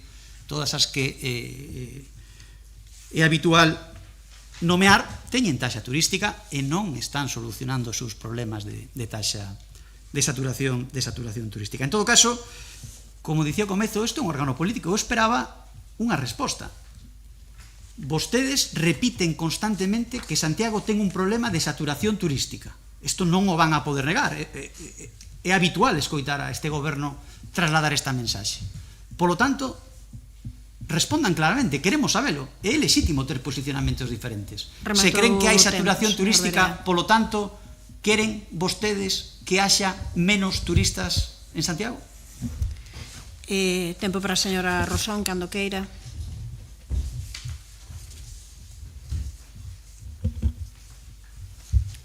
Bueno, moi brevemente, señor Berea, xa sei que non é a única solución, pero, dende logo, aporta e aporta moito en casi todas as cidades e vilas pequenas que tamén están implantadas, e aí temos o gran exemplo tanto de Italia como de Portugal.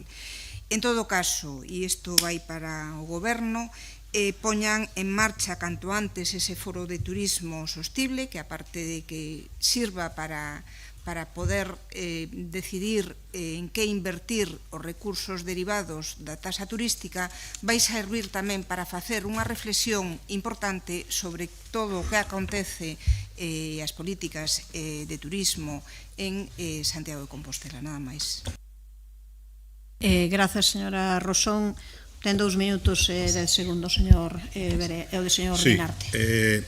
Bueno, realmente é evidente que hai unha tendencia preocupante. Eu decía na miña primeira intervención que hai que esperar, evidentemente, a ver que estes datos ou que esta tendencia se confirme, pero obviamente hai que actuar. E ten que actuar non só o goberno municipal, que ten que actuar, tamén ten que actuar a Xunta de Galicia, evidentemente, sobre todo no tema aeroportuario, porque o 5 de novembro houbo no aeroporto a primeira reunión do Grupo de Traballo de Conectividade Aérea de Galicia, e aí a Xunta ten moito que decir e ten moito que aportar, si o quere aportar, naturalmente, como están facendo outras comunidades autónomas. E a Xunta de Galicia e o Concello ten que traballar, por exemplo, na profesionalización do sector, que é algo moi importante, é algo que engade calidade o sector turístico e que xenera atracción. E hai que implicarse. Onte tivo lugar un foro sobre turismo en Galicia e norte de Portugal, presente e futuro, organizado polo Club Financiero, aquí en Santiago. Teño que decir que o único grupo municipal que estivo presente ali foi o Grupo Municipal Socialista, e non somos o grupo máis numeroso deste pleno. Hai que estar nos foros e hai que participar nesas actividades. Hai que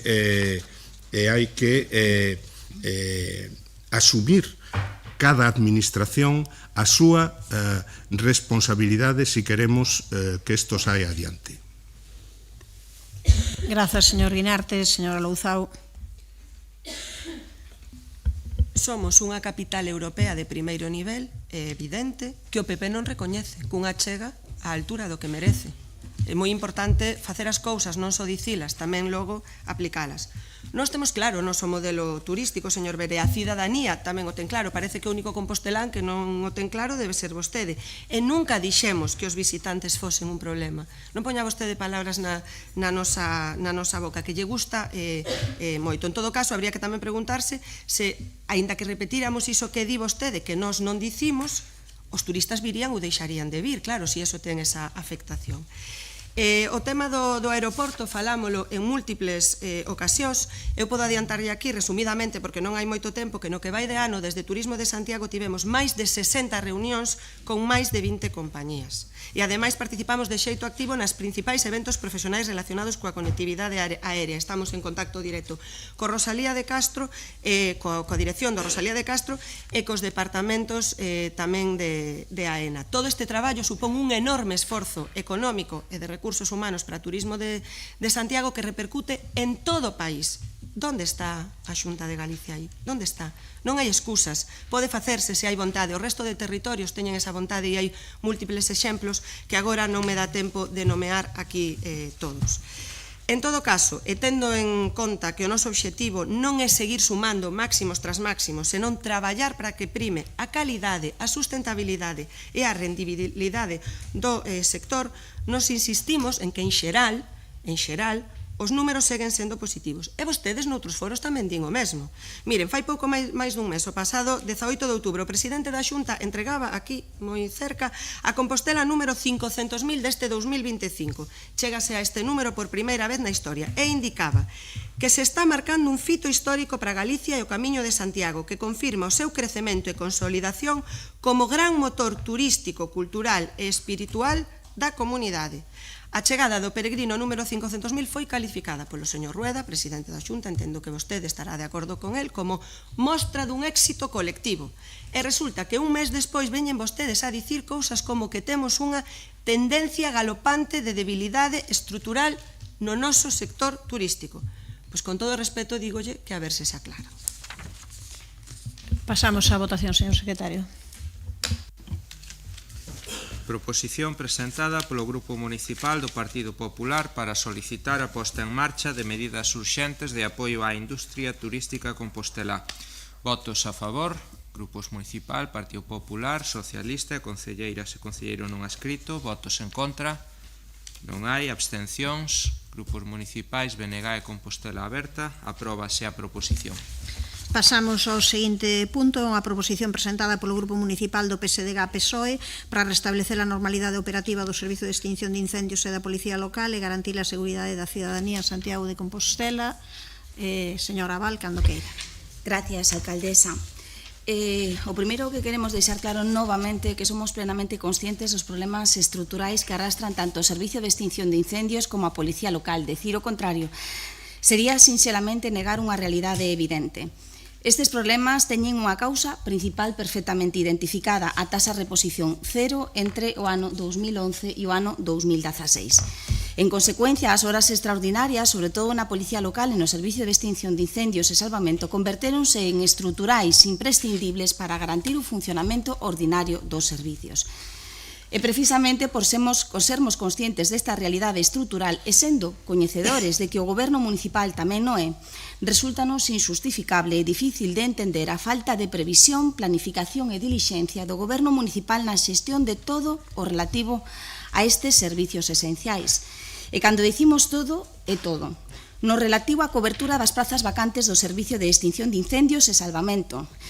No ano 2024 subilouse un número moi importante e relevante de efectivos do SEIS, un feito coñecido con antelación que requería unha reacción inmediata, pero a resposta do Goberno foi parálise e falta de previsión. Parálise na cobertura definitiva das prazas vacantes. De feito, a día de hoxe o Concello continúa sen convocar 12 prazas, cando o número de bombeiros operativos existentes na actualidade é só de 44, moi por debaixo do necesario para garantir os mínimos de seguridade, 9 efectivos por turno, e moi lonxe do número preciso para garantir os 12 que fixa o Plan de Emerxencias Municipal. Das 12 vacantes, 3 corresponden á oferta de 2023 e 9 á oferta de 2025. Compre indicar que as bases específicas para a cobertura das 3 plazas correspondentes á oferta de 2023 foron aprobadas en Mesa Xeral de Negociación o 27 de novembro de 2024. Fallose xusto un ano. E a día de hoxe aínda non se convocou o proceso selectivo. Pero tamén temos parálise na cobertura provisional das prazas susceptibles de seren cubertas interinamente. No mandato socialista anterior, habilitamos por primeira vez a posibilidade de confeccionar unha lista de agarda para a cobertura provisional das vacantes de bombeiro conductor da escala de Administración Especial Subgrupo C2. Pero o Goberno actual demorou a elaboración desta lista. De feito, non foi ata o pasado 19 de xuño cando o concelleiro de Facenda ditou unha resolución para que se iniciaba o procedimento para elaborar a nova lista da garda e non foi ata finais de outubro cando se resolveu a súa aprobación. O que debería ser unha ferramenta áxil para cubrir provisionalmente as vacantes e reforzar o servicio de extinción de incendios non está a empregarse como instrumento clave que debería ser para aliviar a situación actual. Pero tamén observamos falta de previsión na planificación da oferta de emprego público de 2025. A decisión do Goberno de reclasificar como C1 as 9 prazas de bombeiro conductor da oferta de 2025 anula de facto a posibilidade de utilizar a lista da garda habilitada no subgrupo C2 para a cobertura provisional de todas as prazas vacantes, xa que recordemos, das 12 vacantes existentes, só 3 son do subgrupo C2. Pero tamén observamos falta de dilixencia do Goberno municipal a hora de estudar as demandas do Servicio de Extinción de Incendios, as demandas laborais do Servicio de Extinción de Incendios e da Policía Local. O persoal do SEIS e da Policía Local leva desde principios de ano trasladando ao Goberno municipal, especialmente ao Concelleiro de Facenda, demandas laborais amparadas por sentencias do Tribunal Supremo relativas ao complemento específico pola festividade e nocturnidade. O Goberno tiña a demanda encima da mesa, xurisprudencia consolidada e informes bastante detallados ao respecto. E maila todo iso, optou pola evasión ou mutismo absoluto sen ofrecer proposta, negociación nin alternativa. Resultado, servicios de emerxencia ao límite, funcionando baixo mínimos e véndose obrigados a acudir a medios alleos para desenvolver as funcións máis elementais dos seus traballos e a situación crítica para a cidade. A última novidade, o peche do túnel de Orrio. Algo gravísimo, a verdade, algo gravísimo. Por todo iso reclamamos e exiximos ao Goberno municipal que se poña a suar a camiseta, de verdade. Reclamamos novamente á alcaldesa que asuma o mando e que se poña mans á obra para resolver unha situación que, sendo conscientes da súa complexidade, era evitable. En primeiro lugar, é imprescindible que o Goberno convoque con carácter urxente, en todo caso, antes de final de ano, os procesos selectivos para cubrir de feito definitivo as 12 prazas vacantes do Servicio de Extinción de Incendios. Quíteme da segunda intervención.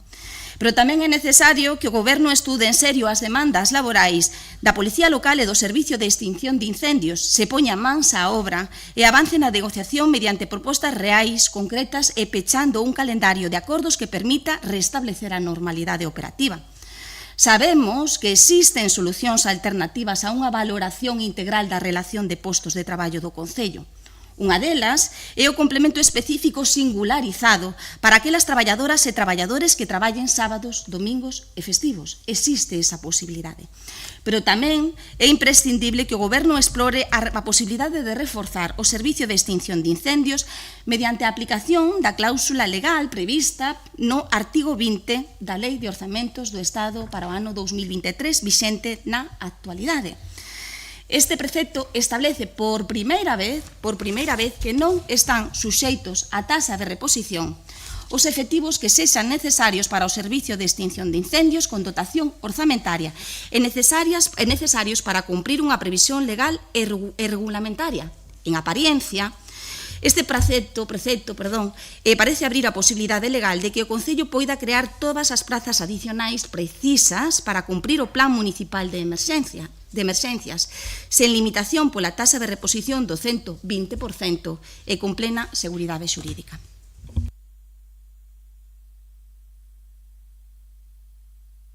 Grazas, señora Val. Señor Muiños, entendo, cando queira. Moi brevemente, porque a continuación debaterase a interpelación coa que agardo que o Goberno local dê explicacións concretas sobre a xestión que está a realizar a situación do Servicio de Bombeiros e de Policía Municipal. Onte os sindicatos emitiron un comunicado cualificando de irrisoria e insuficiente a proposta que o Goberno local puso sobre a mesa para intentar resolver o conflito entre Concello e os dous colectivos, Policía e Bombeiros. Podo secundar esa afirmación. Levan vostedes máis de 2 semanas dicindo que estaban traballando nunha proposta para presentala na mesa de negociación e resulta que esa gran proposta limítase a incrementar o valor da hora extraordinaria ata 1 céntimo por enriba da hora ordinaria. Supoño que se falará despois dese 20% a maiores, non, 1 céntimo por enriba da hora ordinaria. E o resto de reivindicacións, patada cara adiante, xa se verán coa elaboración da RPT. Coido que é unha absoluta falta de respeto á Policía Local e Bombeiros que esta sexa a gran proposta na que levan tempo traballando e deixas claras cal é a súa preocupación e compromiso coa situación destes servidores públicos que, como xa dixen algunha vez, poñen o corpo para protexernos aos demais. Despois dun mes facendo historia, sendo o primeiro goberno local que consegue que o Parque de Bombeiros estea inoperativo desde 1921, esta é a súa gran proposta para resolver o conflito. Como comprenderán, entendo, respeto e apoio pois a decisión de algún dos sindicatos de non acudir á Comisión de Traballo de hoxe. Unha vez máis, queda claro que non estamos ante un problema estrutural herdado, como vostedes dixeron. É un problema de neglixencia na xestión dos recursos humanos, primeiro, acumulando máis de 2 millóns de euros en horas extras dende o 2024 impagadas, e agora cunha incapacidade absoluta para dialogar e chegar a un acordo. Votaremos a favor, espera do que se poida dicir durante a interpelación á alcaldesa, que, por certo, agardo que sexa valente e de a cara nesta cuestión, xa que a interpelación vai dirixida a ela persoalmente. Grazas. Grazas, señor Muiños. Ten a palabra o señor César, cando queira. Obrigada, señora alcaldesa. Señora Abad, se lle parece, vou ir por orde. Pola orde que vostede mesma establece na súa proposición. A Lei de Orzamentos para o ano 2023 a que se refire foi aprobada cando vostede era concelleira de persoal. O seu artigo 23.4h establece a posibilidade de aumentar por fora da taxa as prazas de persoal dos servizos de prevención e extinción de incendios, só bombeiros, non policías como intereseiramente se anda a mesturar, mas teñen que estar dotadas orzamentariamente e ser necesarias de acordo que establece algunha norma legal, non un decreto nin un plano. Como digo, vostede tivo oportunidade de botar man desta disposición, mas non o fixo. Tamén houve ocasión de desenvolver normas autonómicas ou propias, como recolleu o Acordo Regulador e a Lei de Emerxencias de Galiza, que lle terían dado ao Concello a cobertura legal necesaria para empregar a opción que recolle a Lei de Orzamentos. Agora ven a este pleno reclamando que sexan outros que enfagamos o que antes non se fixo. Non hai problema. Vamos testar todas as opcións legais para acrecentar o número de prazas de bombeiros. De facto, xa o fixemos nos cadros de persoal de 2024 e 2025, mas non contamos cos informes preceptivos para avanzarmos máis. A dirección de área que herdamos e que tanta información lle continúa fornecendo a vostede non foi tan eficaz neste sentido como nos tería gustado. Por favor, retire, Veña. por favor. Vai continuar falando o señor César, por favor. Veña, continúe. Traballamos, pois, para traer a este pleno nova normativa que dé aveiro a creación de máis prazas no servizo de extinción de incendios. Canto ao punto 2 da súa proposición, vou facer un pouco de historia. Oferta de emprego público 2018. 2 prazas de bombeiro conductor especialista C2. Oferta de emprego público 2019. 3 prazas da mesma categoría. Oferta de emprego público 2020. 4 prazas da mesma categoría. Acumúlanse as 3 ofertas e convócanse en 2020. 3 ofertas. Despois do proceso selectivo, toman posesión estas 9 persoas en 2022. Oferta de emprego público 2021, unha praza. Oferta de emprego público 2022, 0 prazas. Convócase en 2023 e toman posesión en setembro de 2025. Cando se fixo cargo da Concellaría en 2019, o cadro de persoal do Servizo de Extinción de Incendios tiña 63 prazas e cando abandonou deixouno en 59. A gráfica é moi ilustrativa. Só a partir da chegada deste goberno os cadros de persoal comezan a medrar. O mesmo pasa coa policía local.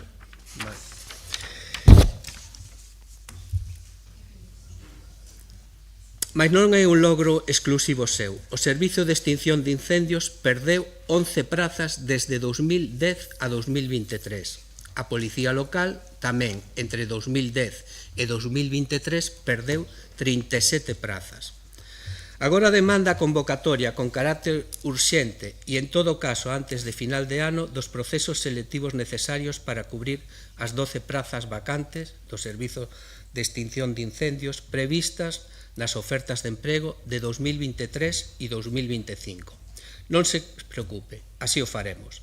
Para alén disto, estamos cubrindo interinamente as 3 prazas da oferta de emprego de 2023. E faríamos o mesmo coas 9 prazas da oferta de 2025 se tivésemos unha lista da garda da que botar man. Como sabe, este goberno completou a reclasificación dos postos de bombeiro de C2 nivel 16 a C1 nivel 18. Isto provocou un aumento retributivo, mas tamén que non existe unha lista da garda C1 que permita a cobertura con carácter provisional das 9 prazas da oferta de emprego de 2025. Oferta froito de acrecentar 2 prazas a 7 xubilacións do ano 2024. En resumo, este goberno reverteu a tendencia e comezou a crear novas prazas desde o primeiro cadro de persoal que elaborou. Xa para finalizar e respondendo ao punto terceiro da súa proposición, este goberno quere chegar a acordos e está a negociar e até comprende as reivindicacións económicas que o persoal pode ter. Mas negociamos con responsabilidade e con recursos públicos. Por iso facemos propostas serias, realistas, dentro do marco xurídico que establecen os convenios e as normas. Non sempre foi así. A nosa proposta, entregada por escrito aos sindicatos, inclúe unha suba de 20% na compensación por traballos extra que está pactada e aprobada por este pleno no acordo regulador. Inclúe tamén un compromiso de valorización de todos os postos do Concello para recoller nos complementos específicos os conceptos e as cantidades que lle correspondan a cada un, con obxectividade e dentro do que sinala a legislación vixente. Polo tanto, negociamos con propostas rigorosas e queremos chegar a acordos xustos. Moito obrigado. Obrigada polo Partido Popular, señor Berea, cando queira. Alucinante. Alucinante a intervención que acabamos de escoitar do concelleiro de Facenda. Eu xa empezo a preguntarme se é unha estrategia política, non? Que fale o concelleiro de Facenda para evitar sinalar a verdadeira culpable. Poñemos aí ao concelleiro de Facenda a facer unha intervención como a que acaba de facer, e claro, o corpo pide entrarlle a... Pero que hai unha culpable, que é a señora alcaldesa. Dicía yo pasado venres que a súa neglixencia poñía en risco a vida dos santiagueses. E preguntábanme vostedes, sen ningún tipo de autocrítica, onde está a neglixencia? E siguen, polo que veo, na mesma línea. Pareceralle pouco. É vostede unha neglixente porque é a primeira alcaldesa que deixa inoperativo o Parque de Bombeiros de Santiago. É vostede unha neglixente porque é a primeira alcaldesa que ten que pechar o túnel do Hórreo por falta de policías locais. Esa imaxe que está circulando hoxe por toda a cidade. É vostede unha neglixente porque lle débelle 12 meses de parte das nóminas de policías e bombeiros. É vostede unha neglixente porque é a primeira alcaldesa que multiplica por 2 o número de asesores e de altos cargos. É vostede unha neglixente por ofrecerlle a policías locais e a bombeiros a oferta que acaba de poñer sobre a mesa e que tivo como consecuencia a retirada da mesa de negociación de parte dos representantes dos traballadores. Preguntaba vostede onde estaba a neglixencia o venres pasado. É vostede unha neglixente porque dende maio sabía que había este problema e non fixo absolutamente nada. É vostede unha neglixente porque hoxe na negociación, como dicía antes, hai parte dos representantes dos traballadores que non van a estar sentados por esa oferta irrisoria. Por certo, o sindicato mayoritario non é a CIGA. O sindicato mayoritario non é a CIGA, é Comisións Obreras. E aquí xa hai moita xente comenzando a preguntarse cuestións, señora alcaldesa. Non será este o problema? que vostede está máis preocupada en defender os posicionamentos da CIGA que os intereses dos santiagueses. É vostede unha neglixente por actuar como unha militante da CIGA e non como alcaldesa de todos os santiagueses. Dicíamos o venres que máis ten que pasar, e a realidade supera a ficción. O túnel do Hórreo pechado por falta de policías locais. De verdade non son vostedes conscientes do seu estrepitoso fracaso? De verdade non son vostedes conscientes da súa neglixencia? Hoxe o túnel do Hórreo pechado por primeira vez na historia desta cidade. Señora San Martín, estálle facendo moito dano a Santiago. E como lle dicíamos, isto xa non vai de ideoloxía, xa non vai de BNG nin de Compostela Aberta, vai de que este goberno non funciona. E é imposible que vostedes non sexan conscientes. Só ten vostede unha saída mínimamente digna, que é marcharse. Isto non dá para máis, sábeno vostedes, isto non dá para máis. Pero se aínda así este goberno quere continuar, xa o dixemos a semana pasada, que continúe sen vostede. Se algunha compañeira ten os apoios desta Cámara, bótese vostede a un lado. Fágalle un favor a esta cidade. Señora San Martín, estálle facendo moito dano a Santiago. Grazas, señor Berea. Señora Abal, quedalle 1 minuto 40 segundos, entón, ao chegar a 1 minuto 20 debe de parar.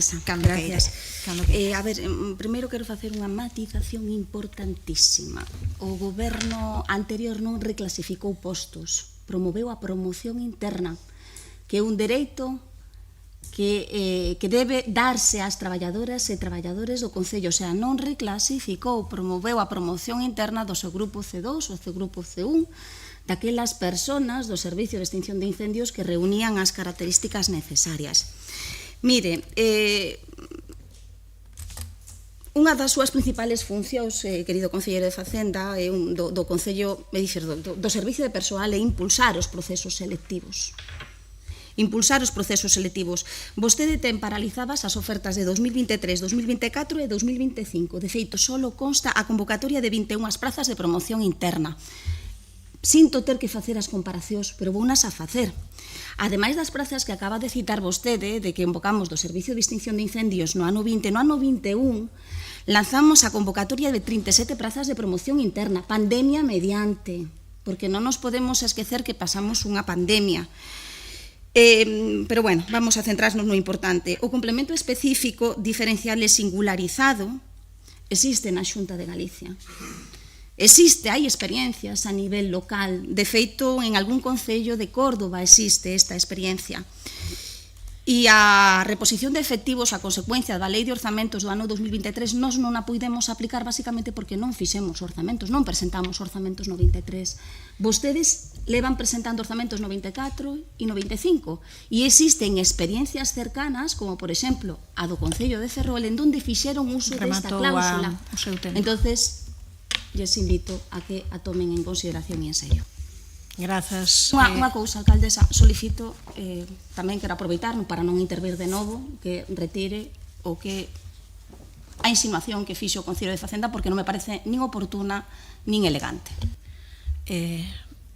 Señor Muiños, cando queira. Sí, moi breve, como dixen antes, como despois temos a interpelación.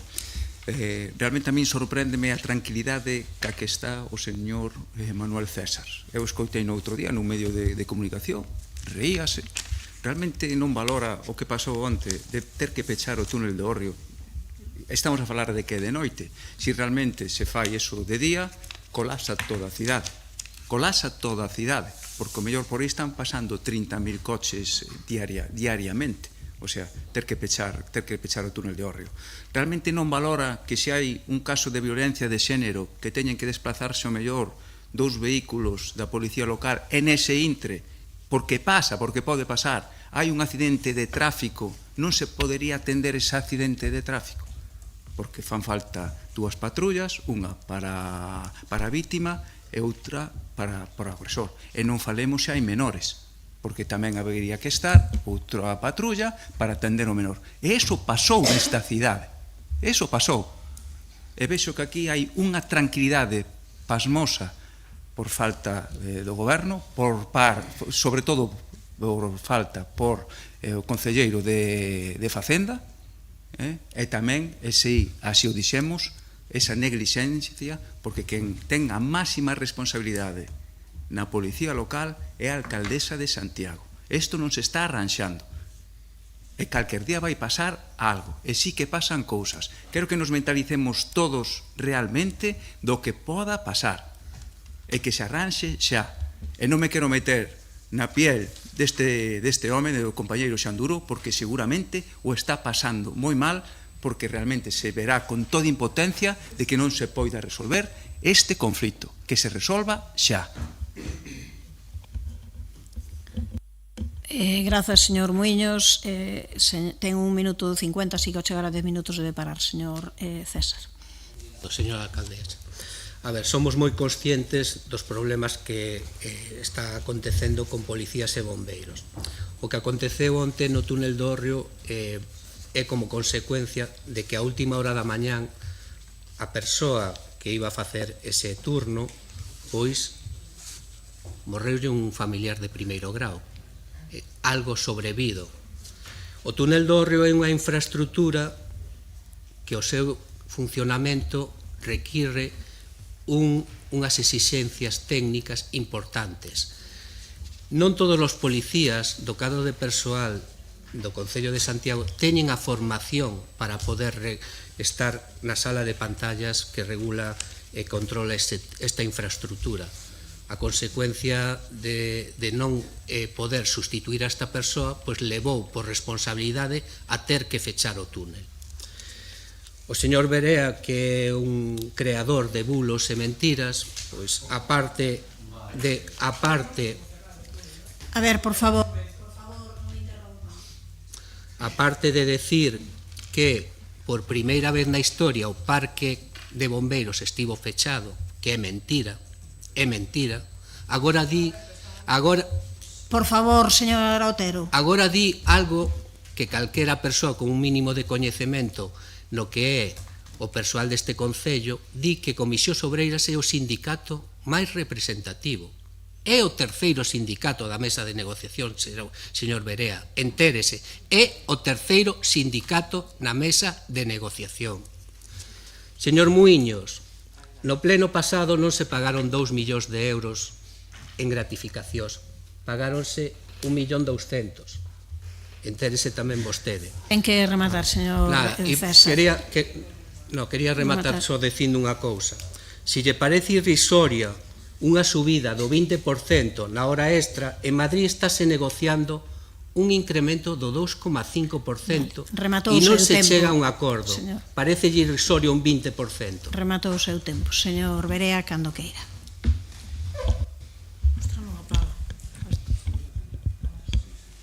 Alucinante. Cada vez que se pon diante dun micrófono, creo que non é consciente das repercusións e das consecuencias das declaracións que vostede fai públicamente ou en sesión plenaria. Comisións Obreiras é o sindicato mayoritario entre policías e bombeiros. Estamos de acordo, non? Estamos de acordo? Non. Non é o sindicato mayoritario entre policías e bombeiros. Non interrompa.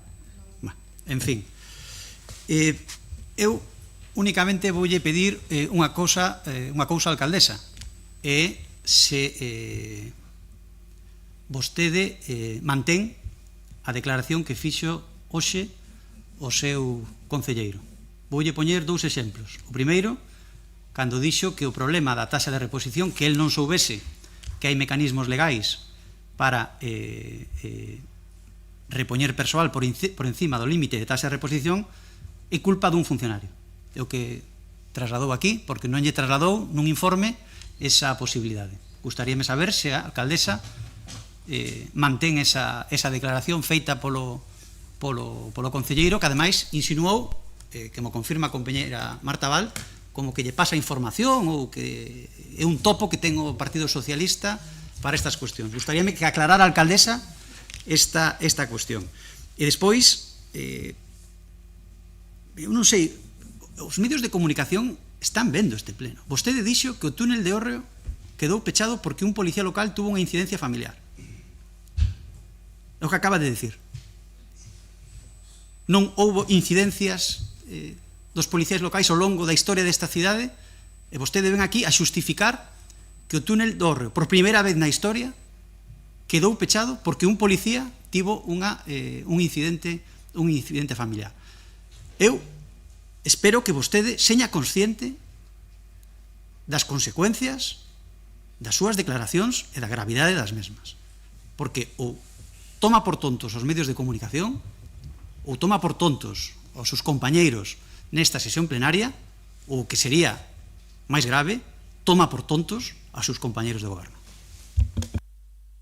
Grazas, señor Berea. Continuaremos falando desta cuestión máis adiante. Agora pasamos á votación, señor secretario. Unha cuestión de orden, alcaldesa.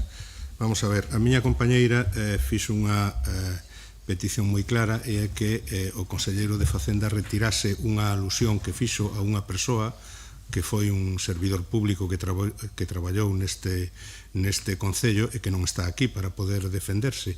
Eu pídolle que a retire el, ou senón que a retire vostede. Porque creo que crea un mal procedente.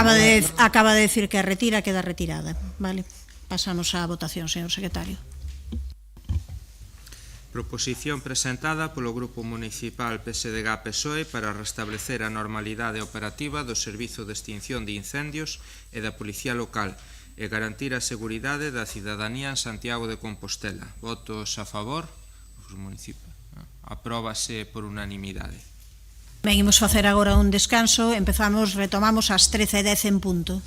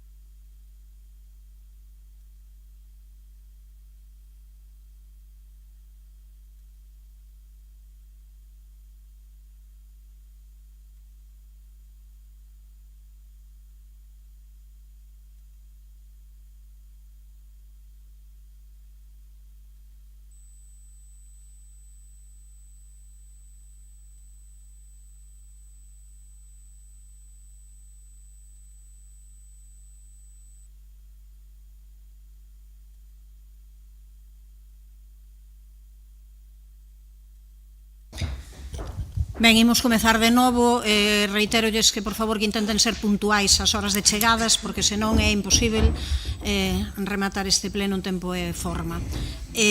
Imos logo coa seguinte proposición. Entendo que as persoas que faltan, que se van a incorporar agora, que están chegando, non? Sí. Entón imos coa seguinte. Pensei que viñades todos xuntos xa detrás. Ainda temos que esperar máis. Non, non é unha interpelación, é unha proposición. Quen vai intervir nesta por vos, polo Partido Popular? Ti, vale, entón imos dando, se vos parece. Vale, proposición do Grupo Municipal Socialista para impulsar a adopción de medidas na mellora da mobilidade no contorno do Hospital Clínico Universitario de Santiago. Ten a palabra o señor Guinarte, cando queira. Todos sabemos que acudir ao CHUS convértese en toda unha odisea cando se trata de atopar un espazo libre para estacionar o coche. As prazas sinalizadas adoitan estar ocupadas desde primeira hora do día e os condutores aproveitan calquera oco legal ou non tan legal para deixar o seu vehículo.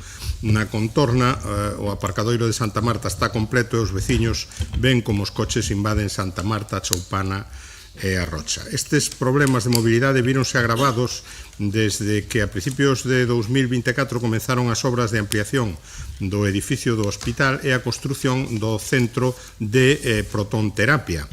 Os novos aparcamentos preto do Gil Casares e do Cimus non foron suficientes para paliar o déficit de prazas que xa existía, máis o engadido das prazas eliminadas polas obras.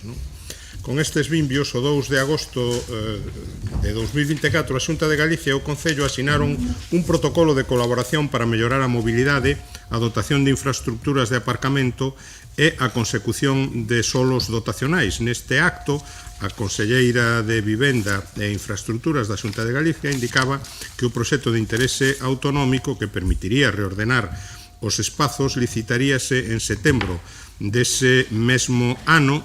Estamos falando de 2024 e a construción do parking comenzaría no ano 26. Pacientes, traballadores, proveedores, albiscabamos xa unha luz ao final do túnel, pero a realidade é que o proxecto de interese autonómico non se licitou ata xuño deste ano.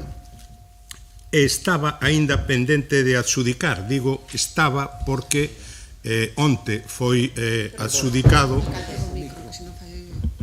Onte foi adxudicado, foi asinada a súa adxudicación e hoxe publicouse por un importe de 1.875.000 euros. Nos sabíamos que os nosos rogos e as nosas preguntas poñían en movimento o goberno municipal, agora sabemos tamén que as nosas proposicións fan que a Xunta de Goberno publique as adxudicacións dos seus contratos. Se o aparcamento é compatible coa planificación urbanística vixente, haberá que esperar 12 meses para ter o proxecto de execución do aparcamento. A ausencia dunha partida específica para a súa construción nos orzamentos de 2026 da Xunta de Galicia dá a entender que non hai demasiada confianza nas previsións. Descoñecemos canto tempo máis haberá que esperar para ter un aparcamento que descongestione a mobilidade, canto teremos que aportar os composteláns e as compostelás para a construción dunha infraestructura empregada por toda a área sanitaria, non só polos cidadáns e as cidadáns de Compostela, e como vai ser a xestión e explotación dese aparcamento. Seguir en coche é unha auténtica xincana, acceder en transporte público colectivo pois tampouco é doado. O protocolo de colaboración recollía unha serie de compromisos por ambas administracións que están por cumplir. A parada máis próxima de autobús interurbano está a 200 metros do hospital, non se melloraron as frecuencias do autobús urbano, nin nada se avanzou na elaboración na creación dun plan de transporte ao traballo. A adxudicación das novas licencias de taxi, pois xa sabemos que avanza moi lentamente. As obras de ampliación do hospital non rematarán ata finais de 2027 e as actuacións inmediatas aínda reducirán máis o espazo existente. Agardamos que a Xunta e o Concello non cheguen tan lonxe nesa data para facer realidade os compromisos adquiridos. Por eso, propoñemos unhas cuestións que nos parecen básicas, elementais, e que dan continuidade a ese protocolo, como é a convocatoria da Comisión de Seguimento, a convocatoria inmediata da Comisión de Seguimento, tamén que no marco desa Comisión de Seguimento se avance no cumprimento dos compromisos en materia de mobilidade, especialmente aqueles relacionados coa mellora do transporte público, e tamén requerimos a Xunta de Galicia para que realice un cronograma actualizado e detallado sobre as actuacións previstas, xa que as previsións iniciais pois xa están amplamente superadas. Confiamos en que todos os grupos deste pleno e todos os concelleiros apoien esta proposta que o que pretende é poñer negro sobre branco as actuacións que se van a ir levando a cabo neste ámbito. Grazas, señor Guinarte. Señor Muiños, cando queira. Sí. Bos días de novo. Pensaba cando leí esta proposición que o pasado sempre pesa, aínda que non o vexamos, e facer un relato sobre o cuestionamento dese protocolo que asinou a alcaldesa coa conselleira de Infraestructuras en agosto do 2024 e non mencionar a única voz que cuestionou ese protocolo desde o principio é non querer ver o pasado, que en realidade pois é presente. A miña compañeira Mercedes Rosón defendeu desde maio do 2024 que o protocolo no que xa daquelas se estaba traballando entre Xunta e Concello para presuntamente ofrecer unha solución de mobilidade ao caos no entorno do hospital clínico non establecía compromiso formal de ningún tipo que obrigara a Xunta a financiar ese aparcadoiro. Dixemos desde o primeiro momento que o que se asinaba era un protocolo de boas intencións que nada comprometía. De feito, o propio escrito deixa claro: terán que desenvolverse convenios específicos para esas diferentes actuacións. Dixémolos moitas veces, o necesario era asinar un convenio formal que tivera de verdade carácter vinculante, pero iso non importaba naquela altura. O que importaba era o titular, o rebumbio mediático e conseguir unha foto para a galería coa que acalar a polémica. Señor San Martín, vostede cómplice necesaria desta historia de branqueamento da imaxe da Xunta de Galicia. Vostede aceptou asinar un convenio que cun titular pretencioso dicía resolver un problema que máis dun ano despois sigue como estaba, sen prazos concretos, sen partidas orzamentarias nas contas autonómicas e atreveríame a dicir que sen xestionar aínda os terreos necesarios para as actuacións de mellora da accesibilidade da contorna do Chus. Foi o mesmo que fixo vostede co documento que asinou co SC hai 2 anos para o Campus Sur.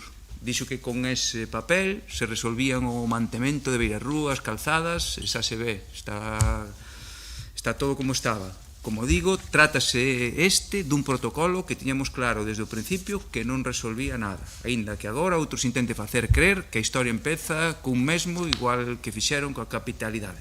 En calquer caso, o reparto de responsabilidades non é o mesmo.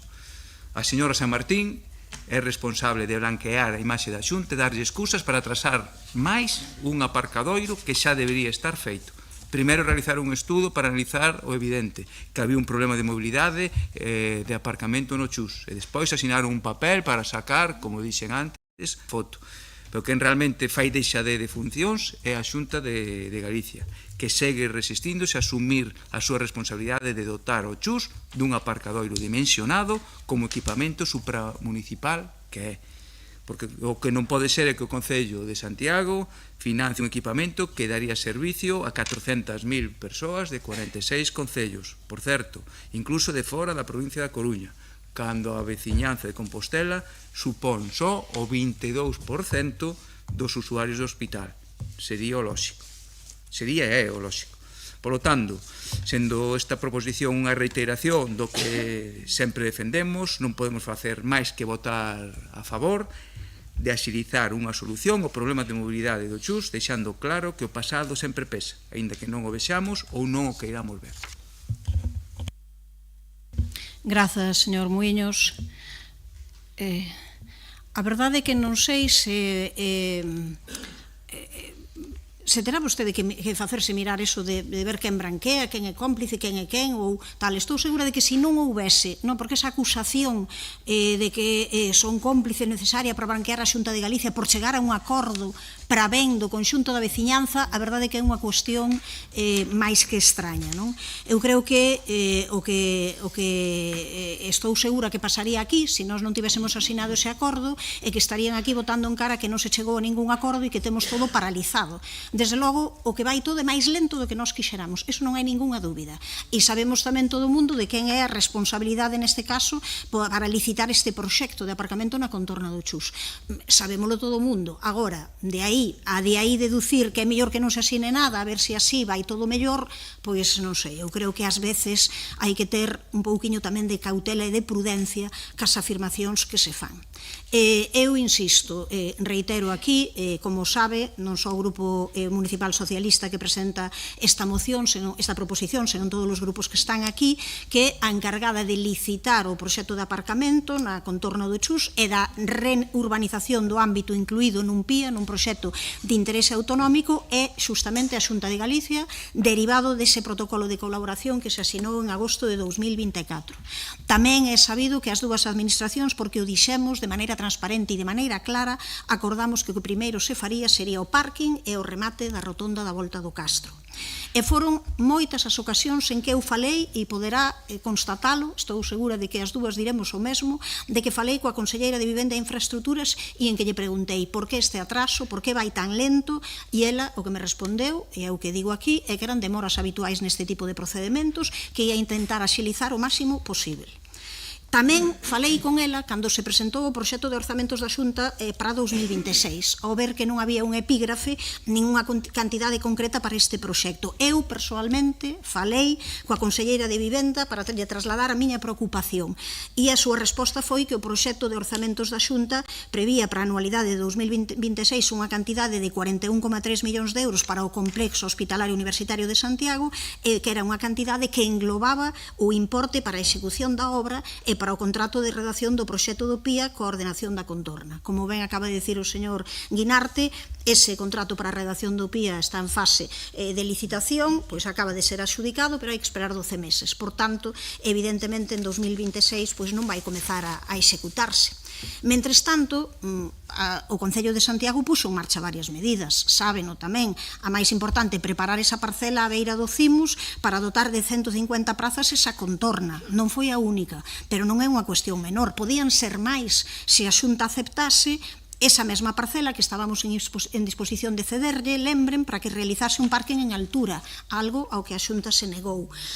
Tamén nos creemos que hai cuestións relacionadas aquí que non son directamente desta obra, senón cuestións colaterais que hai que tratar, que hai que abordar, por suposto, pero claro, o transporte interurbano e o plan de transporte é responsabilidade da Xunta de Galicia, que terá que mover ficha, porque é certo que a nova lei de mobilidade sustentável o que fai é poñerse moito máis exixente neste sentido e obriga a ter a plan de transporte a aquelas empresas con máis de 200 persoas traballadoras ou de 100 por quenda, así que todo isto hai que darlle unha solución. Como saben tamén que estamos avanzando no contrato de transporte, así como en ter esa posibilidade desas 29 licenzas máis de taxis, que ademais van ser todos eles adaptados, por tanto, que van facilitar que teñamos pois unha cidade máis inclusiva.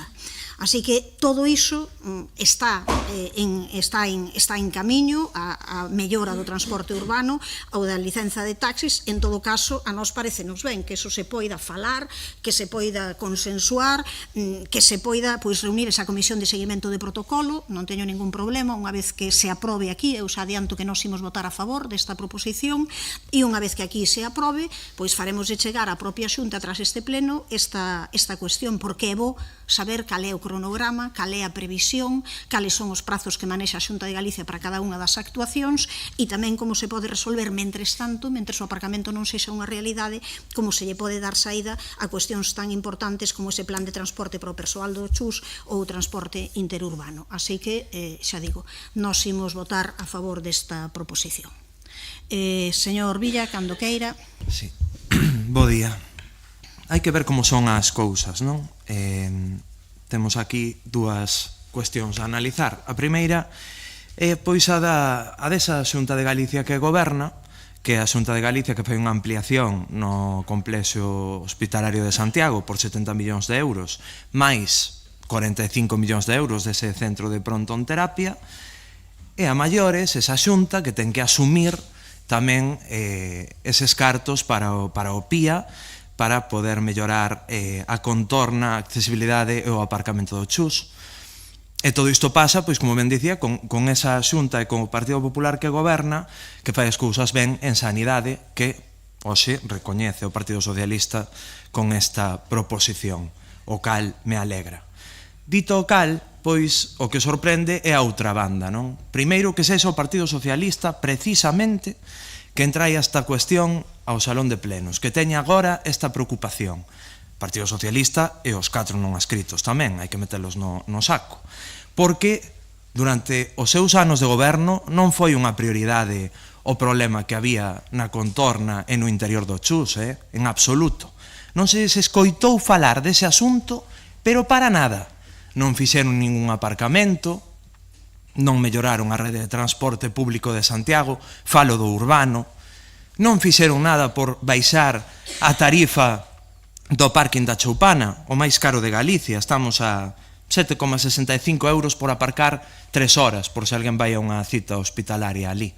Vostedes nese momento non fixeron absolutamente nada, nin estaba na súa axenda coa Xunta de Galicia pedir ningún tipo de colaboración para buscar unha solución ás inmediacións do Chus.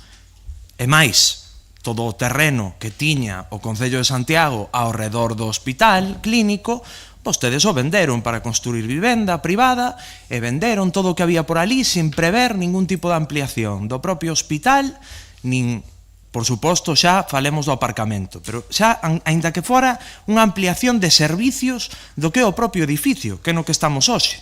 Entón, claro, agora vai ser reducindo o espazo, o problema é maior, e agora a vostedes entroulles de repente no ano 2024, entroulles toda a preocupación do mundo polo que está a pasar na contorna e no interior do Chus. Miren, eu repito, o dixemos moitas veces, que tanto a ordenación do tráfico como tamén todo o que é a contorna do Chus é unha cuestión inminentemente municipal. É unha cuestión que lle compete ao Concello de Santiago. E a Xunta de Galicia e o Goberno do Partido Popular bastante fai cos centos e miles de millóns que inviste na sanidade pública e que inviste no hospital clínico universitario. Repito, como exemplo, ese 70 millóns de euros da ampliación que se está a cometer neste momento, deses máis de 45 millóns de euros do centro de prontonterapia que se están executando tamén, e bastante se está a facer. Vostedes non fixeron o seu traballo durante todos estes anos, e agora que hai un problema ali, porque non foron capaces de regular nin o tráfico, nin de regular o transporte, nin de prever un aparcamento maior do que hai, agora entroulles a todos a preocupación. Pois non, o sinto, pero non pasamos por iso. Xa está ben, asuman as súas competencias e asuman o que é a súa responsabilidade, que levan moitos anos mirando para outro lado e, como sempre, botando as culpas aos mesmos, que é a Xunta de Galicia. Grazas, señor Villa. Señor Guinarte, cando queira. Bueno, eu non sei moi ben esta estrategia que a veces utiliza o Partido Popular de facer oposición a quen non é goberno, en fin, a que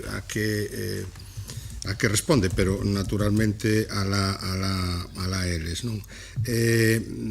Nos, dende o Grupo Municipal Socialista, fomos reticentes co que este protocolo establecía desde un principio, e por suposto todo o mundo sabe que un protocolo non é un documento que estableza compromisos exixibles. Un protocolo é un punto de partida para que despois se concrete en convenios, neste caso ademais en convenios, en modificación de ordenanzas, etcétera. De momento non hai ningún convenio, non se planteou tampouco ninguna modificación de ninguna ordenanza, os convenios aprobados a Xunta de Goberno local, pero as modificacións das ordenanzas terán que vir a este pleno municipal. Hai declaracións públicas da compañeira Marta Val ao respecto, en fin, a hemeroteca non non minte. Nos non plantexamos no mandato pasado esta solución porque, sinceramente, esta solución, home, non vou decir que sexa moi fácil, pero, dende logo, é relativamente fácil para a Xunta de Galicia. Claro, ti lle permites que nun espazo que é seu, que presta servizo a unha poboación que non é esencialmente a poboación de Santiago, o Concello de Santiago, aporte recursos e, ademais, e sobre todo, aporte unha bonificación do 95% do IBE, No, do 100% do IBE, perdón. Do 100% do IBE sobre as actuacións que se van levar a cabo sine die, supoño. O sea, para todos os tiempos, non? Home, eso ten un coste, un valor económico. Son recursos que non vai a recibir o Concello de Santiago, que vai aportar para que a Xunta de Galicia realice infraestructuras das que se van a beneficiar especialmente persoas que non son do Concello de Santiago. Por tanto, pero nós non facemos política mirando polo retrovisor. E, por tanto, agora temos un protocolo, e ese protocolo hai que desenvolvelo, e o que queremos é estar vixiantes no que se refire ao desenvolvemento dese protocolo, e cando veñan aquí as propostas xa votaremos. Solo un segundo. A ordenación do tráfico dentro do recinto do Chus non corresponde ao Concello, corresponde ao Sergas. Señor Muiños, cando queira. Sí, rematando o que decía o señor Guinarte, a reordenación do tráfico corresponde aos Sergas. Únicamente pode intervir a policía local no momento en que algún vehículo pode interrumpir incluso as ambulancias ou tamén o transporte público. Iso tamén que quede claro. Aquí con isto o que se está vendo é que realmente o que dicía na primeira intervención, hai única e exclusivamente ese protocolo. Vostede, señora Goretti, no momento en que di que vai votar favorablemente a esta proposición, está dicindo que realmente non hai ese convenio específico para ver cando se vai empezar a construir ese aparcamento público. É así, é a realidade. É o que estou dicindo nada máis, pero bueno, extrañame tamén que intervira vostede aquí, e sobre todo eso, que me chamara a atención a crítica dun concelleiro non as crítico, con esa vehemencia e levosía. O noso voto, como xa dixen antes, é favorable. Gracias.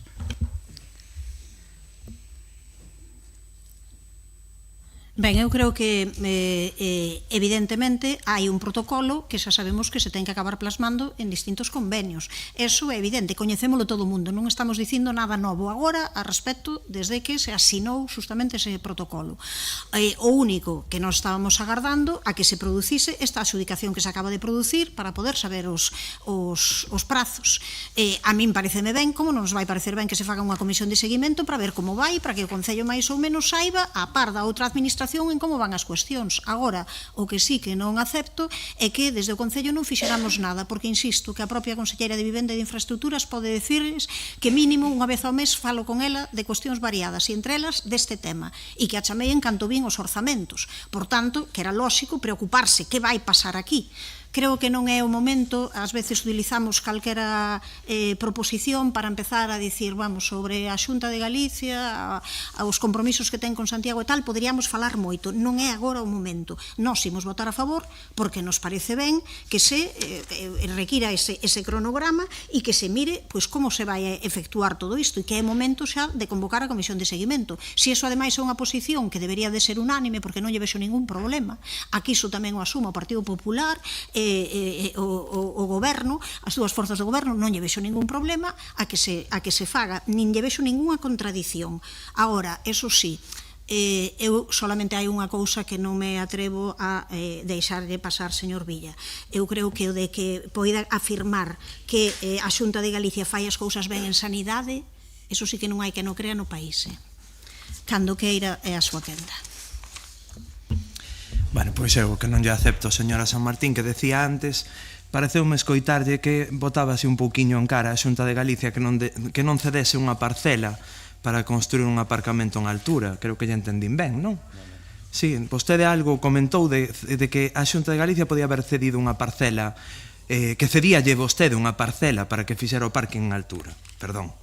Bueno, pois sese igual de generosa para ceder parcelas para facer vivenda tamén en Santiago. Que se a Xunta de Galicia non está a facer vivenda é porque vostede non cede parcelas para construíla. Sí, é así.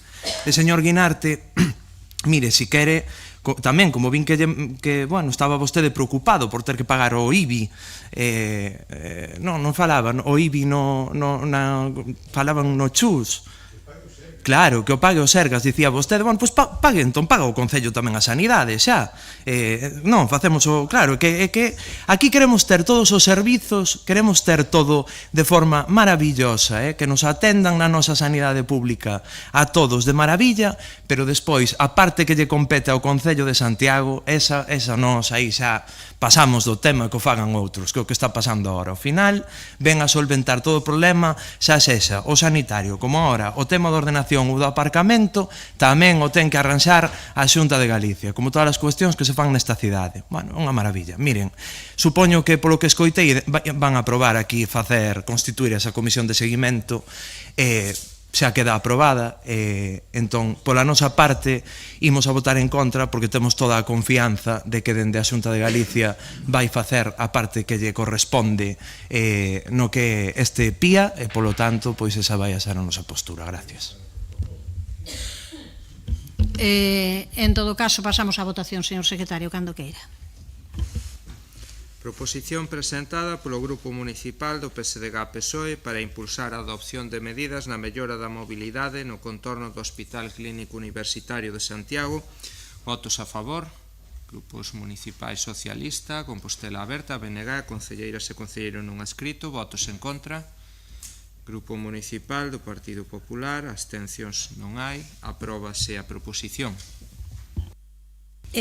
Pasamos á seguinte proposición presentada polo Grupo Municipal do Partido Popular para implementar medidas que palíen a suspensión de actividades nos centros socioculturais. Señor de la Fuente, cando queira. Bos días a todos. Comencemos por contextualizar a situación da Concellería da que vamos a falar, a Concellería de Mobilidade, Convivencia e Centros Socioculturales, a que a alcaldesa delegou a xestión do transporte urbano, a Policía Local, Servicio de Extinción de Incendios e Emerxencias, xestión de mercados e a coordinación e funcionamento, dirección, control e impulso de centros socioculturais. 5 áreas de xestión das que creo que podemos dicir que ninguna presenta unha xestión mínimamente aceptable. Ninguna. Si sorprendentemente para a alcaldesa, que refrendou incluso neste mesmo pleno a xestión dese departamento. Polo tanto, a dou por boa, se fixo doblemente responsable da delegación e do que está acontecendo con esta concellería. Nos autobuses, 2 anos perdidos en facer un simple anuncio, un cambio de tipo de contrato que anunciaban hai uns meses que iba a propiciar que se licitara xa rapidamente a licitación dese contrato. A Policía Local con efectivos baixo mínimos e o Parque de Bombeiros inoperativo, poñendo en perigo a cidadáns e a bombeiros. Soubemos onte que o Concello valora o peligro a que están sometidos os cidadáns e os bombeiros nun céntimo.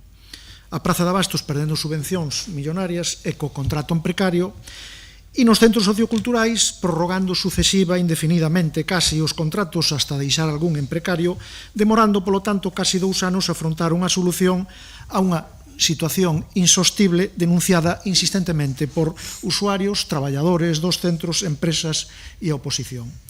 En setembro pasado se puxo en marcha, como cada ano, a prescripción para a participación nas actividades dos centros socioculturais.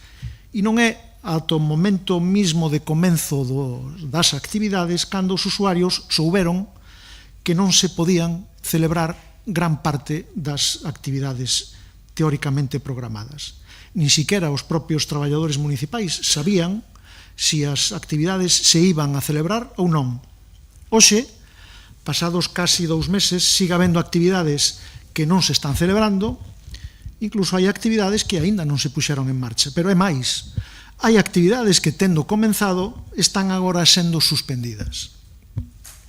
Cando o goberno local puxo en marcha a campaña para a matrícula do curso 25-26 xa era coñecedor destas circunstancias, polo que non se entende que non artellaran mecanismos para garantir o normal desenvolvemento destas actividades. Está a piques de comenzar o Nadal, creo que mañán mismo llevamos a dar a inauguración a campaña de Nadal e aínda non se sabe nada da programación de conciliación de Nadal deste ano. As familias están preguntando nos centros socioculturais que pasa ca campaña de conciliación de Nadal e non teñen resposta, non saben. A estas alturas do ano 24 xa estaba publicada a oferta de plazas para a conciliación de Nadal. Onde están o plan, o programa para este ano? O goberno puido prever esta situación, porque a coñecía, como a coñecíamos todos, e puido evitala, ou polo menos puido minimizar os trastornos a usuarios e traballadores, pero a vista está de que non fixo nada, ou polo menos non fixo nada axeitado para impedir esta situación. Nos preguntamos ou nos gustaría saber se non fixo nada porque non quixo ou porque non foi capaz, ou sea, se é neglixente ou é incapaz, ou ambas cousas. Centros socioculturais, autobuses, falta de efectivos de policía e bombeiros, a situación dos mercados. É evidente que neste departamento pouco podemos facer de balance positivo. Que ten por obxecto esta proposición? Precisamente instar ao goberno a que garanta a normal realización das actividades dos centros socioculturais, como sempre ocorreu desde que hai centros socioculturais. É a primeira vez que pasa esta situación. Que salga dunha vez a campaña de conciliación, o programa de conciliación de Nadal, porque as familias están esperando a coñecer ese programa para poder programar, organizar a súa conciliación laboral e familiar neste Nadal. E, por outra banda, tamén creemos que compre resolver, e ademais de facelo de modo dilixente, a devolución dos cartos cobrados aos usuarios que se matricularon e pagaron a súa cota e non están recibindo os servicios polos que pagaron, ou polo menos non o están recibindo adecuadamente. Os usuarios non son responsables desta calamitosa situación, polo que non é aceptable, pensamos, que tarden meses en que devolvan importes pagados por servicios que non están a recibir. Non é aceptable que sufran eles unha demora por unha situación da que en realidade son víctimas. Ese obxecto creo que claro e conciso, a veces se queixan da falta de concreción da proposición. Esta creo que é clara e ten 3 puntos facilmente entendibles e penso sinceramente que facilmente compartibles por toda a corporación, polo que lle pedimos o voto favorable. Grazas, señor de la Fuente. Señora Rosón, cando queira. Si, bo día de novo. En setembro do ano 24 preguntei eu mesma nun pleno municipal o concelleiro responsable ao respecto da tramitación dos novos pregos dos centros socioculturais. E desde ese mesmo mes de setembro xa se anunciaba que os pregos técnicos para a nova licitación estaban elaborados e que se estaba pechando o estudo económico-financiero. 14 meses despois, o servizo segue prestándose en precario, incumpríronse todos os prazos dados por parte do goberno local, tanto o comité de empresa como a corporación, e os problemas na xestión do servizo pois van a máis. As persoas traballadoras levan máis dun ano vivindo unha situación de vulnerabilidade absoluta, cobrando a destempo cando fan, acumulando retrasos nas súas nóminas, cunha organización caótica do servizo por falta de persoal, ese material para a realización normal das actividades. Todo isto repercutiu xa na prestación do programa de conciliación do verán, e xa advertimos tamén aquí. As resultas de todo isto comezou o novo curso cunha empresa en precarios, en garantías de continuar ca prestación con varios amagos de abandono dos servizos reiterados.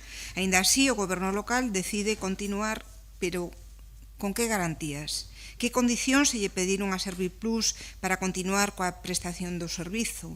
Que garantías presentou a mesma para garantir que os usuarios non quedaran desatendidos? Porque se algo quedou claro ao longo deste ano é que a improvisación convertiuse na única folla de ruta deste goberno. Un servizo esencial para a vida comunitaria, para a conciliación e para o benestar de moitas familias non pode depender dunha empresa que nin ten estabilidade contractual, nin garantías suficientes, nin capacidade acreditada para dar respostas ás necesidades actuais dos centros socioculturais. E agora atopámonos cunha suspensión alarmante de actividades para as que hai persoas matriculadas que aboaron as súas cotas.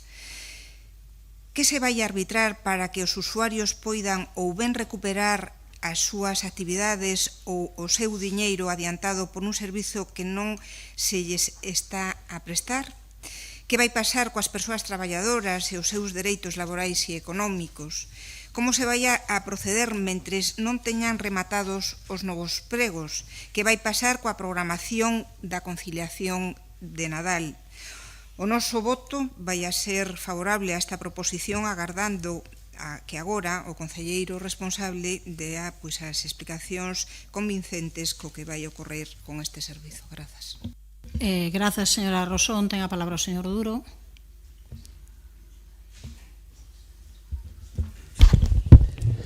Grazas, alcaldesa. Bo día a todos e a todos. Imos ir debullando, señor de la Fuente, a súa proposición, a proposición do seu grupo, para ir contestando a todas as preguntas que fai.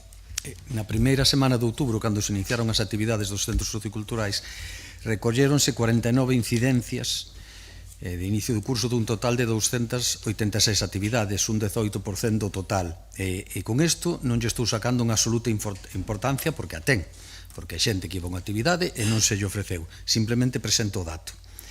Ao longo do mes de setembro falouse, como todos os meses de setembro, coa empresa adxudicataria para darlle as pautas referidas ao servicio e especificamente requerímoslle confirmación de que ian comenzar todas as actividades previstas na programación de rede de centros socioculturais e as que a xente se tiña inscrito, a que respondeu reiteradamente que ian comenzar todas as actividades con normalidade.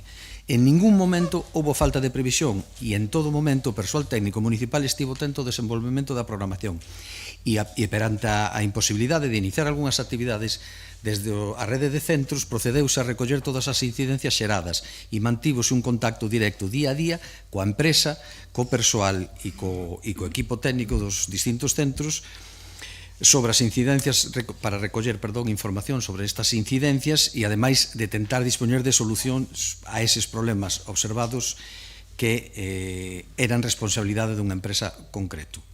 Insisto que desde un comenzo a empresa confirmou que non registraba ningunha ausencia de monitorado e que todas as actividades se ian a levar, prevendo así unha total normalidade ao comenzo do curso, que efectivamente non se dou. Así que entendo que non é acertado ou non é correcto que diga que o goberno local puxo en marcha a campaña para a matrícula do curso 25-26 coñecedor destas circunstancias e que non se puxeran en marcha mecanismos para a celebración das actividades. E, ademais, tamén cumpre salientar que o actual contrato ten 4 lotes, dos que houve incidencias só na parte dunha das empresas adxudicatarias. Logo fai mención dos traballos mal remunerados e inestables e, alén dos propios problemas da empresa na relación cos seus traballadores, hai que indicar que a remuneración que teñen ven dada polos convenios de referencia aplicables na licitación e que a maioría das persoas traballadoras é persoal estable subrogado ao contrato, polo que a información entendo que tamén non é de todo correcta. Esta subrogación contempla 7 persoas fixas a tempo completo, 5 fixos a tempo parcial e 35 fixos discontinuos. Outra cousa son as actividades puntuais que se podan contratar para distintos obradoiros que requiren outro tipo de contratos e tempos de dedicación. E tamén da situación da empresa, creo que falamos reiteradamente neste pleno. Sobre os casos de talleres e actividades que non se poderon levar a cabo e que estaban suxeitos a pagos trimestrais ou anuais, eu comparto con vostede a urxencia de solucionar esta situación. Inicialmente avisouse ás persoas afectadas que se lle daría notificación do momento de inicio da actividade en canto estivera solucionado o tema do monitorado. De calquera xeito, xa están activados os mecanismos administrativos necesarios para que o proceso de devolución, se así se require, se realice con máximo celeridade posible, e ademais tamén se falou e se mantén o contacto ca xente afectado para, no caso de que se lle é convinte, compensar no próximo trimestre estas actividades que non se deran e podelas así recuperar e iniciar o ano con normalidade. E por último, como estou seguro que escoitou, onte presentáronse as actividades de Nadal 2025, no que está incluído unha serie de programas desenvolvidos polos centros socioculturais, como todos os anos, desde o ámbito do tempo libre, concretados en talleres lúdicos de Nadal, obradoiros para todas as idades, visitas de apalpador e pase real, cociña, artes escénicas e espazos de lecer aventura, que creo que é unha oferta ben interesante para todas as familias que queiran. Grazas. Gracias, señor Duro. Señora Val, cando queira. Gracias, alcaldesa. Bueno, antes de entrar na parte propositiva que a que nos ocupa nesta proposición do Partido Popular, sí quixera facer algunhas consideracións previas sobre o Servicio de Animación Sociocultural, en concreto sobre as diferencias e coincidencias entre o anterior e o actual prego. Vamos a empezar polas coincidencias. Os principais argumentos que se esgrimían ou que escribiu o Goberno Municipal hasta fai pouco para xustificar a súa falta de acción e reacción ante a nefasta prestación actual do Servicio de Animación é que o contrato non estaba correctamente dimensionado e que ademais se establecía condicións laborais precarias para o persoal do servicio. Pois ben, empecemos polo dimensionamento. O actual prego comprende o que antes eran dous lotes diferentes, o actual prego de animación, que é o que é realmente o máis conflictivo. Pois comprende animación e novas tecnoloxías. Dispón actualmente de 39.000 horas anuales, incluindo as 3.500 da bolsa de horas. A suma de horas dispoñibles do lote de animación e de novas tecnoloxías do contrato licitado que licitamos no pasado mandato ascende a 40.723 horas, considerando tamén as bolsas anuais de horas. Sigamos polas condicións laborais. Sabedes cal é o convenio colectivo de aplicación no contrato que se ven de licitar? Pois o mesmo convenio colectivo de aplicación que se estaba a aplicar nos pregos anteriores, incluindo o respeto aos dereitos adquiridos para aquelas persoas que lles era aplicable o convenio con Ferrovial. Por certo, tanto nun como noutro prego se requiren as mesmas categorías profesionais coa mesma titulación. Polo tanto, igual os problemas da prestación do servicio non derivan do dimensionamento do contrato e das condicións previstas nos pregos, senón da incapacidade do Goberno municipal de reaccionar ante o incumprimento reiterado do contrato por parte da empresa, chegando ao absurdo de prorrogar o contrato a unha empresa incumpridora, sen garantizar os dereitos laborais das traballadoras e traballadores e sen garantizar a continuidade na prestación do servicio. Vamos agora polas diferencias. Este contrato fomenta a precariedade do emprego e da subcontratación, xa que permite que todas as actividades especializadas no ámbito informático se fagan efectivas mediante contratacións externas de empresas ou traballadoras autónomas. Sinceramente, semella que lles preocupaba máis outras cousas que o primeiro que lles debe de preocupar, a solvencia técnica e profesional da empresa prestadora do servicio das TIC. Pero para o Grupo Municipal Socialista, o máis grave neste contrato, neste prego de animación, é a clara involución social, en concreto neste contrato, involución social porque deixa de lado, literalmente, esquécese dos centros socioculturais do rural. Na relación recollida na cláusula 3 do prego de prescripcións técnicas, desaparece a relación de centros socioculturais do rural e cunha reserva mínima de horas semanais, tanto de monitorado como de animación. Desaparece. Non sabemos moi ben que horas vai a ter mínimas os centros socioculturales do rural. Pero tamén involución, e isto refírome ao contrato de atención ao público, porque se elimina a reserva do lote de información e atención ao público a centros especiais de emprego de iniciativa social, medida promovida polo Goberno Socialista na legislatura pasada. A súa retirada supón claramente un retroceso nas políticas públicas de inclusión laboral das persoas con discapacidade. Polo tanto, entrando xa na parte propositiva, claro que o Goberno ten que implementar medidas para garantir as prestacións que están nos pregos e que están no contrato, claro que sí. Estas medidas non é que as tiña que implementar, é que esas tiña que ter aplicado. De feito, tiña que ter evitado por todos os medios chegar á situación actual. Ante os reiterados incumprimentos da empresa na prestación do servicio, as pésimas condicións laborais as que ten esa tiña sometido ao seu persoal, o normal sería que o Concello actuase con dilixencia para impedir que se producise o escenario no que nos atopamos e non prorrogar os contratos.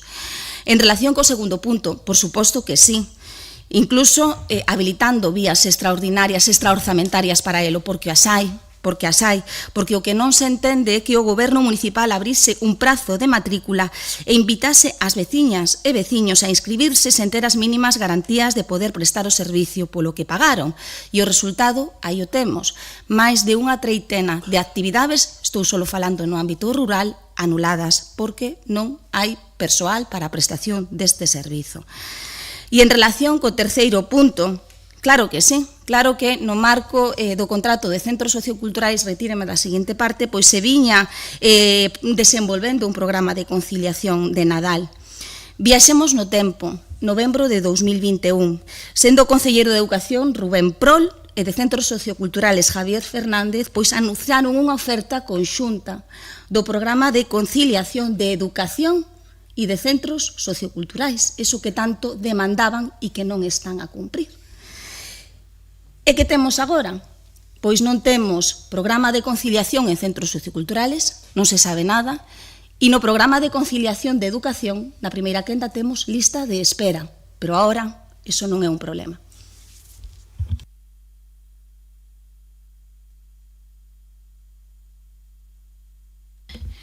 Ben, tempo de réplica para o señor de la Fuente, ten que rematar cando poña 40 segundos cando queden. Me excedía antes del tiempo. Sí, 40 segundos. Bien, señor Duro, desde que vostede é concelleiro deste departamento, e por centrarnos solamente no asunto dos centros socioculturais, a xestión podemos resumila en 2 anos de mentiras. Mentiras cando negaba a existencia de problemas, cando eran palpables para todo o mundo na execución destes contratos. Mentiras cando dixo que estaban os pliegos preparados para unha inminente licitación. Mentiras cando dixo que estaban os informes listos para unha próxima licitación. Mentiras ás empresas cando lles anunciaba ou lles pedía que seguiran co normal desenvolvemento dos contratos con prórrogas cun plazo determinado e limitado, porque iba a salir de forma inminente esa licitación que resolvera todos esos problemas. Mentira tras mentira. Mentira na propia comisión que estudiou, na comisión de queixas, que anunciou que non iban a devolver os cartos, iban a compensalo con actividades en outros trimestres. Ahora anuncia que van a devolver, o cual é perfectamente normal, lóxico, e ademais é un imperativo legal. Mentiras cando di que en setembro teñen todo preparado e que estaba todo listo e que falan ca empresa que lles minte agora, que lles engaña, despois dos engaños que estuveron sufrindo elas, hasta igual esa represaria que adoptaron. Mentiras porque tantas dúbidas tiñan de que este programa de actividades de centros socioculturais iba a poder salir adiante, que vostede sabe que no departamento valoraron incluso non cobrar as matrículas, porque sabían que se iba a xenerar un problema, e ao final decidiron facelo. Por que? Eso non o sei, igual non o podo explicar na próxima intervención. Mentira tras mentira, esa xestión do Departamento de Centros Socioculturais. Non lle pedimos un concurso internacional de ideas para ver que facemos cos centros socioculturales, lle pedimos simplemente que garanta a normal execución, a normal control e execución dos contratos de centros socioculturales, que desenvolvan as actividades que se veñen desenvolvendo desde hai anos sin ningún problema. Surden os problemas agora, igual que noutros departamentos. Que fagan o programa de conciliación... Rematou o tempo, señor de la Fuente. Bueno, para rematar, e que fagan o programa de conciliación de Nadal en tempo, con tempo suficiente para que as familias poidan conciliar, perdón. Grazas, señor de la Fuente. Señora Rosón. Sí, o que queda claro é que estamos como estamos, que hai un ano aproximadamente a empresa que dinamiza os centros socioculturais, que non é a única, pero é sin dúbida algunha a máis importante en número de efectivos, pois mostrou a súa vontade de non continuar ca prestación, cas consecuencias que isto supuña para o servizo de centros socioculturais.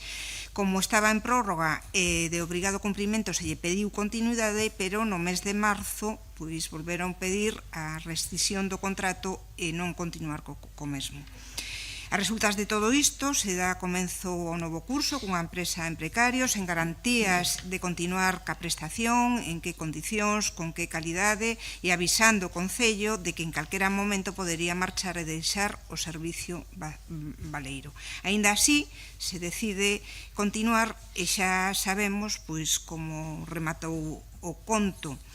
A verdade é que a partir de todo isto foi realmente nefasta a xestión dos centros socioculturais e a incertidume sobre o presente e o futuro da rede tan importante no noso Concello é moi grande, e non únicamente para nós, senón para toda a veciñanza. Grazas, señora Rosón. Señor Duro, cando queira. Insisto, se está facendo un control continuo e permanente sobre as actividades da empresa. É certo que a empresa está incumplindo en distintas cousas, do cal se está tomando nota e que se tomarán as medidas oportunas no proceso de liquidación de contrato, pero sí que eu creo que para a súa tranquilidade, a das persoas, usuarios, traballadores e traballadoras, pois anunciarlles que hoxe ás 9 da mañán adxudicouse provisionalmente en mesa de contratación o lote 3 da licitación que está en marcha deste servicio, concretamente o destinado a dinamización e mediación sociocultural, por lo que xa estamos, sen dúbida ninguna, moi perto para solucionar definitivamente esta situación. Grazas. Grazas, señor Duro. Ten a palabra a señora Abal. Debe rematar cando estean 35 segundos, que se pasou da outra vez. Cando queira. Bueno, alegrámonos de que xa se adxudicara inicialmente ese contrato de animación. A verdade é que é unha boa noticia, pero eso non quita ni un ápice de todo o argumentario que acabamos de decir e que trae a colación o concelleiro do Partido Popular. Esta situación é que non se podía chegar. Sabíamos que había problemas de prestación de servicio, de garantir a continuidade do servicio. Aínda así, abriuse un prazo e díxoselle ás usuarias e usuarios que pagasen. Sabíamos que non tiñamos personal, que non se estaba presentando persoal, porque a empresa estaba incumplindo unha condición básica, que é pagar. Decíamos que iso era culpa dos pregos, que estaban mal dimensionados. Agora eu lles acabo de explicar que exactamente, dicir, incluso hasta si me apuran hai menos horas. E hai unha clara involución social nesta nova licitación por todo o que acabamos de expoñer. Tristemente, así o digo, de verdade, iso denunciamos e o volvemos a poñer en riba da mesa, en particular no tema da reserva a centros especiales de emprego, e tamén que se permita a subcontratación de algo tan tan importante como é o servicio de novas tecnoloxías.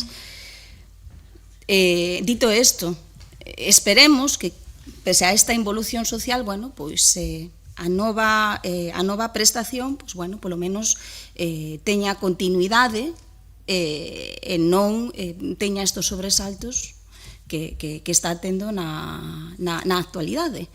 Que xa levamos sufrindo desde xa fai uns meses. Nada máis, vamos a votar a favor da proposición do Partido Popular. Grazas, pasamos á votación, señor secretario. Única e exclusivamente para rectificar ou ratificar, non é para engadir comentarios novos. Só pode ser para iso utilizado un minuto, como dixemos, e é o que pon no regulamento. Si quere para iso. Vale. Para esa cuestión. Sí, para ratificar la postura del Partido Popular respecto de la posición a esta proposición, que no puede ser otra la de votar a favor de ella, porque es nuestra proposición. Sería el colmo que se cambia. Alguna vez habría que plantearse los términos del reglamento, pero nada más. Y solamente una cuestión, señor Duro. Nos anuncia la solución al problema para el contrato futuro, pero ¿qué pasa mientras no se formaliza ese contrato que acaba de anunciar su adjudicación? Van a pasar 2 meses antes de que se formalice y, mientras tanto, ¿qué va a pasar con esas actividades? No ha aportado ni una sola solución a la actual situación de inactividad en centros socioculturales. Señor de la Fuente. No, pasamos á votación, señor secretario. Proposición presentada polo Grupo Municipal do Partido Popular para implementar medidas que palían a suspensión de actividades nos centros socioculturais. Votos a favor. Grupos municipais, Partido Popular, Socialista, concelleiros e concelleiras non adscritos. Votos en contra. Non hai abstencións. Grupos municipais, BNG e Compostela Aberta. Apróbase a proposición. Pasamos ao seguinte punto, que é a toma de coñecemento de resolucións da Alcaldía, das Concellarías Delegadas e acordos da Xunta de Goberno Local, e pasamos ao apartado xa de rogos, preguntas e interpelacións. A primeira é unha interpelación presentada polo concelleiro non adscrito don Gonzalo Muiños Sánchez relativa á xestión municipal dos recursos humanos dos servizos esenciais de seguridade e emerxencias do Concello. Ten 5 minutos cando queira, señor Muiños. Bo día. Gustaríame que a señora Samartín, quen espero que responda as miñas preguntas, empregase esta interpelación para falarlle á cidadanía de Santiago de Compostela e que non fixéramos disto un debate de versións. Creo que este formato é unha oportunidade para que vostede dê explicacións, ofreza solucións, e se cree que ten que facelo, asuma culpas e responsabilidade. Onte cumpriuse un mes completo sen que o Parque de Bombeiros de Santiago de Compostela chegara ningún só día ao mínimo operativo de 9 efectivos, e moi lonxe dos 12 bombeiros que fixo o plan de emerxencias municipal para garantir unha resposta segura, rápida e profesional. Isto non o digo eu, dino os propios bombeiros. 30 días consecutivos xogando coa seguridade da cidadanía e do propio persoal, onde a preocupación do goberno local non foi aboar os 2 millóns de euros que lle debía aos bombeiros e a policía local, senón que a preocupación era crear un relato político alternativo. Como sempre, a prioridade non era a xestión, era frear a polémica. Como se non se pode explicar que dende novembro do 2024 tardar un ano completo en pagar as horas extras que son imprescindibles para o funcionamento normal destes dous servicios? Eu pregúntolle, cree o goberno local que está dabondo justificados os motivos polos que houbo este retraso de 11 meses de impago de horas extras a bombeiros e policía local que teñen provocado que por primeira vez na historia o Parque de Bombeiros quedara inoperativo? Digo máis, por que o goberno municipal non actuou antes para evitar este conflito se era consciente da acumulación de horas extras impagadas? Como dixen hai unha semana, antes a crise, o goberno local xogou no todo unha estrategia de sálvese quen poida. E aquí foron responsabilizándose uns aos outros en que ninguén fora capaz de dar un paso adiante e dicir, este é o problema e dependía do meu departamento. Así que, díganos, de que concellería depende o pago efectivo das horas extraordinarias? Da de mobilidade e convivencia ou da de economía, facenda e persoal? Fronte a esta situación, as medidas que anuncia que van a adoptar para a diminución da realización de horas extraordinarias no futuro inmediato pasan, por exemplo, por un maior control do número de horas prestadas polos servicios de seguridade, coa posta en marcha de sistemas de xestión e fichaxe. En un futuro medio-longo prazo, valorarase a necesidade de ampliar o persoal. Así figura no informe da Dirección de Área. De verdade, esas son as medidas que van a reducir o uso de horas extraordinarias? Pregúntolle, insinúa o goberno local cando anuncia unha política estricta de seguimento de fichaxes e horas prestadas por parte da policía local que os asentes estiveron, ata de agora, alterando o seu horario laboral efectivo? Ou están cuestionando a organización do servicio por parte da Intendencia? Acláreno, porque o que semellan dicir con esa política de fichaxe é que se usan as horas extraordinarias porque a xente non cumpre coas súas horas ordinarias. Eu pregunto, e xa vostede mo aclara, porque é grave e irresponsable a partes iguais. Como irresponsable a proposta que vostedes levaron á mesa de negociación desta semana, unha esmola de 1 céntimo para aqueles policías municipais e bombeiros que queiran facer horas extraordinarias. 1 céntimo. Por certo, o señor César Debería deixar de enganar. Antes quiso comparar a subida do 20% na hora extraordinaria que se propón en Santiago co aumento do 2,5% que se está a negociar en Madrid. Xa se pagaba por enriba da hora ordinaria. Por iso a porcentaxe é menor. Xa cobraban antes da subida salarial máis dun céntimo por enriba da ordinaria. Todos non fagamos trampas ao solitario, non sei xogar as cartas. Para formular esa gran proposta que indignou con razóns todos os sindicatos, non tuveron ningunha presa. Tomáronse 2 semanas de reflexión e os prazos son indicativos do seu interese deste problema. Tamén os que seguen para publicar as bases dos procesos selectivos para a cobertura das prazas de promoción interna do Parque de Bombeiros. 9 prazas que publicaron o 5 de setembro, hai 2 meses, con calma. E agora a pregunta é, cales son as previsións do goberno local para cubrir as 12 prazas vacantes, así como pola taxa de reposición do Servicio de Extinción de Incendios? Ou, por exemplo, ese anuncio tan socorrido que levan empregando 3 semanas o da acción excepcional do artigo 20 da Lei de Orzamentos, díganos, en relación á taxa de reposición, avaliouse xa se existe encadre legal para superar o límite de acordo con esa opción excepcional que recolle a lei? Falen con claridade, sen medias verdades e sin intentar manipular. Si me desconta da seguinte... Xa desde o 1921 nunca se deu que o Parque de Bombeiros estivera inoperativo, tal como explicaron os propios bombeiros, pode acusarse esta situación un problema estrutural errado sendo inaudito. E xa para rematar, sabe a señora Samartín que ela pediu moitas veces a dimisión de varios dos concelleiros do anterior goberno.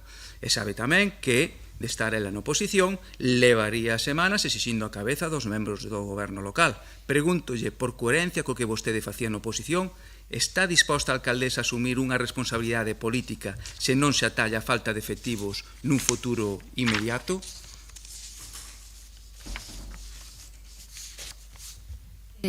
Grazas, señor Muiños. Sabe vostede perfectamente que o pasado venres 21 de novembro aprobamos o pagamento de gratificacións extraordinarias para bombeiros e policías, unhas gratificacións que serán aboadas na nómina do mes de novembro e que con este pagamento a cantidade global para esta finalidade supera os 2 millóns de euros, unha cantidade que excede do que establecen as bases de execución do Concello e dos límites que marca o convenio colectivo para os servizos fora da xornada. Tivo que agardar este pagamento a dotar crédito extraordinario porque supera en moito o orzado para esta finalidade, algo que non acontece por primeira vez. Xustamente, ese informe de intervención que poñía un reparo a este pagamento sinalaba o habitual que foi nos últimos anos deixar de pagar algúns meses para non exceder dos máximos legais, incluindo aqueles anos en que vostede formou parte do goberno. Así que, por moito que queiran afirmar o contrario, o feito é que isto viña sucedendo antes deste mandato. Algo que se agudizou, como era lóxico, e a se seguir agudizando, estivese quen estivese, ao se producir un importante número de xubilacións e encontrouse tamén, como se fose nunha tormenta perfecta, coa negativa de bombeiros e policías en demanda das súas lexítimas reivindicacións a cubriren servizos ordinarios con horas extraordinarias, que era algo que viñan facendo até o de agora. Unhas reivindicacións que, repito, son lexítimas, pero para as cales é necesario dispor de recursos que son públicos e que deben empregarse con rigor e dentro dos límites legais, como ben sabe. Por iso nós fixemos unha proposta para chegar a acordos que entendemos que é máis que razoável. É unha proposta para chegar a acordos, para negociar.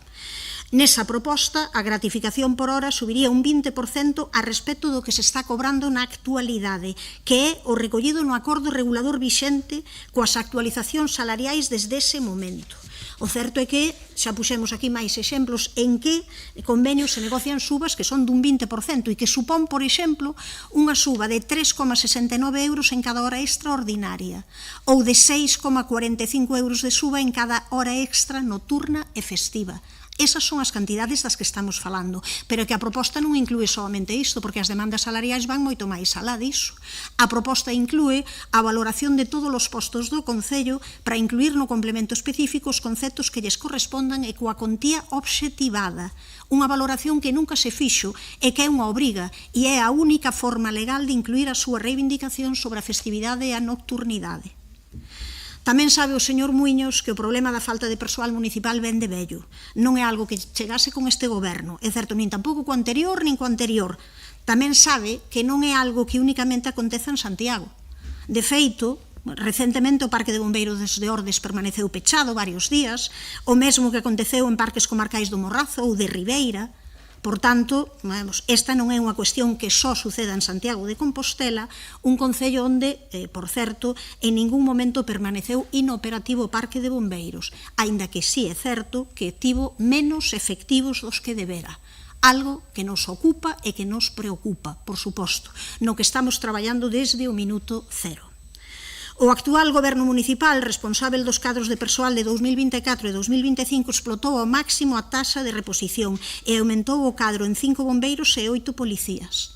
E vou lembrar que esta taxa quen a fixa é a Lei de Orzamentos do Estado, que a foi variando ao longo do tempo e que hai unha tendencia alza, que reverte o que veu pasando desde hai polo menos 15 anos. Se até de agora non tivemos informes que fixesen viável superar aínda máis do que xa fixemos a taxa de reposición, no caso dos bombeiros existe unha fenda que temos vontade de aproveitar. Por iso, é certo que o Goberno municipal ten intención de redactar, negociar e levar a este pleno, traer a este pleno, un regulamento do servizo, contando xa co futuro parque comarcal, que sirva de base para superar a taxa e adecuar o número de bombeiros ao ámbito real de actuación. Chegar a ese número, como ben sabe tamén, exixe ampliar o orzamento, porque aquí do que falamos é de diñeiro, de importantes cantidades de diñeiro para as arcas municipais. Mentres tanto, a previsión do Goberno municipal é cubrir de maneira inmediata 3 prazas de bombeiros con interinaxes e aprobar na seguinte mesa de negociación as bases para as 9 prazas pendentes, que están pendentes, como saben, da oferta de emprego de 2025. Por tanto, no seguinte ano teremos 12 prazas máis de bombeiros cubertas. Respecto ao cadro de persoal da policía, para alén das 15 prazas incorporadas neste 2025, no próximo ano sumaremos outras 15 máis, co que o número de efectivos será de 30 máis. É certo que nos gustaría que os procedementos fosen máis áxiles. É verdade, non o imos negar. Con todo, saben todas as persoas que están aquí presentes, todos os concelleiros e concelleiras, que estamos nun momento en que dentro de poucos meses veremos unha diferenza sustancial respecto dos minguados cadros de persoal da actualidade. Así que eu insisto en que creo que sí que se pode dicir que a situación está nalgúnas cuestións encamiñadas. Pero se quere, pois volvemos tamén, é certo, a esas demandas dos colectivos implicados. Eu creo que non se pode pasar por alto algo que é unha evidencia, claro, o que algunha central sindical, cando falan de todas, algunha central sindical está reclamando son subas que supoñen un incremento do 80% a respecto das cantidades actuais.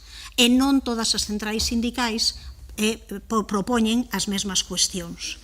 E é sempre perfectamente entendível aspirar a máis, é algo lóxico. O caso é que estamos a falar tamén de normas que non se poden contornar, que hai que cumprir, que hai que ver como se pode facer. E a proposta que o Goberno leva á negociación o que intenta facer é encaixar esas aspiracións coas de todo o persoal, tamén coas normas e coas limitacións orzamentarias e coa obrigada resposta a moitas outras necesidades da cidadanía. Por tanto, eu insisto nalgo que levamos dicindo desde o primeiro momento. Existe unha vontade por parte deste Goberno municipal de chegar a acordos, niso estamos traballando de maneira continua e niso estamos asumindo as responsabilidades que nos corresponden. Agardo ter respondido ás súas preguntas. Ten agora 3 minutos menos 25 segundos, ao chegar a 25 segundos debe parar, cando queira.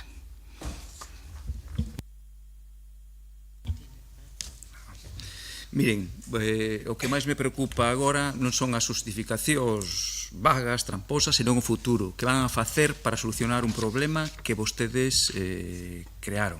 E algunha das preguntas non me respondeu, como a cuestión dese control estrito das horas prestadas e fichaxes.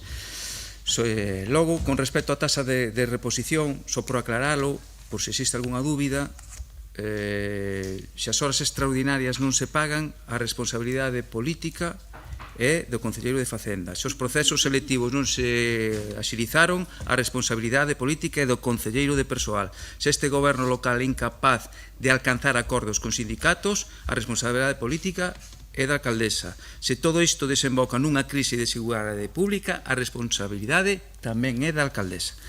Non vale que despois de un mes sigan dando justificacións imprecisas. Non pode ser que a resposta a unha crise que non ten precedentes na historia do noso Concello sexa que están estudando unha vía do artigo 20 da Lei de Orzamentos para superar a taxa de reposición. Mire, nós non temos persoal eventual, como vostedes, nin personal directivo, nin altos cargos que teñan os conocimientos técnicos para estudiar iso, pero o artigo 20 da Lei de Orzamentos Xerais do Estado exixe que para ampliar a plantilla se respeten as disponibilidades orzamentarias do capítulo 1. E fronte a iso, pregúntolle, é posible que o feito de estarmos sometidos a un plan económico financiero limite a capacidade do Concello de incrementar o gasto estrutural?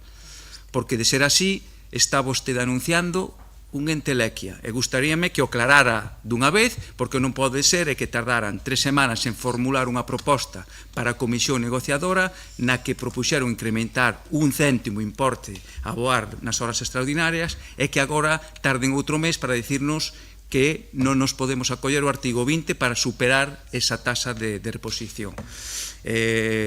Non digo que se poida ou non, o que digo é que coa enorme estrutura directiva de altos cargos e de asesores que dispoñen é absolutamente incomprensible a limitadísima capacidade de resposta que teñen ante calquera revés na xestión. Díganos claramente que van a facer, que están facendo, e non xoguen con esos anuncios e coas incógnitas, porque estamos falando da seguridade das persoas. Grazas. Grazas, señor Muiño. Espero que poña o tempo. Aí está. Ben, eu creo que hai algunhas das cuestións que teñen que ver realmente con condicionantes que terán que ser os informes técnicos os que os poñan en riba da mesa. Tamén hai algunhas cuestións que non son certas, que se están dicindo, pero que eu creo que non se trata neste escenario de facer a negociación non que corresponde facer no grupo de traballo. A respecto diso, de se incrementa 1 céntimo ou non, hai cousas que non son certas, que teñen que ver con moitas cuestións que están no medio de como se votan as contas e que hai espazos e marcos para falalo. De algunhas das preguntas tamén que fai vostede, señor Muiños, vostede sabe perfectamente a resposta. Pois foi de vostede de quen dependeu a xestión e organización deste servizo até maio de 2023. Vostede sabe perfectamente que isto non vende agora e non ten sentido reiterar cuestións que coñece moi ben. En canto á responsabilidade que eu asumo, vostede sabe que hoxe mesmo está tendo, ou xa tivo lugar, unha nova xuntanza do grupo de traballo para chegar a un acordo, que justamente tiña lugar hoxe pola mañán. Tampouco se lle escapa que ese acordo ten que ter encaixe legal e económico. Legal, porque para modificar os complementos específicos e mudar as contías por festividade e a nocturnidade, compre facer unha avaliación dos postos de traballo que vostedes non realizaron. Claro, hai que facela. E esa avaliación debe incluir o conxunto do persoal municipal, non só bombeiros e policías, polo que estamos a falar dun traballo de meses. Estamos a falar diso. E tamén debe ter encaixe económico, porque a xusta demanda de incrementar o prezo das horas extraordinarias require un esforzo económico, que tamén teña en conta a cantidade global que hoxe aboamos por eses conceptos e que supera varios límites, como ben sabe. Por iso é necesario reorganizar os servizos e procurar que sexan o máis eficientes posíveis. É así. Vostede sabe que houbo neste Concello diferentes conflitos e demandas salariais, unhas viviunas desde o Goberno e outras desde a oposición, pero en calquera das situacións, no Goberno ou na oposición, todas as persoas que nos sentamos neste pleno temos o noso grau de responsabilidade e a veciñanza vai nos xulgar polo que fagamos. Así que no que a min respecta, máis unha vez o que comprometo é o máximo empeño para ter unha saída, sempre coa vista posta na necesaria transformación estrutural, que insisto que é algo que non vende agora e que saben perfectamente. É ben difícil que nos digan que en 2 anos podemos solucionar problemas que gobernos anteriores viron pasar e ao mellor enfrontaron, pero parcialmente, porque desde logo estruturalmente non nos afrontaron. Nós temos o compromiso de dedicarlle todo o tempo e toda a vontade a esta resolución, escoitando as reivindicacións salariais do colectivo, as voces do conxunto de traballadores e traballadoras municipais e velando pola estabilidade económica do Concello e tamén por esa seguranza xurídica que nos dan eses informes técnicos que deben asesorar en procesos tan complexos. Pero casi sempre esquecemos o máis importante, que é por que vimos e por que chegamos aquí, por algo que o Goberno do Estado podría facer, eliminar a taxa de reposición, ese compromiso electoral que aínda non está cumprido. Continuamos co pleno, se lles parece, coa cuestión, co capítulo dos rogos. O primeiro rogo é presentado pola concelleira non adscrita, dona Milagros Castro Sánchez, para o condicionamento da rehabilitación do Parque da Trisca, cando queira. Grazas, señora alcaldesa. Moi bo día, concelleiras e concelleiros. Aínda que pasou xa tempo, o meu saúdo tamén para Julio Fernández, que interviu neste pleno ao inicio.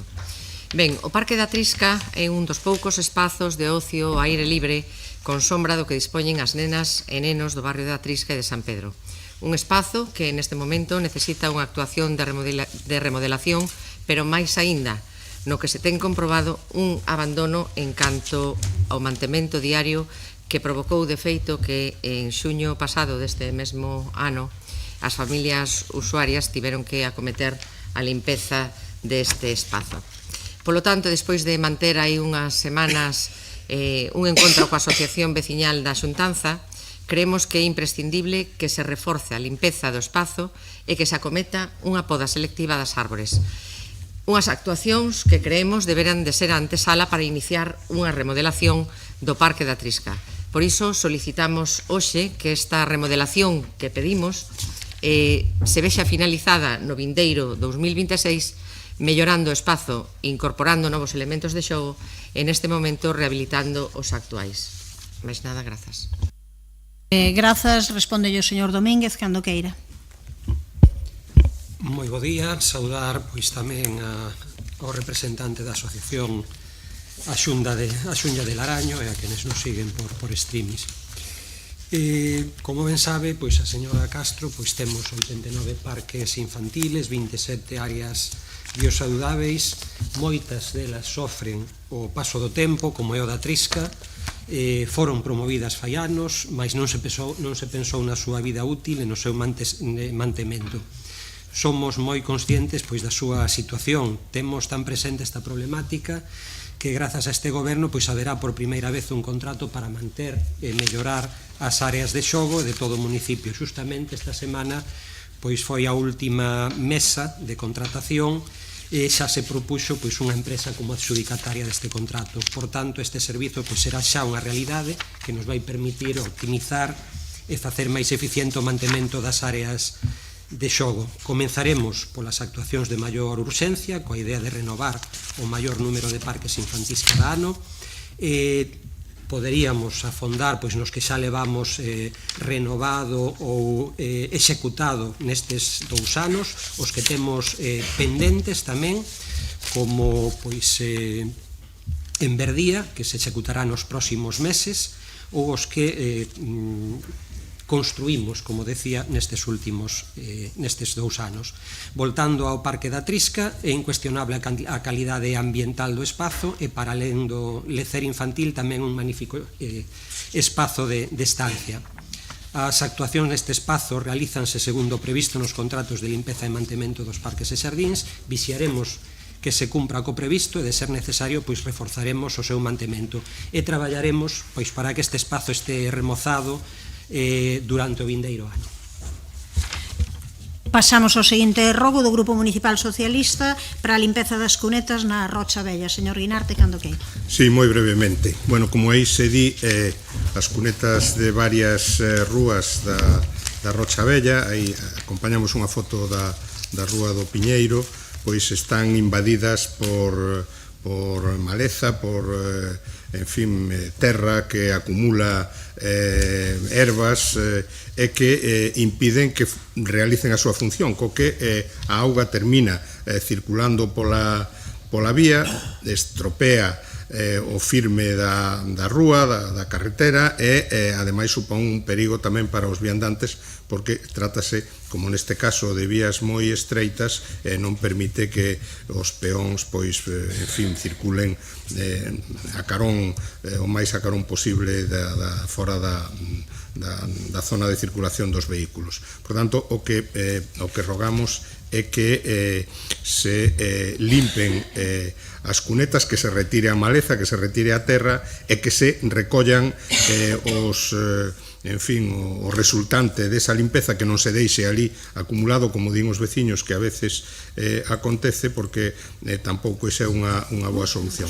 Aproveito para decir que no cabo desa rúa, vese na fotografía, onde hai unha casa, do outro lado hai un piñeiro de notables dimensións que está sobre o terraplén, e os propios veciños din que ten medo que en calquer momento un día de temporal caia sobre a casa. É unha finca particular, obviamente ten que ser o responsable o que se faga cargo del, pero conviría que dentro do Concello se lle fixese notar, nada máis. Tempo para a resposta para o señor Domínguez. Pois, unha vez máis, é curioso que o Grupo Socialista traia a este pleno cuestións que estamos a resolver e que poñen de manifesto o escaso mantemento de quilómetros de gabias por toda a cidade, a mala planificación e a mala planificación de gobernos anteriores. O pasado día 2 de novembro reuníme cos membros desta asociación, porque xa mo tiñan demandado uns días antes, da asociación veciñal a Rocha Forte, precisamente. Xa me transmitiran o problema. O día 3 viñe traslado á brigada e o 4 de novembro a brigada comezou as labores de limpeza desta gabia, da retirada de maleza. Repito, que non se fixera en anos anteriores. Esta limpeza tuvo que ser, tuvo unha certa parálise de uns días por motivos de choiva, e este rogo, curiosamente, foi asinado o día 18 de novembro, coincidindo, cando me comunica a brigada que xa estaban rematados os traballos de limpeza de toda esta gabia. Unha brigada minguada tamén nos seus efectivos pola lei de tasa de reposición, a que hai que agradecerlle o seu traballo de axilidade e presteza, deixando limpa toda esta Rúa do Piñeiro. Podo mostrar a foto de toda a gabia, prácticamente ata en todo o seu percorrido. Para alén disto, estamos preparando a licitación para que o Concello conte cun contrato específico de limpeza de gabias, mantemento do verde, nos casos que corresponda, e tamén de recuperación, de sección hidráulica, naquelas concas fluviais donde sexa necesario. Pasamos ao seguinte rogo presentado polo Grupo Municipal do PSDG-PSOE relativo ao estado da senda de San Martiño de Arins. Señora Abal, cando queira. Gracias.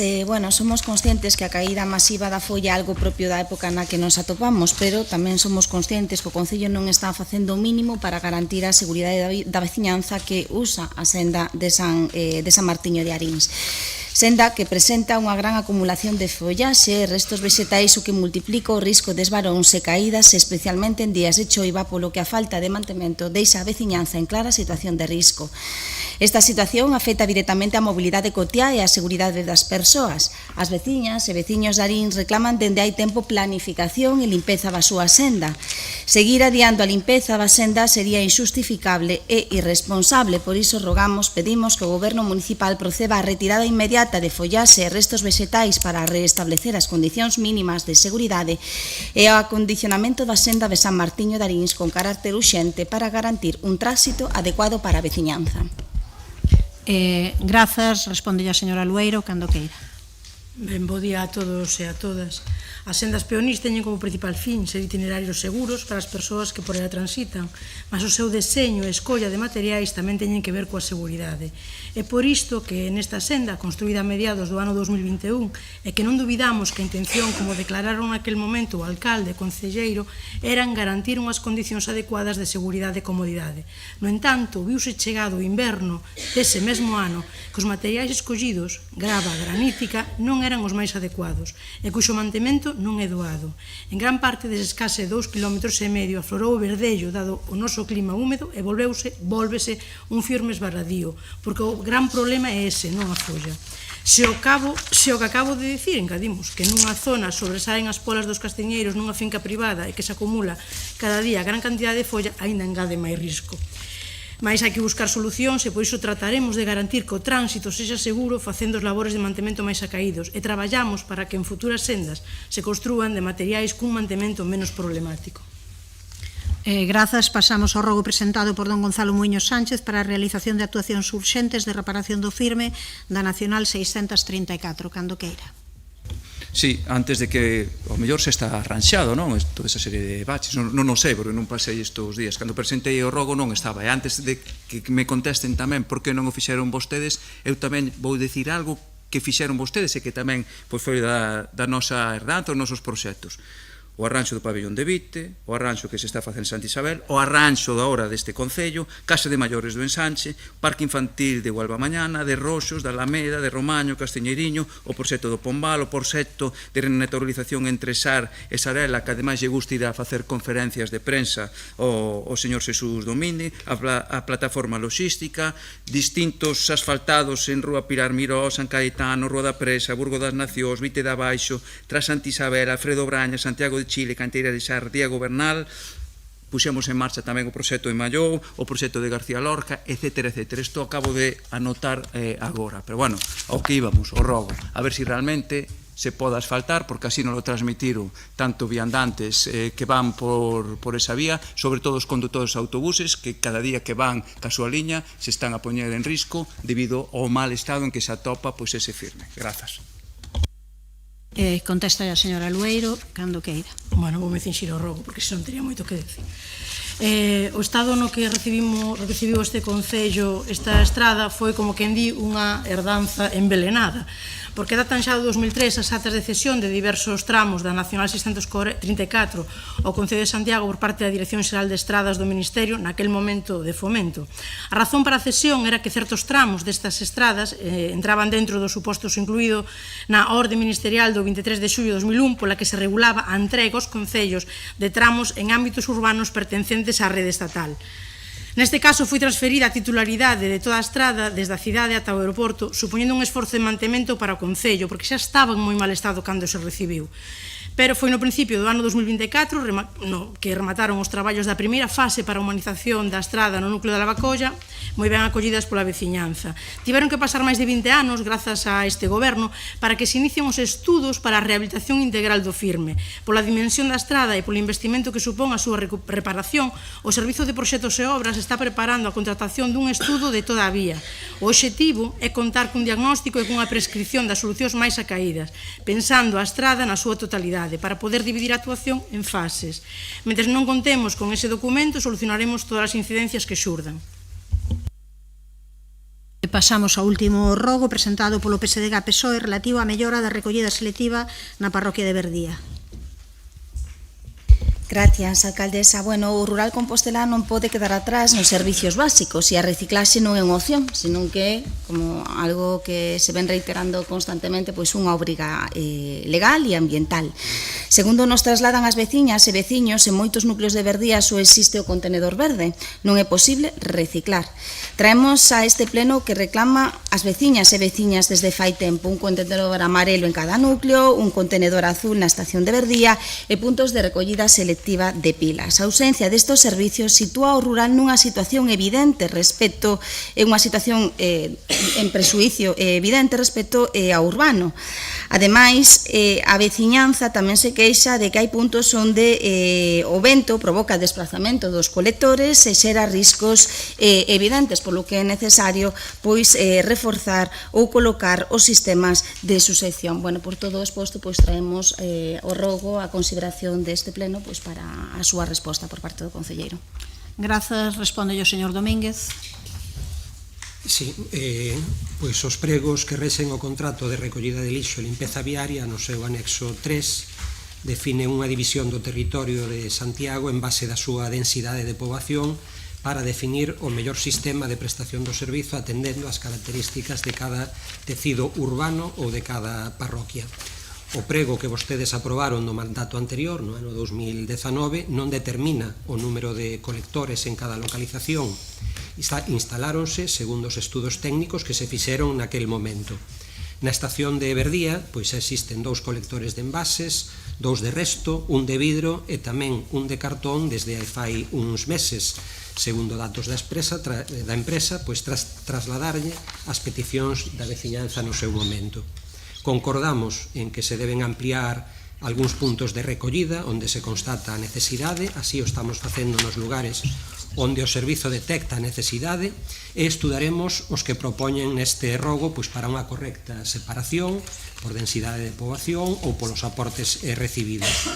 En canto ás pilas, que tamén nomea, son un residuo considerado perigoso e como tal non está permitida a súa recollida na vía pública polo risco de contaminación que supoñen.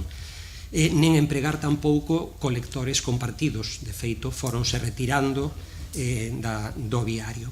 Deben depositarse nos puntos limpos ou nos establecementos adheridos, que son máis de 219 en este momento, que contan cuns colectores fechados proporcionados pola empresa concesionaria precisamente para a recollida das pilas.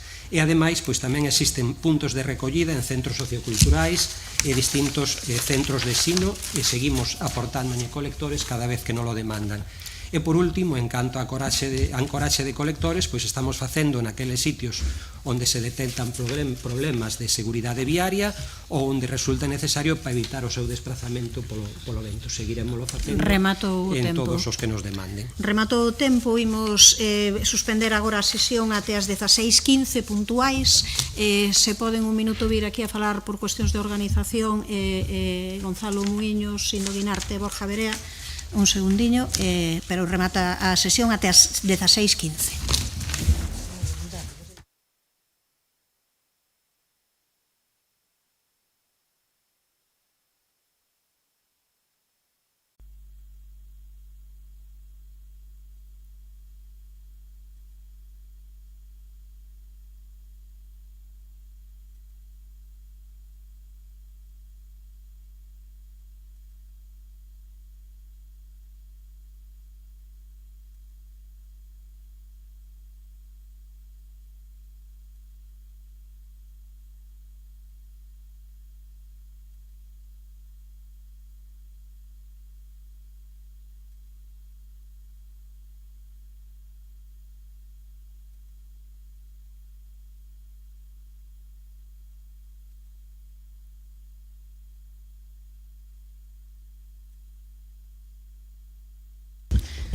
Ben, imos dar comezo daquela quenda de preguntas. A primeira pregunta é presentada polo Grupo Municipal do Partido Popular sobre a renovación da rede do abastecemento na Rúa da Mira, en Amio. Vale, esperamos medio segundo logo se Suso que a fai.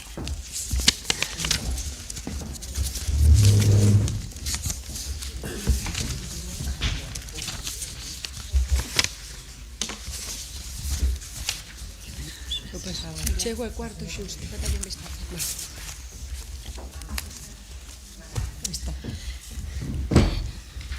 Empezamos logo, meña señor Domínguez, que lle toca agora intervir. Pregunta oral do Partido Popular sobre a renovación da rede de abastecemento da Rúa da Mira. Quen a defende? A señora Ferreiro. Boa tarde a todas e a todos. No plan de contratación aprobado para esta anualidade prevese a renovación da rede de abastecemento na Rúa da Mira en Amio por importe de algo máis de 100.000 euros e un prazo de execución de 4 meses. A veciñanza desta rúa adoita vivir dun tempo para aquí situacións de especial gravidade e que poñen en perigo a súa salubridade como consecuencia do obsoleto estado das tubaxes de fibrocemento e con amianto que rompen asiduamente, o que supón inconvenientes graves para a vida diaria, como os asolagamentos nas vivendas, a falla de agua, ou que logo de reanudarse o suministro, a auga saia de cor marrón con partículas que atascan as lavadoras, cisternas, caldeiras e que, sobre todo, poden ser prexudiciais para a súa saúde, polo que se ven obrigados a tomar medidas como mercar agua embotellada, por suposto, para beber, pero tamén para asearse, para facer a comida. O noso grupo municipal fíxose eco en varias ocasións da situación que están a padecer os veciños e veciñas da Rúa da Mira, tanto nos medios como con a ocasión do pleno do mes de marzo por parte da concelleira Nerea Barcia. Foi precisamente no mes de marzo cando o concelleiro competente anunciaba que xa contaban cun proxecto redactado. Tendo en conta a data na que estamos e que xa contan con financiación para as inversións, preguntamos se teñen previsto licitar a obra antes do 31 de decembro deste ano ou queda dita a licitación para o vindeiro ano. Moitas grazas. Grazas. Contesta o señor Domínguez, cando queira. Boa tarde. Pois a execución desta actuación da Rúa da Mira é unha prioridade para o Departamento de Servizos. Así o fixemos saber tamén a veciñanza, que informamos dos avances na redacción do proxecto técnico necesario para a execución da obra. Incluíuse no plan de fugas como un dos ámbitos que precisan ser intervidos con premura. A rotura das tubaxes de fibrocemento pois son recorrentes, froito dun estado xa deficiente de conservación e por atoparse ao remate da súa vida útil. A veciñanza está a sufrir, como ben decía, as consecuencias dun problema que ven de lonxe, sen que en mandatos anteriores se actuase ao respecto. Por todo iso, encargamos un proxecto tanto para a Rúa da Mira como para o resto das rúas da zona de Amio. Contamos xa co documento, mais para poder aprobalo e licitalo, e licitar a execución da obra, compre obter as autorizacións sectoriais oportunas. Solicitamos a autorización de Augas de Galicia e, en canto contemos con ela, avanzaremos na aprobación do proxecto e coa licitación da obra para que, por fin, a veciñanza da Rúa da Mira conte cun servizo de abastecemento de auga potable eficiente. Falamos dun investimento calculado duns 126.000 euros, aproximadamente, e pola altura a que nos atopamos de ano, a previsión é que a licitación da obra se publique nos primeiros meses do vindeiro ano.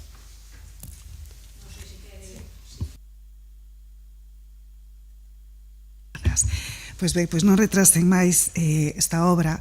Trátase de atender a uns veciños que levan tempo reclamando esta mellora, que están cansados de loitar, palabras textuais, fartos de sufrir cortes, caídas de presión e de cociñar con auga embotellada.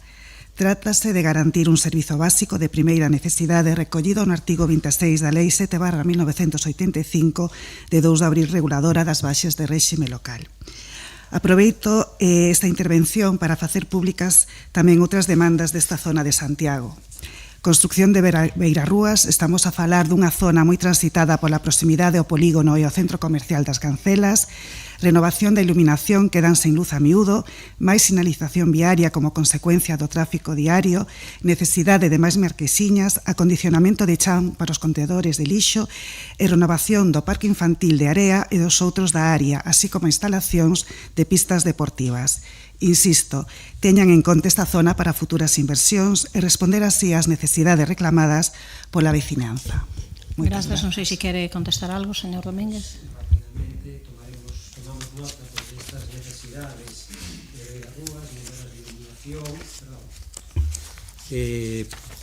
O espazo, a ubicación dos colectores ou esas melloras nos parques infantiles que xa temos falado deles, e pois tamén comentar que aproveitando que redactamos que fixemos a redacción do proxecto da Rúa da Mira, tamén o fixemos pois da Torreira da Riba dentro dese plan de fugas que tamén era unha das intervencións que había que executar. Pasamos á seguinte pregunta, presentada tamén polo Partido Popular sobre o inmoble do antigo grupo escolar de Albudiño en San Xoán de Fecha. Señora Barcia, cando queira. Boa tarde a todos e a todas. O Concello de Santiago de Compostela é titular do inmoble do antigo grupo escolar de Albudiño na parroquia de San Xoán de Fecha. A Xunta de Goberno Local do 31 de decembro do 2013 acordou solicitar a desafectación do referido inmoble para a realización de diversas actividades de formación e inserción laboral do Departamento de Emprego.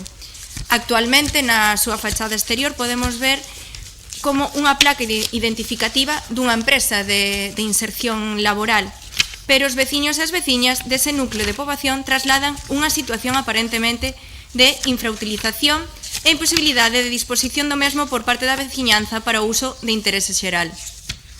É responsabilidade dos entes públicos xestionar o seu patrimonio baixo os principios de eficacia e rentabilidade, propiciando o desenvolvemento de actividades de interese xeral para a sociedade.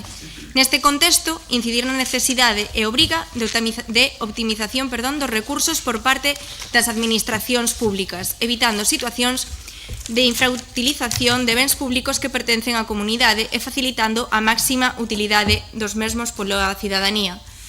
Por eso traemos esta pregunta aquí a pleno, porque os veciños pregúntanse día tras día por que non se está usando esa escola e por que está pechada desde fai tantos anos, xa que a eles non se lle contesta a ver se aquí neste pleno se lle dá unha contestación a esta pregunta tan clara. Dende o Partido Popular entendemos que os bens públicos deben ser xestionados de forma eficiente e útil e que a comunidade ten dereito a saber como e para que se están a empregar. Polo tanto, vamos a exixir unha información, como ben dixen, clara e pronta sobre este estado de como se atopa esta escola e sobre a posibilidade de que a veciñanza poida facer o uso da mesma. A pregunta é moi clara. En que condicións se atopa actualmente o dereito de uso sobre o inmoble do antigo grupo escolar de Albudiño na parroquia de San Xoán de Fecha e se ese uso é compatible coa posta a disposición do inmoble a favor da veciñanza para o desenvolvemento de actividades e programas de interese xeral? Moitas gracias. Grazas, responde a señora Lueiro, cando queira. Ben, boa tarde. Os veciños e veciñas deste lugar son os primeiros sabedores da situación deste local. A placa data dunha cesión dada en precario polo goberno do Partido Popular ao colectivo ANACO de inserción de mulleres que permitiu realizar unha actividade nesta antiga unitaria de Albudiño. Esta actividade de conservas de peixe desapareceu volvendo o local a un uso moi residual pola situación arquitectónica e de conservación. Pola dita situación arquitectónica só se garantirían novos usos logo dunha intervención como a reforma da cuberta, mellores en climatación e repintado, entre outras. Aínda así, o local está sendo usado pola veciñanza para certas xuntanzas entre veciños e veciñas. Quere usar o minuto, supoño? Aí vai, cando queira. Nada, si traemos esta pregunta aquí é porque os veciños non teñen claro unha vez máis por que esta escola está neste estado. Vou aproveitar tamén para recordarlle que estes veciños e veciñas vense na obriga de limpiar tamén as zonas exteriores dos centros socioculturais como de La Mascal. É algo que é competencia do Concello de Santiago e os veciños vense na obriga deles realizar esa limpieza para poder acceder a esas inmediacións. Por que teñen que limpiar os veciños? Por que non se fai cargo? O Concello exixe, o goberno de Goretti San Martín está exixindo obrigando máis ben aos veciños a facer o que o Concello debería de facer. Que están facendo vostedes? Nada máis, recórdolle para que lle quede iso claro e se traemos aquí preguntas é porque os veciños non o teñen claro e a ver se aí desta forma pois son máis directos e se deciden a falar ca veciñanza, nada máis. Señora Lueiro. Simplemente, finxíndome a pregunta formulada por escrito, na rede de centros socioculturais figura como local de sociocultural o de La Mascal, que é un espazo de referencia da parroquia. A prioridade e centralidade da actividade social está situada neste equipamento, que é cara onde debemos dirixir os esforzos de mellor dotación en primeiro lugar. No momento que haxa recursos que non son ilimitados neste Concello, actuarase sobre o local de referencia. Respecto da limpeza no exterior do local de La Mascal, ainda que non viña refletido na pregunta en escrito, respóndolle que a min constame que desde o Concello se actuou nas inmediacións nos arredores do Centro Sociocultural de La Mascal. Pasamos á seguinte pregunta, presentada tamén polo Partido Popular, sobre a necesidade de realizar unha intervención integral na zona do Outeiro, no Castiñeiriño. Señor Ben, cando queira. Boa tarde, alcaldesa, compañeras e compañeros de corporación. A veciñanza da zona do Outeiro, no barrio do Castiñeiriño, leva tempo agardando que se dé resposta a diferentes demandas relacionadas co mantemento e mellora das súas infraestructuras básicas. Demandas que só poderán ser atendidas a través dunha intervención integral nesta zona do noso Concello. En particular, os veciños e veciñas demandan a adecuación do asfaltado das estradas e unha mellora na sinalización. Resulta tamén necesario mellorar a iluminación pública, xa que son varias as zonas nas que a escasa presenza de puntos de luz obriga as persoas a transitar completamente escuras. Outro aspecto sinalado pola veciñanza é a falta de limpeza e mantemento das gabias cunha roza que se realiza de maneira tardía e deficiente, deixando a maleza acumulada, o que provoca suciedade e obstruccións nas canles de evacuación da auga, causando asolagamentos en épocas de choivas. Estas son algunhas das necesidades sinaladas pola veciñanza e que sería necesario correxir mediante dita intervención integral neste espazo do barrio Castiñeiriño. Ben é certo que esta mesma pregunta se podería trasladar casi na súa totalidade a outras moitas zonas ou barrios do Concello de Santiago, pero en todo caso a pregunta que lle facemos respecto ao Outeiro no barrio do Castiñeiriño é se ten previsto o goberno municipal realizar a necesaria intervención integral para o mantemento dos espazos e a mellora viaria na zona do Outeiro no barrio do Castiñeiriño. Mais nada, gracias. Grazas, contesta o señor Domínguez, cando queira. Grazas de novo.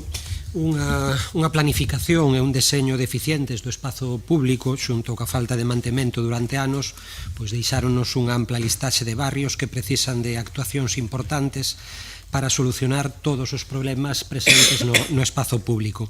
Levamos 2 anos traballando para mellorar esa situación e a calidade de vida da veciñanza.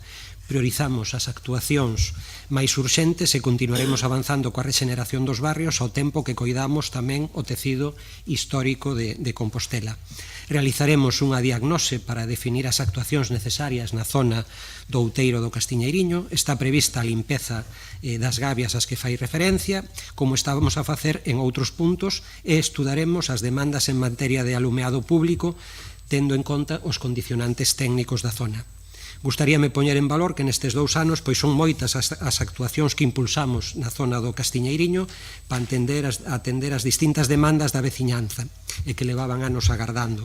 Asfaltamos de forma integral 9 rúas por un importe de case medio millón de euros.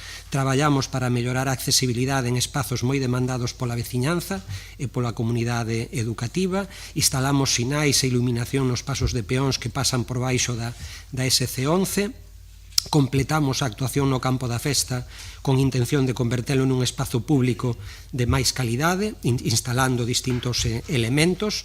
Instalamos un novo parque canino demandado pola veciñanza, tamén plantamos árbores froiteiras e 200 castiñeiros no Monte do Seixo para que sirvan de barreira acústica precisamente contra ese C11, e habilitamos unha parcela a carón do IES Lamas da Vade, onde se retiraron pois acacias e piñeiros, tamén unha demanda da comunidade educativa, e xeramos un espazo estancial, e fixemos varias actuacións para mellorar a xestión das pluviais en varios puntos onde se facían tamén asulagamentos. Estamos neste momento pois en contacto co IGUS para darlle tamén solución a unha rotura dun colector de saneamento tamén na Rúa do Castiñeiriño, moi próxima á Rúa do Outeiro, e seguiremos pois actuando en toda a zona un pouco na liña das demandas que plantexa.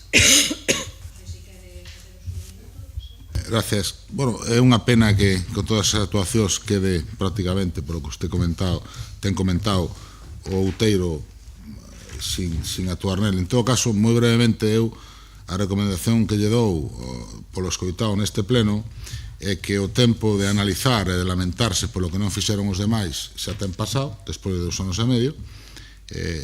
Vostedes fan unha análise pormenorizada do que non fixeron os demais, pero teñen que empezar a valorar cales son as demandas que ten a ciudadanía e teñen que empezar a actuar.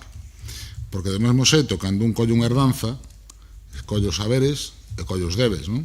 Do mesmo xeito que hai unha serie de actuacións que quedaron licitadas do anterior goberno e vostedes foron a inaugurar e sacaron adiante perfectamente, eso todos o entendemos, pois, oiga, hai outras cuestións que ten que dar adiante, se ten que arranxar, e non podemos estar mirando ao pasado permanentemente para explicar o que non facemos nun presente e o que non planificamos para o futuro. Mais nada, gracias.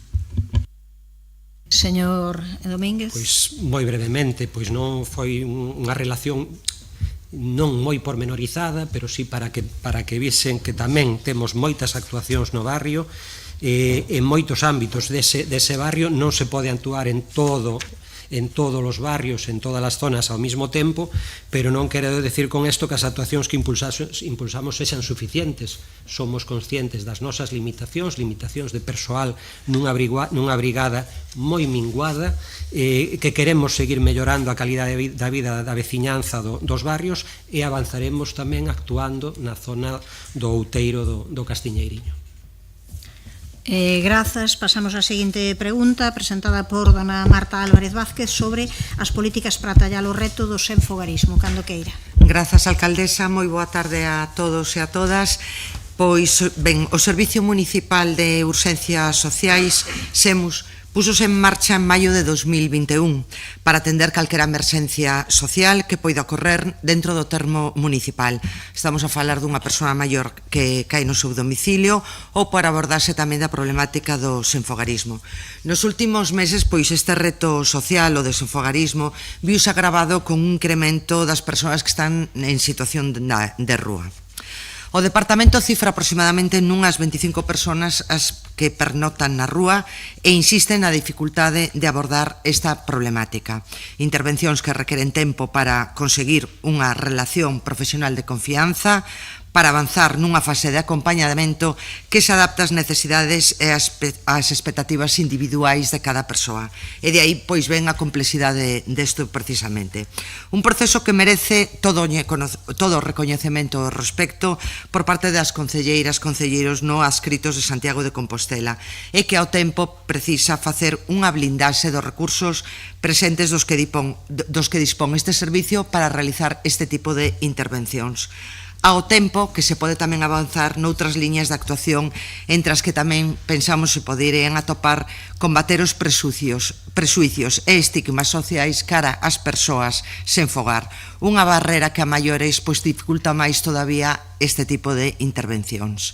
Coa idea precisamente de establecer e de fortalecer esta blindaxe deste servicio é polo que formulamos esta pregunta. Está asegurada a continuidade dos SEMUS de cara ao vindeiro ano? Ten estudado o Goberno local a posibilidade de impulsar algún tipo de campaña de sensibilización para afrontar o estigma ao senfogarismo que dificulta tanto as intervencións sociais? Moitas grazas. Grazas, señora Álvarez. Ten a palabra a señora Rozas. Moi boa tarde a todas e a todos. Para o Concello de Santiago o servizo dos SEMUS é imprescindible e fundamental, non só para a atención ás persoas en fogar, que é o motivo polo que é máis coñecido, pero non é a súa única función. Como ben dicía a concelleira Marta Álvarez, atende calquera emerxencia social, calquera persoa que se poda atopar nunha situación de urxencia do ámbito social, pois pode ser atendida os 365 días do ano, festivos, en calquer horario, polos SEMUS que non estea operativo os servizos sociais municipais. A nosa vontade, por suposto, non é só continuar cos SEMUS, é reforzalo. A nosa vontade do Goberno municipal é reforzar este servizo que, insisto, consideramos que é imprescindible. Así o fixemos no ano 2025, incrementando o seu orzamento un 25%, e a nosa vontade é continuar nesa liña. En relación a outra das preguntas sobre se nos planteamos facer unha campaña de sensibilización da situación das persoas sen fogar e o estigma que a rodea e tamén a dificultade que se atopa precisamente ante esa situación, pois as intervencións sociais, a resposta é que sí. De feito, é algo que levamos dando tempo, pois dando voltas desde fai bastante tempo e lamentablemente pois moitas veces as urxencias fan retrasar o importante. Unha campaña de sensibilización eu creo que é importante e de interese xeral. E mesmo vendo o que aconteceu neste Concello fai aproximadamente un mes, diría que esa campaña non é só precisa para a veciñanza en xeral, senón para concelleiros e concelleiras que forman parte desta corporación municipal que deberan, pois como cargos públicos, a falar sempre do senfogarismo coa rigorosidade, a responsabilidade que se merece un tema tan delicado e sensible. Así que si, o temos nos debes pendentes, pero temos previsto pois facer unha campaña dese estilo. Moitas gracias. Non sei se quero... Nada, grazas. Nada máis, grazas. Pasamos daquela seguinte pregunta presentada polo PSDG-PSOE relativa ao contrato de transporte. Señor Guinarte. Sí, boa tarde. O transporte é un tema que xa veu en varias ocasións a este pleno municipal. O goberno local fixo anuncios, puxo datas, lanzou promesas e de momento poucas realidades ou ningunha. En xuño, en concreto, anunciouse que o proceso para licitar o novo contrato arrincaba de inmediato e que todos os informes preceptivos estaban recollidos.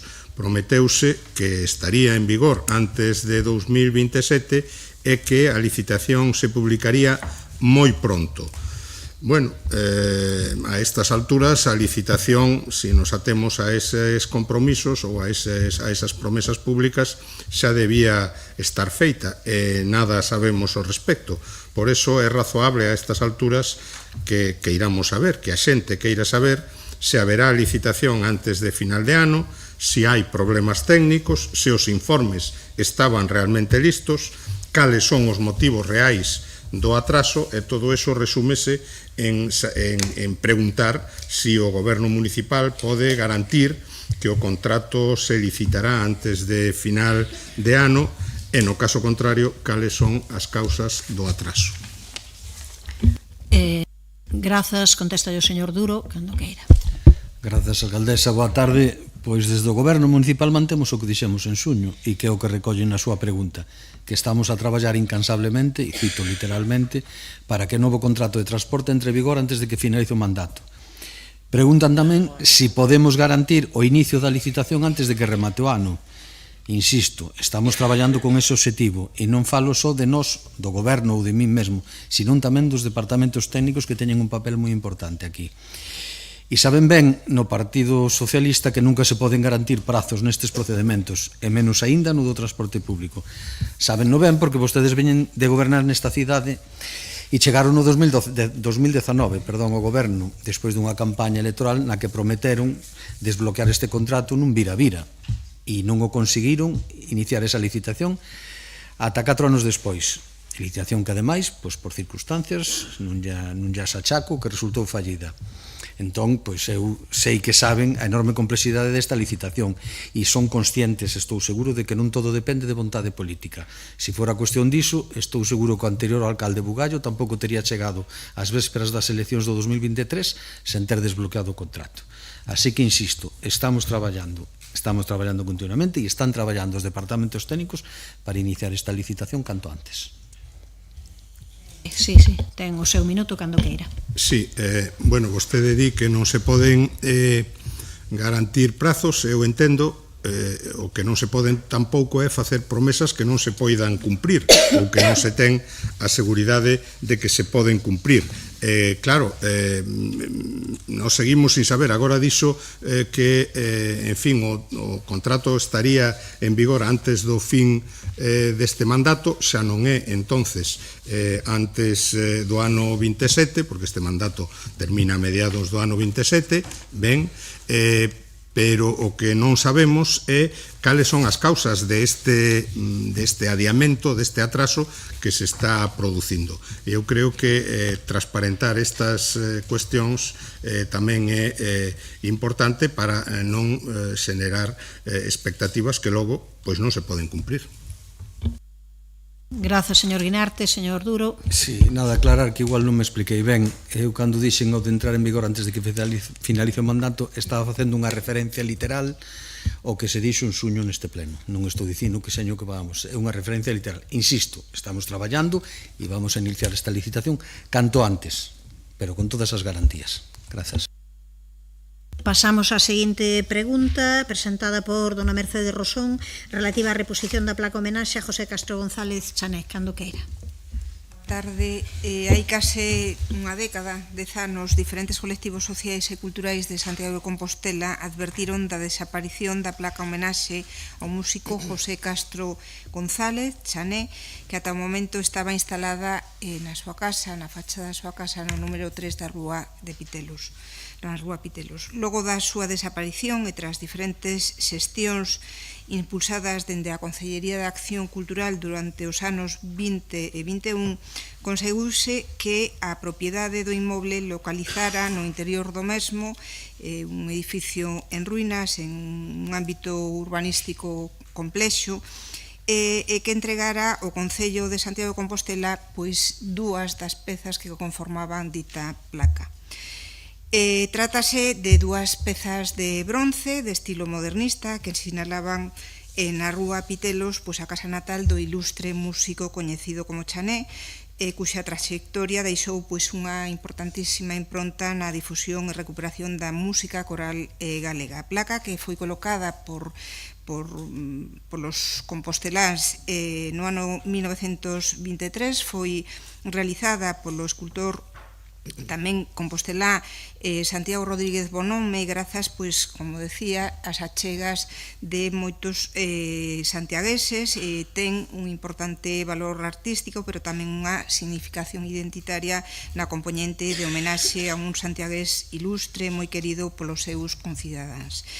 Esas dúas pezas, despois de que a empresa daquela, non sei se sigue sendo propietaria a empresa Elisenda, que sufriu moitos cambios nos últimos anos, incluso tamén de propiedade, pois accedera a esa ruína e recuperara a esas dúas pezas de bronce, pois foron sometidas esas dúas pezas a unha actuación de restauración e atópanse na actualidade, ou atopábanse na área, no Departamento de Cultura, no Teatro Principal, sen terse ofrecido polo de agora unha alternativa para a súa instalación nun espazo público, porque se quedaran dúas cousas.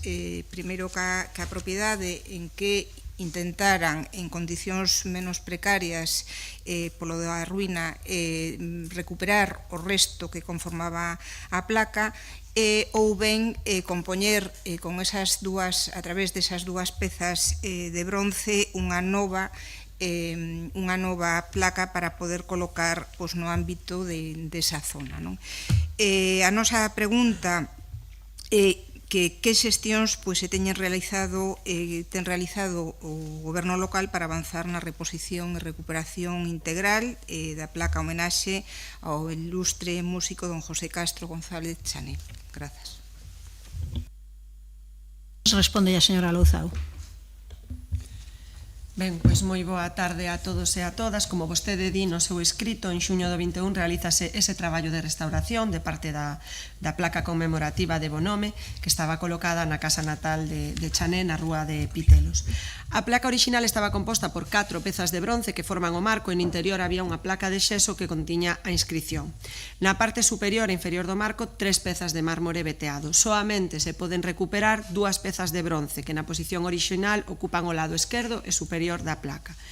Unha vez rematada a restauración desa parte recuperada, como vostede xa dixo e como vostede sabe ben, pois aínda foi concelleira de Cultura por 2 anos máis desde aquela, gárdase no Teatro Principal, onde permanece neste momento. Fai algo máis dun mes, pareceme importante dicir a data, o pasado 22 de outubro, mantiven unha xuntanza precisamente coa directiva do Ateneo, aquí, no Pazo de Raxoi, para tratar diversas cuestións. Entre elas, a recuperación desta placa, e nesta xuntanza acordamos, e así o fixemos, encargarlle o traballo de completar a placa a unha escultora experta en recuperación de moedas e medallas, que nos pareceu unha persoa acaída para facer este traballo. Tan pronto o traballo estea rematado, a idea é levar a cabo os trámites para proceder a colocar a placa, de ser posible, indican desde o Ateneo que lles gustaría, no cruce de Pitelos Corrio, para que teña un pouco máis de visibilidade. Moitas grazas. Ten 50 segundos, señora Rosón. Nada máis. Vale, pois pasamos á seguinte pregunta, que é presentada por dona Milagros Castro Sánchez, relativa á posta en funcionamento da iluminación pública no vial de acceso ao núcleo do Castro. Cando queira. Grazas, señora alcaldesa, e boa tarde, concelleiras e concelleiros. No pleno municipal do 26 de setembro de 2024, o concelleiro e compañeiro don Gonzalo Muiños impulsou unha moción aprobada por unanimidade na que se instaba o goberno local a propiciar a posta en marcha da iluminación pública do novo vial de acceso ao núcleo do Castro na parroquia de Bando. Un novo acceso que é resultado da posta en servizo do enlace orbital que conecta a autopista AP9 coa A54, unha actuación imprescindible para desconxestionar o acceso e saída dos polígonos da Sionlla e Costa Bella, pero que tivo afectacións sobre este núcleo. Estas afectacións traducíanse nun illamento que foi suplido coa execución dun enlace directo paralelo orbital logo das negociacións que o alcalde Sánchez Bugallo mantivera co Ministerio de Transportes e Mobilidade Sostible. Porén, e como xa fora advertido hai máis dun ano, a iluminación deste acceso, efectivamente executado polo Ministerio, non funcionaba meses despois da súa apertura e 14 meses despois, é dicir, agora, a situación non variou. Segundo a veciñanza da zona, a iluminación pública deste enlace segue sen poñerse en marcha, a pesar de que en setembro, insisto, de 2024, o goberno local indicaba que naquela altura estaba agardando a que se entregase a documentación oportuna por parte da Administración que executou as obras para efectuar a súa conexión. a esta suministración eléctrica municipal. Ademais disto, instábase a que o goberno local requirise ao Ministerio para que procedese o arranxo deses viais de acceso que se atopaban en mal estado debido ao tránsito de vehículos pesados durante o realizado dunha obra xa rematada hai máis de ano e medio. Ben, os arranxos que se produciron foron insuficientes e a estrada, como se amosan nas imaxes que acompañamos con esta pregunta, atópase novamente en mal estado. Por todos estes motivos que acabo de expoñer, o grupo das concelleiras non adscritas hoxe pregunta ao Pleno da Corporación que prazos manexa o goberno local para a posta en funcionamento da iluminación do enlace directo paralelo orbital ao núcleo do Castro en Bando. Non sei quen vai respostar, pero se é o compañeiro Suso Domínguez, eu agradeceríalle con gran cariño, digo isto, que non me soltase unha requitoria das iluminacións que xa están funcionando, que funcionaron desde que el chegou ao goberno e todas estas cousas. Entonces, si me dice, a min que me diga que prazos manexamos, a min chégame, non a min, a veciñanza que está esperando para que haxa este alumeado. Moitas grazas. Grazas, señora Castro. Contesta o señor Domínguez. Bueno, pues pudo aforrar leernos a pregunta porque xa tiñamos aquí, non? En calquera caso, por ser breve, para formalizar o traspaso de instalación eléctrica, pois é necesario, para que a empresa concesionaria do Servizo de Alumeado Público poida actuar nela, é necesario que o Ministerio, que foi a entidade que contratou a execución da obra, pois celebre o acto formal de recepción da empresa que a executou. Estamos agardando a que iso suceda, a que se poñan en contacto co Concello para que a instalación poida entrar en funcionamento. Por outra banda, constan os requerimentos enviados polo Concello de Santiago de hai máis dun ano en que solicitábamos os arranxos que supostamente provocara a maquinaria empregada na obra, tal e como denunciaron algunhas persoas residentes no seu momento. Desde a Dirección Xeral de Estradas responderon que o paso das máquinas non se producía neses viais de servizo, porque son secundarias. Por iso, no seu momento, programamos unha actuación de urxencia nun punto en que a existencia de auga, a capa freática, está moi superficial, provoca danos no firme, polo que voltaremos a revisar a zona e a realizar as actuacións oportunas.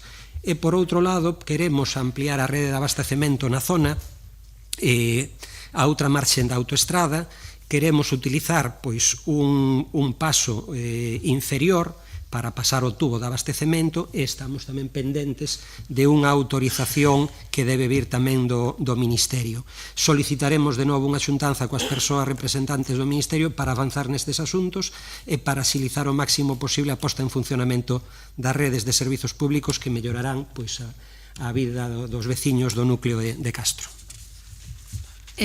Cando queira tempo para a réplica, señora Castro.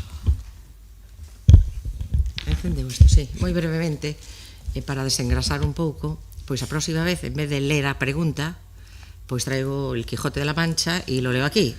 Quero decir con isto, xa sei que vostedes teñen a pregunta, pero hai xente que nos está vendo, escoitando, e que ten que saber por que pedimos e o que pedimos para as nosas veciñas e veciños. Nada máis, eu pídolle que, por favor, axilicen isto. Xa vai alá pois máis dun ano que solicitamos este asunto do alumeado e que se poñan mans á obra. Nada máis, grazas. Grazas, non sei se quere comentar. Sí, brevemente, pois igual que vostede ten que explicar por que ale o fondo da pregunta, eu tamén teño que facelo, pois e para eso preparo con antelación, non? En calquera caso, resumindo, é unha obra que depende que do Ministerio, executada polo Ministerio, que ten que recibila da empresa que a executou para poder logo trasladarña ao Concello e que nos poidamos actuar nela. Nada máis. Por fin a derradeira pregunta xa é a presentada polo PSDG-PSOE relativa á seguridade viaria en Laraño. Señora Val, cando queira. Gracias, alcaldesa. As veciñas e veciños de Laraño, como ben tivemos ocasión de escoitar esta mañá, veñen denunciando desde hai tempo o perigo dos viais da súa parroquia para condutores e peóns. As obras de humanización da Nacional 550, o seu paso polo Milladoiro, fai que moitos condutores se desvíen por Laraño para evitar atascos, incrementando o tráfico para unhas estradas que non están preparadas. Viais estreitos onde non poden pasar dous vehículos á vez, a ausencia de beirarrúas, arcéns ou pasos de peóns son algunhas das das denuncias que fan os veciños. Cando non existe este tráfico, os coches non respetan os límites de velocidade e co tempo de chuvia todos estes perigos incrementanse. Ante a concatenación de diversos accidentes de tráfico, no mes de setembro a alcaldesa anunciou a solicitude dun informe á Policía Local e á Garda Civil sobre o número de accidentes, así como as posibles causas e medidas a tomar. Por todos estes motivos, preguntamos que conclusión se extrae o dito informe, que medidas se van a implementar ou se están implementando. Gracias, señora Val. Contesta o señor Duro, cando queira. Gracias, alcaldesa. Efectivamente, os días 11 e 15 de setembro rexistáronse dúas saídas de vías no mesmo punto da travesía de Pardiñas de Laraño e isto motivou que solicitáramos un informe á Policía Local sobre o acontecido e sobre a situación do viario. O informe entregouse e nel recóñense os datos facilitados pola Garda Civil, que efectivamente é a competente en cuestións de tráfico na zona rural. E constatou 6 accidentes durante o ano 2025 nesa travesía. Foron en concreto unha colisión por distracción non respectando a prioridade de paso e 5 saídas de vía, das que 3 son por velocidade inadecuada para as condicións da vía. O informe tamén recollía, o informe xa propio da Policía Local, fixo un estudio de todo o viario e recollía que evidentemente de pavimento asfáltico en bo estado e con boa adherencia a pesar de estar mollado nese momento. A capa de asfalto de recente colocación absorbe auga de choiva de forma óptima e o acabado superficial microgranulometría é fino e liso, non presenta sustancias esvaradías. O viario ten unha anchura de 5 metros que quedan en 4 no tramo máis estreito e este está debidamente sinalizado con sinais de prioridade e a velocidade está limitada a 30 km por hora. É certo e obvio e evidente que o tráfico incrementouse de xeito moi sustancial por mor das obras do Milladoiro e hai 2 tramos particularmente sensibles no viario. O primeiro é na Rúa da Xunlla, porque, como ben saben, ali existe un centro escolar e neste caso pois ten, alén dun paso de cebra que colocamos, e falo de memoria, a inicios do 24, e cunha sinalización reforzada con sinais de limitación de velocidade e sinais luminosas de paso de peóns e de zona escolar, e outro tramo sensible e a travesía de Pardiñas á altura da Fonte Lavadoiro, que é na intersección coa Rúa Rego de Cebro. Por canto, a calzada presenta un tramo con curvas consecutivas en un outro sentido e pronunciada pendente, que penaliza, é certo, de alguna maneira, a propia adherencia do asfalto. O informe propón unha serie de actuacións, teñen que ver con este tramo da travesía de Pardiñas para incrementar a súa adherencia, ver algún paso de peóns novo e a colocación de reductores de velocidade en todos os tramos sensibles, particularmente Rúa da Xunlla e Travesa de Pardiñas, alén de outras actuacións de máis envergadura como Beira Rúas, etc. Eu quero lembrar tamén que xa temos actuado sobre ese viario con radares informativos, con pintado de paso de peóns, con reforzo de sinalética e con reductores de velocidade aos que, como ben dixo o presidente da Asociación de Veciños da Xunlla na súa intervención, este colectivo se opuxo frontalmente e foron retirados. Habida conta do informe da policía neste caso que insiste en recomendar esta medida, instalaremos os reductores de velocidade tentando consensuar ca veciñanza a súa ubicación sempre que cumplan a función que teñen e non comprometan a seguridade. E, ademais, estudaremos as actuacións que haxa de maior complexidade co obxectivo de mellorar a seguridade deste viario. Grazas. Grazas, non sei se quere... Sí, nada, moi breve. Bueno, entonces, existe este informe, establece unhas conclusións que claramente establece que hai unha certa inseguridade viaria neste tramo e tamén que se van a adoptar medidas, se adoptaron e estas medidas que se van a adoptar vaise a tratar de facer con máximo consenso coas veciñas e veciños. Entonces, agardamos que eso sexa así e insistimos que se faga con máximo consenso e colaborando coas veciñas e veciños para que a solución de seguridade viaria nesta zona do noso concello sexa a mellor posible.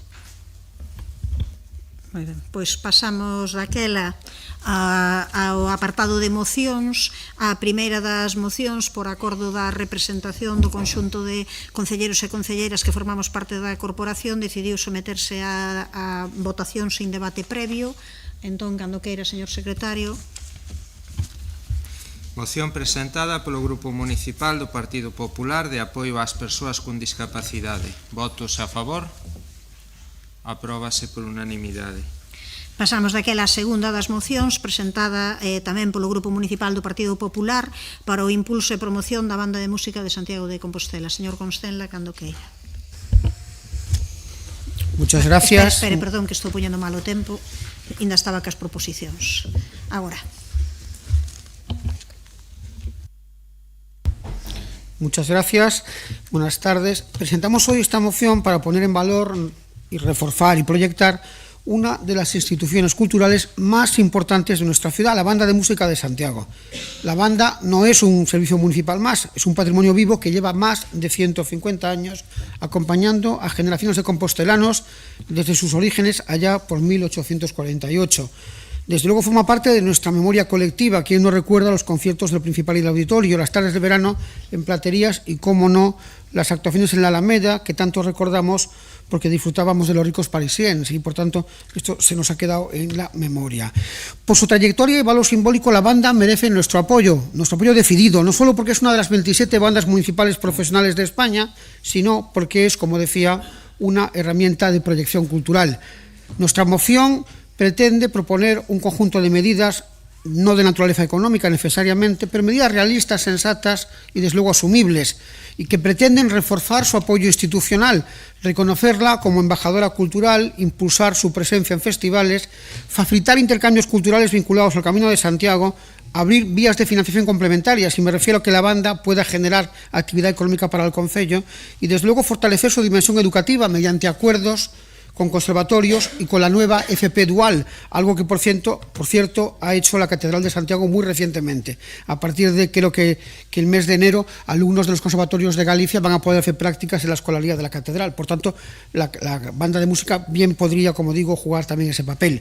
Propuestas todas ellas orientadas a dar estabilidad, prestigio y futuro a la banda.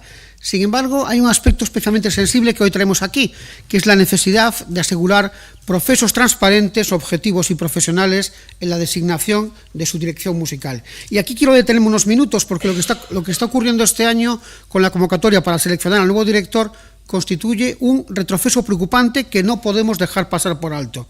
Analizando comparativamente la convocatoria vigente de este año 25 y la convocatoria realizada en el año 20, el cambio es evidente y profundo.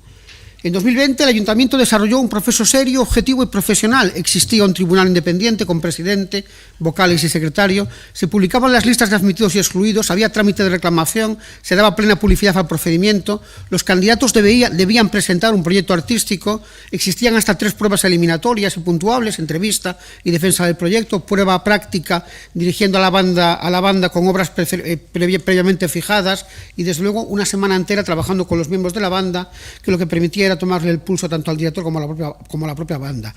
Se contaba, por tanto, con el parecer del propio personal de la banda, algo que resulta especialmente entrañable y desde luego absolutamente meritorio. ¿Qué sucede con la convocatoria del año 25? Pues que se elimina absolutamente todo. No hay tribunal, no hay proyecto artístico, no hay pruebas prácticas, no hay lista pública de admitidos ni excluidos, no hay puntuaciones ni baremos, no hay participación de la banda en la designación, no hay fase de exposición pública ni posterior delegación y además desaparece hasta el requisito mínimo de 2 años de experiencia en dirección de banda u orquesta que sí existía en el año 20. Lo que se plantea ahora es un procedimiento interno, opaco y basado en conceptos tan genéricos como el de la idoneidad, sin explicar cómo se valora, sin criterios objetivos y sin controles externos. No se trata de cuestionar a ninguna persona concreta ni de presumir intenciones, se trata de defender a una institución cultural que merece rigor, transparencia y profesionalidad. Por eso, esta moción incluye un compromiso claro, recuperar procedimientos de selección objetivos, abiertos y profesionales que garanticen la igualdad de oportunidades, que protejan a la banda municipal y que refuercen su prestigio artístico e institucional. Por todo ello, lo sensato sería revocar esta convocatoria y plantear una nueva basada en criterios, como digo, objetivos, con tribunal, con publicidad, con pruebas y con la participación técnica que exige un puesto de esta naturaleza. No pedimos nada extraordinario, solo que se cumpla aquello que se hizo en el 20 y que funcionó y se hizo bien. Santiago merece procesos limpios y transparentes, la banda de música municipal merece respeto y las personas candidatas merecen igualdad de oportunidades y esto empieza por hacer las cosas bien. Muchas gracias. Grazas, señor Gonstela. Ten a palabra a señora Rosón, cando que. Sí. Como espectadora habitual da Banda Municipal de Música, como apaixoada da música sinfónica e como veciña que sente orgullo polo talento que a nosa agrupación representa, por suposto, non podo facer outra cousa máis que apoiar e respaldar calquera iniciativa que se dirixa a mellorar os recursos da banda e a contribuir á súa posta en valor e proxección internacional. A Banda Municipal de Música forma parte da historia e a identidade de Compostela. Vímolo no acto do aniversario da Praza de Abastos, onde era imprescindible que volvera a estar e que a banda sonora que marcara ese acto tan de cidade soara, como digo, da man da Banda Municipal. E, por suposto, creemos que se debe integrar a nosa agrupación en máis actos institucionais e sociais que se programen no noso Concello, incluso con grupos máis pequenos. De feito, conversando con algúns integrantes da banda, comentábanme que sería interesante dedicar algúns días ao ano a visitar centros socioculturais das parroquias para chegar a música clásica sinfónica ou rural con grupos máis pequenos que tamén poideran visitar centros de maiores e colexios. Polo tanto, avancemos nisto e fagámolo sobre todo de xeito partillado cos propios integrantes da banda municipal. A nosa agrupación conta cun equipo de músicas e músicos absolutamente comprometidos coa identidade e con todo o que representa esta institución, polo que tamén elas e eles poden participar nesa definición do rumbo a seguir. Tamén a proposta fai mención á proxección exterior da banda, participando en encontros, festivais e intercambios culturais. É algo moi interesante e que, de feito, podería xerar sinerxias con todo o que ten que ver co Xacobeo. A Banda Municipal é unha fabulosa embaixadora do noso Concello. E para iso entendemos que sí, se deben procurar máis vías de financiamento complementarias, pero debe facerse sempre defendendo o carácter público que debe rexer a súa actividade. Pódense buscar vías de financiamento, pero que en ningún momento comprometan a filosofía pública, aberta e accesible que debe primar nun servicio cultural á sociedade como é o que ofrece a Banda Municipal. É certo que o punto no que falan de explorar estrategias de colaboración con conservatorios é a que nos xera máis dúbidas, sobre todo porque debe estar perfectamente claro que se trata de formación e que o alumnado que entre a formar parte da banda non está para cubrir baixas ou vacantes que poida ter a formación, senón para completar a súa formación. En calquera caso, como dixen ao principio, nos sempre estaremos cando se trate de apoiar un servicio público que democratiza a cultura musical como é a banda de música.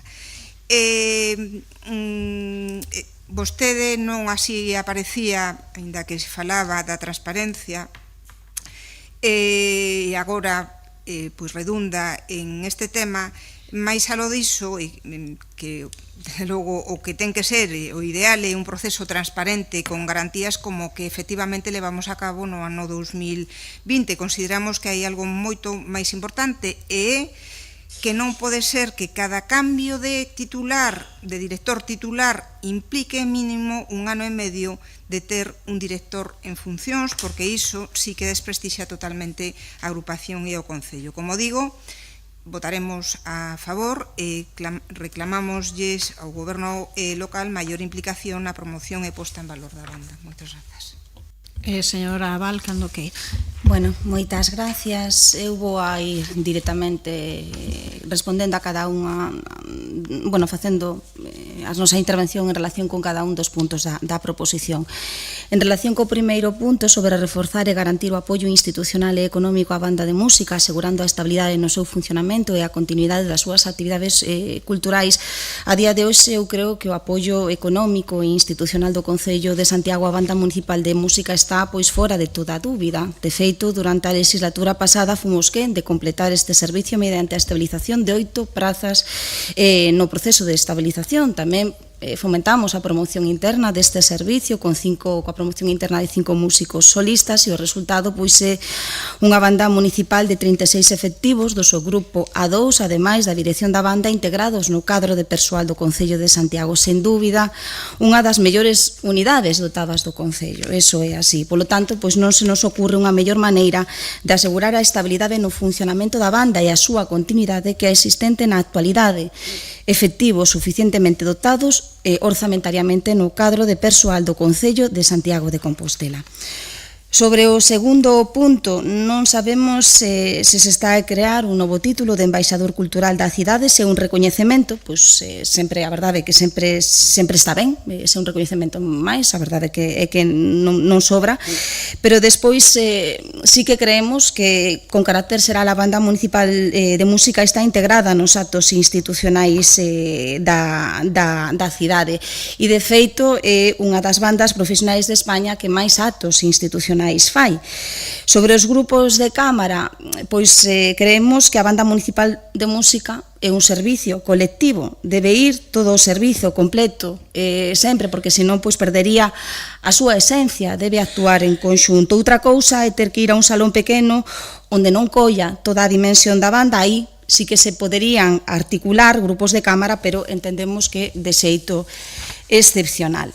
Sobre o terceiro punto, a día de hoxe a banda municipal de música sí que actúa fora da cidade, actúa en Padrón, actúa en Vila García tamén, fai pequenas colaboracións coa banda da Coruña, como é de todos, por todos de sobra coñecido, pero o certo, calquera proxección, disculpade, sempre está ben, pero a marxe de todo isto, o esencial deste punto pois é compatibilizar esa nova proxección cos servicios que xa fai a día de hoxe a banda na cidade. A banda municipal de música, tal e como se pon de manifesto nos congresos nacionais de bandas profesionais, pois é unha das bandas que máis actividade teñen.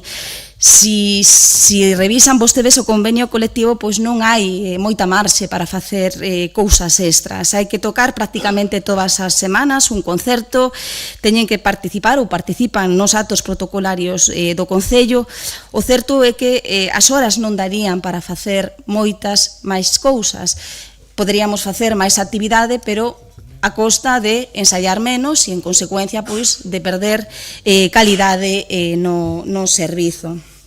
En relación co cuarto punto, aí sí que creemos que non sabemos moi ben coas vías de financiamento, se se refire pois para comprar instrumentos ou para financiamento do capítulo 1. Aí sí que vemos serias dificultades, porque precisamente se algo garantiza, como dixemos no primeiro punto, a estabilidade da banda é a súa integración na plantilla, no cadro de persoal do Concello, e como tal debe de garantirse o seu financiamento como se garante o financiamento do resto dos empregados públicos. Si supeditamos o financiamento da banda a patrocinios que igual hoxe están, pero mañá non existe, igual non se garante a estabilidade da banda. Entonces, este punto, ademais, non sabemos se tería encaixe legal, porque, desde logo, o financiamento do cadro de persoal, dos funcionarios e funcionarias do persoal laboral do Concello de Santiago de Compostela, pois tense que facer, cos recursos propios que ten o Concello, pois das fontes que habitualmente obtén os ingresos, non co financiamento puntual de patrocinios concretos ou no marco de convenios. Sobre o quinto punto, pois a día de hoxe xa se realizan colaboracións cos conservatorios de música, co Conservatorio de Santiago, co Conservatorio de Vigo, tamén coa Federación de Bandas, coa Real Filarmonía. Sempre pode haber máis colaboracións, pero recordemos o que comentamos anteriormente, as horas son as que son, canto máis servicios metamos, pois, menos tempo para ensaio e, en consecuencia, pois se reduce a calidade do servicio. Si compartimos plenamente o punto sexto, porque, como eu creo que vostede acaba de explicar, durante a legislatura pasada, pois fixemos un procedimento bastante transparente de elección do director da banda de música mediante concurrencia, con un tribunal moi profesionalizado, bueno, e público, e a día de hoxe, pois, todo parece indicar que eso nos está a levar, nos está producindo, e a verdade é que eso é bastante preocupante. Non sei se nos permite a votación por puntos, porque deste último punto sí que estamos a favor, no resto sí que, bueno, nos abstemos porque evidentemente pois non vamos a estar en contra, só faltaría, nos abstemos por todos os motivos que acabamos de expor. Remato o tempo. Todo. Todo. Leva falando 6 minutos, sí. Aínda que non o pense, así. Ten a palabra a señora Louzao. A mí tampouco me pareceu tanto tempo, estaba atenta, pero bueno, nada. Eu non vou decir que vou ser breve, porque vou a intentar explicar unha serie de cousas. En primeiro lugar, teño que decir que lendo a moción, francamente, señor Constela, e sorprendeume, había momentos nos que parecía que descoñecía o funcionamento da banda, e xa digo, sorprendeume, moitas cuestións xa foron respondidas aquí por outras compañeiras, pero é que estamos falando dunha banda composta por músicos e músicas que son persoal funcionario. Polo tanto, pedir estabilidade resulta, cando menos, sorprendente. Non só mantemos esa estabilidade, senón que recollemos partidas nos orzamentos para realizar actividades máis diversas. E en canto a darlle apoio institucional, a banda é municipal, polo tanto, ela mesma é a institución. Traballamos e moito para mellorar todos os procedementos, asegurando que non se interrompa a súa actividade e que as súas actuacións e proxectos continúen de maneira regular. Son moitos, como aquí se dixeron. Dotamos partidas importantes nos orzamentos para cubrir esas colaboracións artísticas que a banda precisa para levar adiante todos estes variados proxectos, tamén partidas para difusión, cartelería, programas de man, para material ou, por exemplo, o ano pasado renovouse todo o seu vestiario, tanto traxes como abrigos. Se alguén cree que non está asegurada a estabilidade e continuidade da banda, está, permítame dicirlle, un pouco desinformado. En segundo lugar, tampouco parece ser do seu coñecemento que o Concello xa facilita de xeito habitual a participación da banda municipal nos convites e actos de calquera entidade ou institución sempre que as solicitudes cheguen con tempo suficiente para organizar a súa participación e a banda non teña outros compromisos previos respetando, como recordaba a compañeira Val, os dereitos laborais e o cadro de traballo de músicos e músicas como non podía ser de outra forma. E pedir a súa integración nos actos institucionais da cidade, de novo, permítame que lle diga que me parece un pouco sorprendente. A banda está en todos os actos de relevancia do Concello, nos que é posible, e tamén nos que sen organizar o Concello reclaman da súa presencia. Tamén nas festas de barrios e parroquias, no programa didáctico que se ofrece todos os anos no Auditorio de Galicia, no Teatro Principal, non só a Compostela, senón aos centros de todo o país, e durante este mandato recuperamos tamén os concertos nos centros da terceira idade que tanto agradecen os nosos e as nosas maiores. Digo rapidamente, nestes 2 últimos anos, por exemplo, a banda estivo, ademais de nas festas do Apóstolo, nas da Ascensión, no Nadal, na Traslatio, no programa do Festival Contemporáneas, no Día de Padrón en Santiago, no de Santiago en Padrón, en Cine Europa, coa Real Filarmonía de Galicia, no aniversario da Praza de Abastos, como aquí se lembraba, unha celebración do centenario da anexión de Conxo a Compostela.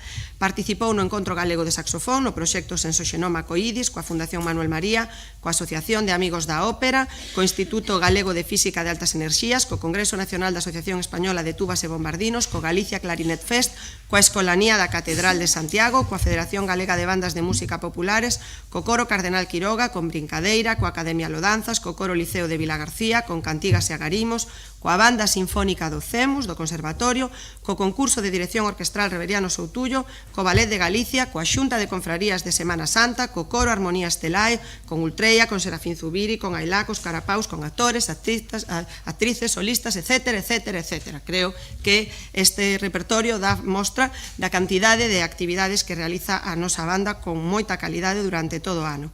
Sempre se apoiou a súa presenza externa, de feito sería estupendo que chegaran máis propostas e poder valoralas sempre, como dicíamos, pois sendo viables orzamentariamente no propio calendario.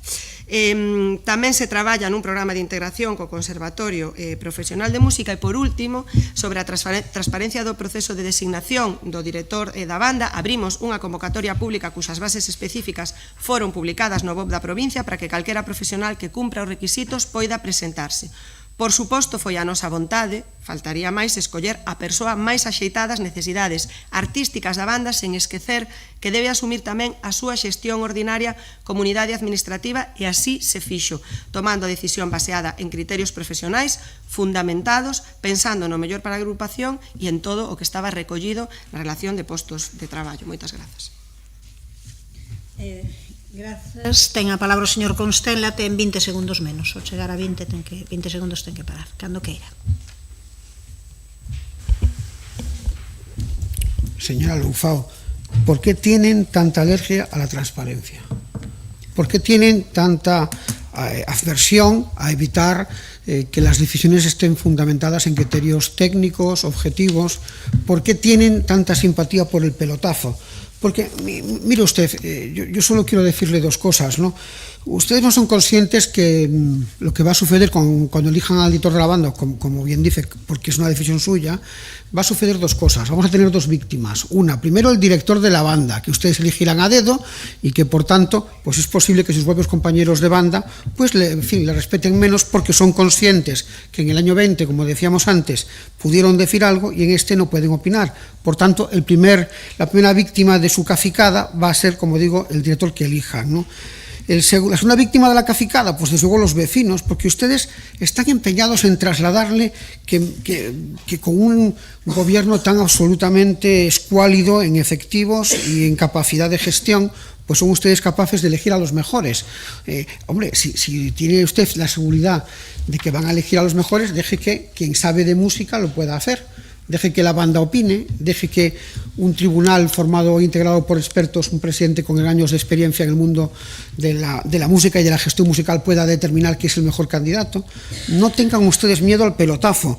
Mire, yo ponía en valor, y lo lamento, señora Val, porque a mí me sorprende. Usted, yo le tengo un afecto de manera, vamos, muy singular, ¿no? Pero lo que no consigo entender es que usted no es capaz de entender qué rol juega en esta corporación. Usted ya no es gobierno. No se empeñe, porque además muchas gracias. Acabo ya. 3 segundos para no dejar la frase a medias. Le agradezco la defensa del tiempo. Usted, a mí me sorprende porque dice, le voy a ir contestando uno a uno. Oiga, usted no tiene que contestar nada. Usted lo que en todo caso es opinar, trasladar en todo caso el mensaje de su grupo municipal. Acabou o tempo. Muchas gracias. Señora Rosón, non. Bueno, señora Val acabou o seu tempo e ten 20 segundos menos tamén, señora Louzao. Por que ten que ser vostede tan mal pensado? Igual por iso de que pensa o ladrón, que son todos da súa condición. Por favor. Estou no meu turno de palabra, grazas. Paréceme, francamente, digo yo, señor Constela, unha falta de respeto que vostede fale de cacicadas e de pelotazos. Unha falta de respeto, pero non para este goberno, sino unha falta de respeto para todas as persoas que se presentaron ao proceso e para a persoa elixida. Unha absoluta falta de respeto para os músicos, para as músicas que se presentaron a este proceso. Está recollido no cadro de persoal da banda esta praza como un contrato de alta dirección, cumpriuse escrupulosamente todo o que se recolle e nós non facemos nin pelotazos nin cacicadas. Moitas grazas. Solo para confirmar ou reafirmar?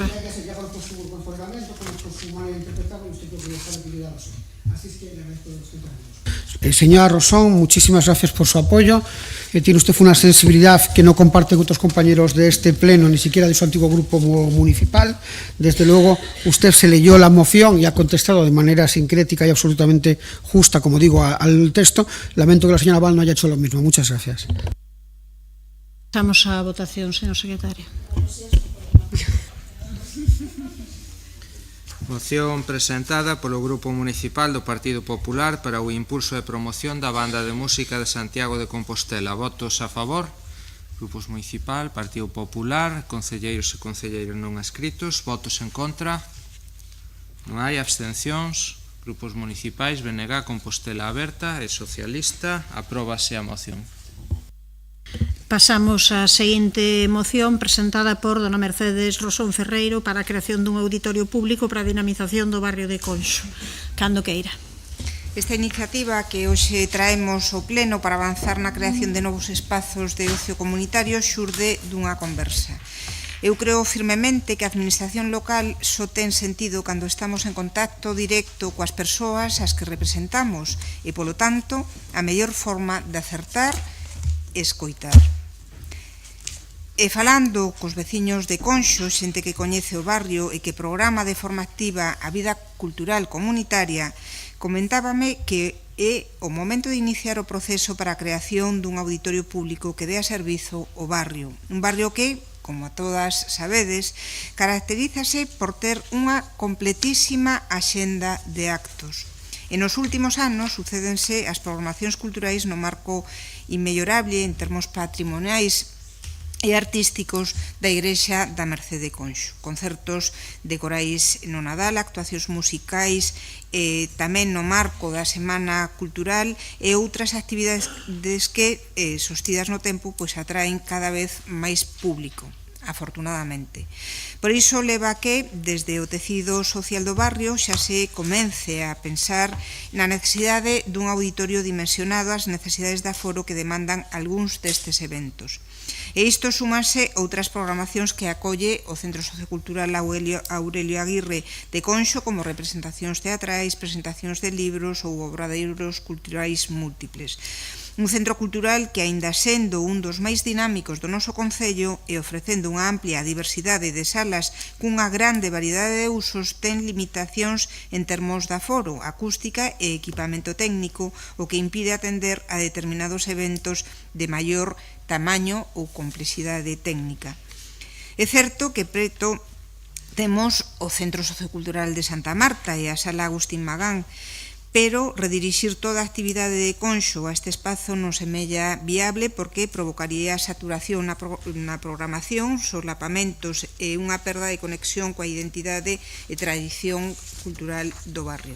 Polo tanto, creemos firmemente que Conxo precisa dun equipamento cultural de aforo medio grande, con condicións acústicas e técnicas apropiadas, capaz de acoller concertos de música clásica e tradicional, actividades corais diversas, representacións teatrais, así como outro tipo de actividades lúdicas que programa o tecido social do barrio. Un equipamento que non só cubriría unha carencia funcional, senón que fortalecería a identidade cultural de Conxo, consolidando a vida social e cultural do barrio, potenciando a súa singularidade dentro de Santiago de Compostela e contribuindo á cohesión e participación cidadá, tamén posibilitando un uso partillado por parte do barrio veciño de Santa Marta, podendo xerar sinerxias colaborativas con este novo espazo, o Centro Sociocultural Aurelio Aguirre e o Centro Sociocultural de Santa Marta. E iso é o que propoñemos, iniciar os traballos para a creación dese equipamento, que se encarguen os servicios técnicos municipais un estudo de necesidades, localización e viabilidade, así como un análise de espazos disponibles e, con isto, abrir un proceso de participación cidadá e consulta coas asociacións culturais co obxectivo de definir de forma partillada as características deste futuro equipamento. Así que agardamos contar co apoio de todas as concelleiras e concelleiros da corporación nesta proposta. Eu recordo o ano pasado, e xa non sei exactamente se foi a principio deste mandato, como xa dende un colectivo importante de Conxo lle propuso e lle solicitou formalmente en un acto cultural a alcaldesa a creación deste equipamento para o barrio, nada máis. Grazas polo Partido Socialista, señor Guinarte, cando queira. Conxo é seguramente con Pontepedriña un dos barrios que máis medrou nos últimos anos, que ademais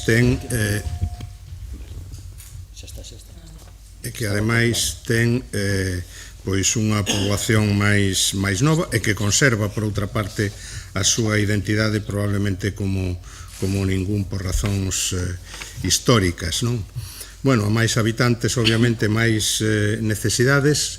Nas reunións que nos tivemos cos veciños e veciñas de Conxo, trasladáronos a urxencia de abordar varias cuestións que son moitas de todos coñecidas, como, en fin, resolver o problema da conexión por enriba do paso soterrado que divide o barrio, a falta de espazos de aparcamento, o abandono de zonas rurais como a Curuxeira, que non ten saneamento, onde non chega o autobús, ou a recollida de lixo é deficiente, a necesidade de saber que pasa co plan especial de Conxo, a restauración dos danos causados no banquete de Conxo e algunhas outras cousas. É verdade que non nos falaron desta cuestión da posta en marcha dun auditorio de aforo medio grande, pero, bueno, seguramente estaba na carteira das cousas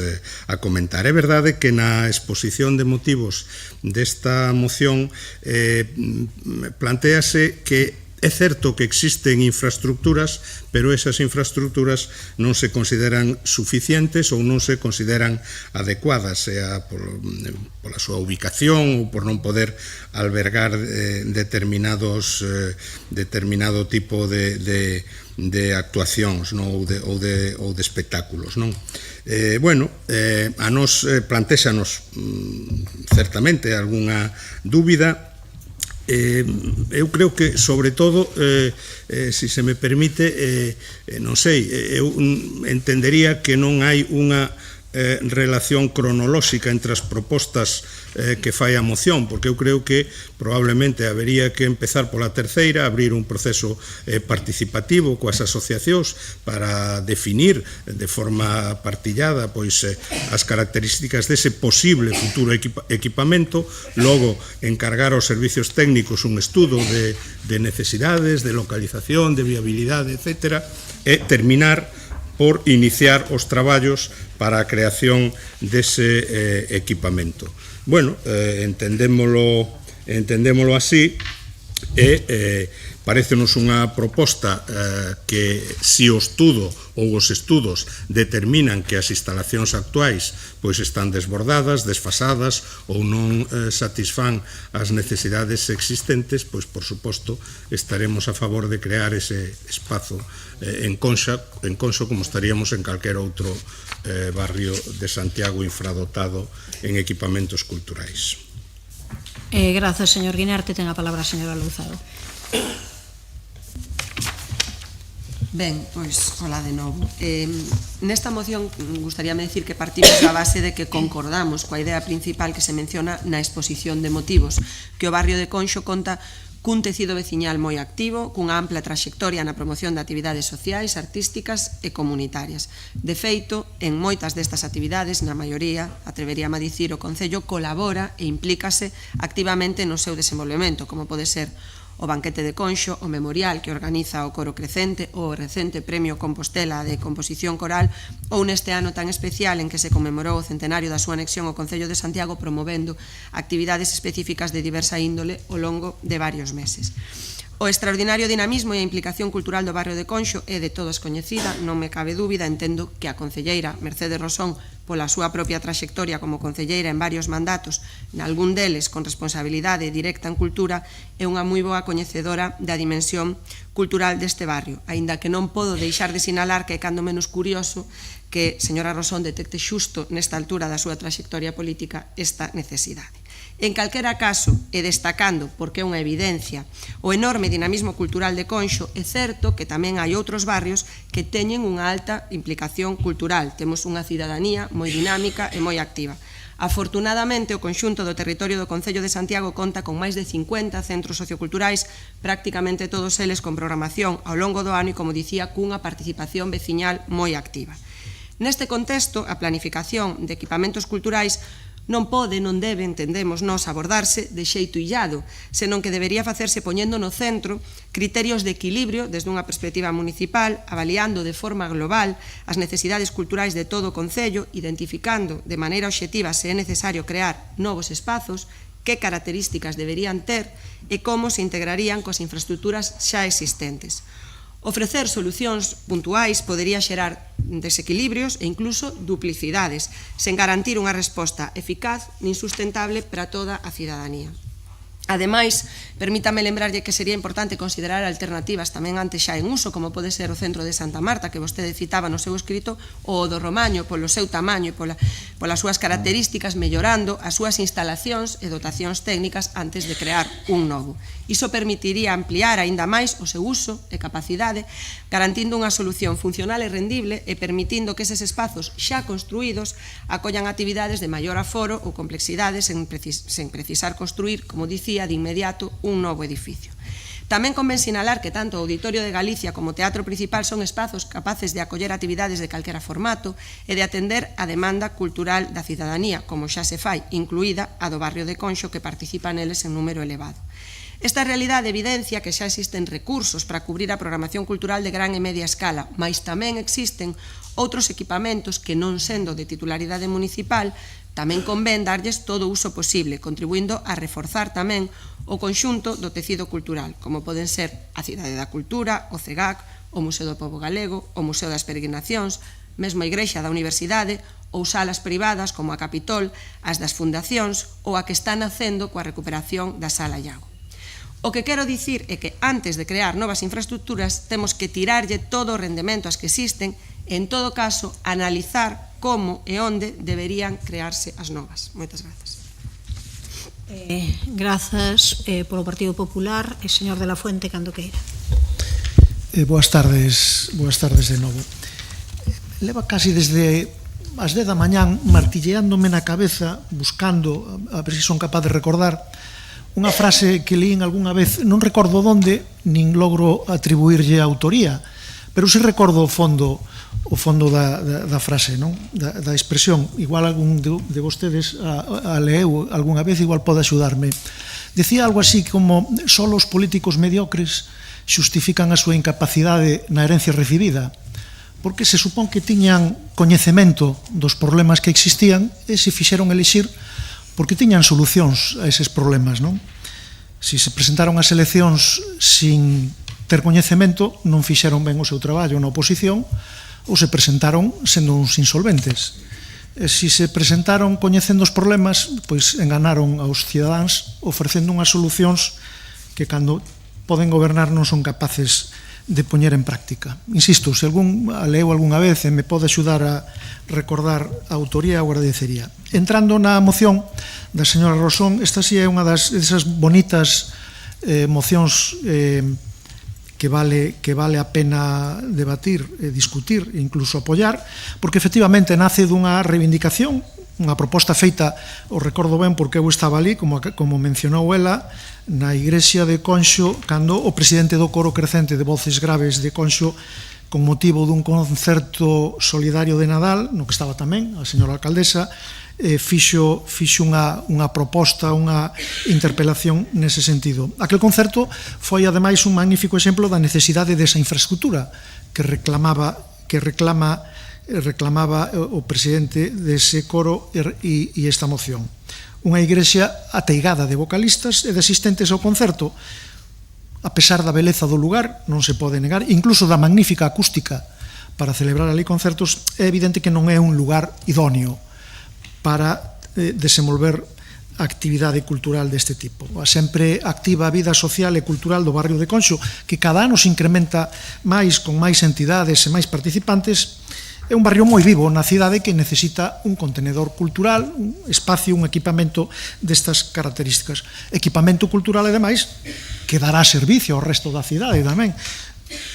Non hai que esquecer que todos os equipamentos e instalacións públicas non dan só servizo á veciñanza onde están construídos ou instalados, sino que dan servicio á cidade. E, en xeral, podemos dicir que é acaído unha infraestructura deste tipo na cidade. Un exemplo temos na Sala Magán do Centro Sociocultural de Santa Marta, que non só dá servicio aos veciños de Santa Marta. Sin embargo, e ainda que nos parece unha moción facilmente apoiable, veremos a ver o que fai o goberno, nós desde logo xa anticipo que si vamos a apoiala, sinceramente non llevemos visos de que a corto o medio plazo vaya a ser unha infraestructura que vaya a ser posta en práctica. Por qué? Pois porque outras iniciativas neste mesmo sentido ou parecido sentido foron traídas a este pleno obtendo respaldo mayoritario, incluso a veces unánime da corporación, e caeron no olvido, non saíron adiante ou non vemos que avancen adecuadamente.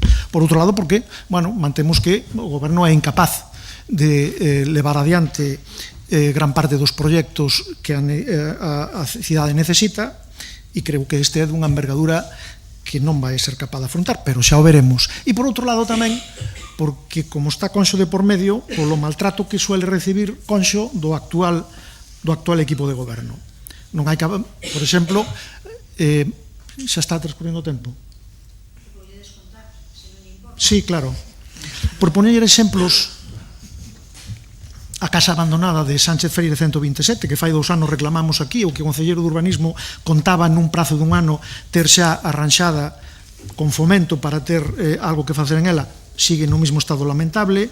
Reclamamos diversas actuacións no Rial de Conxo, algunhas importantes como pavimentación de calzadas ou mellora de saneamento que requiren certa inversión, certa planificación, pero outras tan simples como cambiar un contenedor de sitio ou cambiar a marquesina siguen sin facer a pesar da reclamación. Urbanización e construcción de beirarrúas en volta do Castro, Ponte da Rocha e Poce Real de Abaixo, por poñer outro exemplo.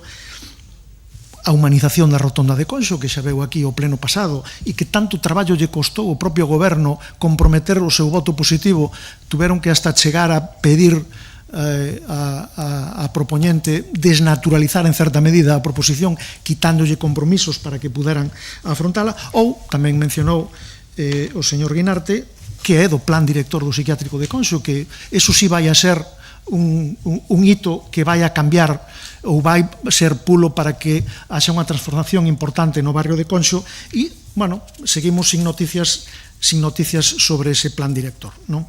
Desde logo, todas estas non son boas perspectivas para pensar que esta iniciativa vai a ter éxito. En todo caso, nos felicitaremos si así ocurre e en todo caso vai a contar con o noso voto favorable. Grazas, señor de la Fuente, que danlle 25 segundos logo para a seguinte intervención. Señora Rosón. Señora Louzao, eu coñezo moi ben a realidade cultural desta cidade, coñezo perfectamente os equipamentos grandes, pequenos e medianos que percorren todo o territorio do noso concello. Dende logo, nos 4 anos que fun concelleira de Acción Cultural, ninguén daquela plantexou a necesidade de un equipamento novo de tamaño medio grande para albergar a iniciativas, porque eu creo que todos os que estamos aquí podemos coincidir en que a progresión de actividade cultural neste último lustro no barrio de Conxo, tamén noutros, pero no barrio de Conxo de forma moi clara e incontestable, é tremenda. Eu creo que é tremenda, probablemente pola identidade que ten o barrio, porque é un barrio que creceu moito, con moitas familias novas que participan constantemente en calquera iniciativa que se programe por quen sexa neste barrio, e tamén, e hai que dicilo todo, pola posta en valor do banquete de Conxo na época de Martiño Noriega. Todo iso axudou a conformar a unha veciñanza dun barrio que ten moita vida cultural e que tamén ten necesidades. Dende logo, lamento profundamente que o goberno local se poña un pouco de perfil. Creo que está clarísimo que o que se propón nesta moción claramente é un primeiro paso, non é máis que eso. É un primeiro chanzo para iniciar un proceso que sabemos que é complexo, pero que estamos convencidas de que axudaría a dinamizar máis aínda a vida cultural e comunitaria deste barrio. Moitas gracias ao Partido Popular polo apoio a esta proposta. Señor Guinarte, non sei se quere intervir, non? Señora Louzao. Estábamos falando dun auditorio para Conxo, señor de la Fuente. Eu estaba agardando a ver se había sorte e decía que o señor Berea íbanos a axudar agora no Parlamento coas emendas da Xunta a dicir que podíamos contar coa Xunta para axudar neste equipamento e venos vostede a falar de obras do barrio. Que magua. Eu non creo, de verdade, digo yo con franqueza, que a veciñanza de Conxo teña opinión de que este goberno non colabora estreitamente con eles en todas as iniciativas sociais e culturais que nos presentan. De feito, vostede mesmo puido escoitar a pasada fin de semana que estivemos nun mesmo evento como agradecían públicamente ao Concello que colaborase con eles estreitamente en todo o que propoñían. Pero en todo caso, bueno, a veces repetimos así unha mentira a ver se é verdade que parece unha verdade. No punto relativo, señora Rosón, a encargar aos servizos técnicos municipais un estudo de necesidades, localización e viabilidade, incluindo un análise de espazos disponibles no barrio, desde este goberno estamos dispostas a ser máis ambiciosas e en aras de traballar cos criterios de equilibrio desde unha perspectiva municipal que mencionaba na anterior intervención, encargaremos ese estudo global das necesidades de novos equipamentos culturais e socioculturais no Concello que inclúa a optimización dos xa existentes porque nos parece que o lóxico como hai que tomar as decisións. Unha vez teñamos ese estudo, pois valoraremos se efectivamente se confirma que hai esta necesidade ou outras para proceder en consecuencia. Moitas grazas. Ímonos a abster, perdón. Ten 25 segundos e sigue cando chega aos 35 debe parar aí. Grazas. Sí. Bueno, sí, efectivamente, eu estuve en ese certamen e, bueno, é que a xente de Conxo é moi cortés, é moi amable e cando invitan a xente a participar nun acto, pois, bueno, procuran ter esa elegancia. Pero xa lle digo eu que están preocupados por esta relación de obras pendentes no barrio de Conxo que foron aprobadas pola Corporación Municipal e siguen sin estar xa non feitas, é que non hai absolutamente nada feito. Eu pronostico... Remato o tempo, señor. Podo facer o pronóstico? Acabe a frase, sí. Pronostico que o único que van a facer, porque esta proposición, esa moción vai ser aprobada, é o punto terceiro. Van a abrir un proceso de participación ciudadana e consulta, eso seguramente o van a facer e aí se van a quedar, non van a facer nada máis. Pasamos á votación, señor secretario. Moción presentada pola concelleira non adscrita dona Mercedes Rosón Ferreiro para a creación dun auditorio público para a dinamización do barrio de Conxo. Votos a favor. Concelleiro non adscrito, Partido Popular e Partido Socialista. Votos en contra. Non hai abstencións. Grupos municipais, BNG e Compostela Aberta. Apróbase a moción. A seguinte moción presentada polo Grupo Municipal do PSDG-PSOE para a mellora da accesibilidade no paso de peóns do cruce entre a República Argentina e a Rúa do Hórreo.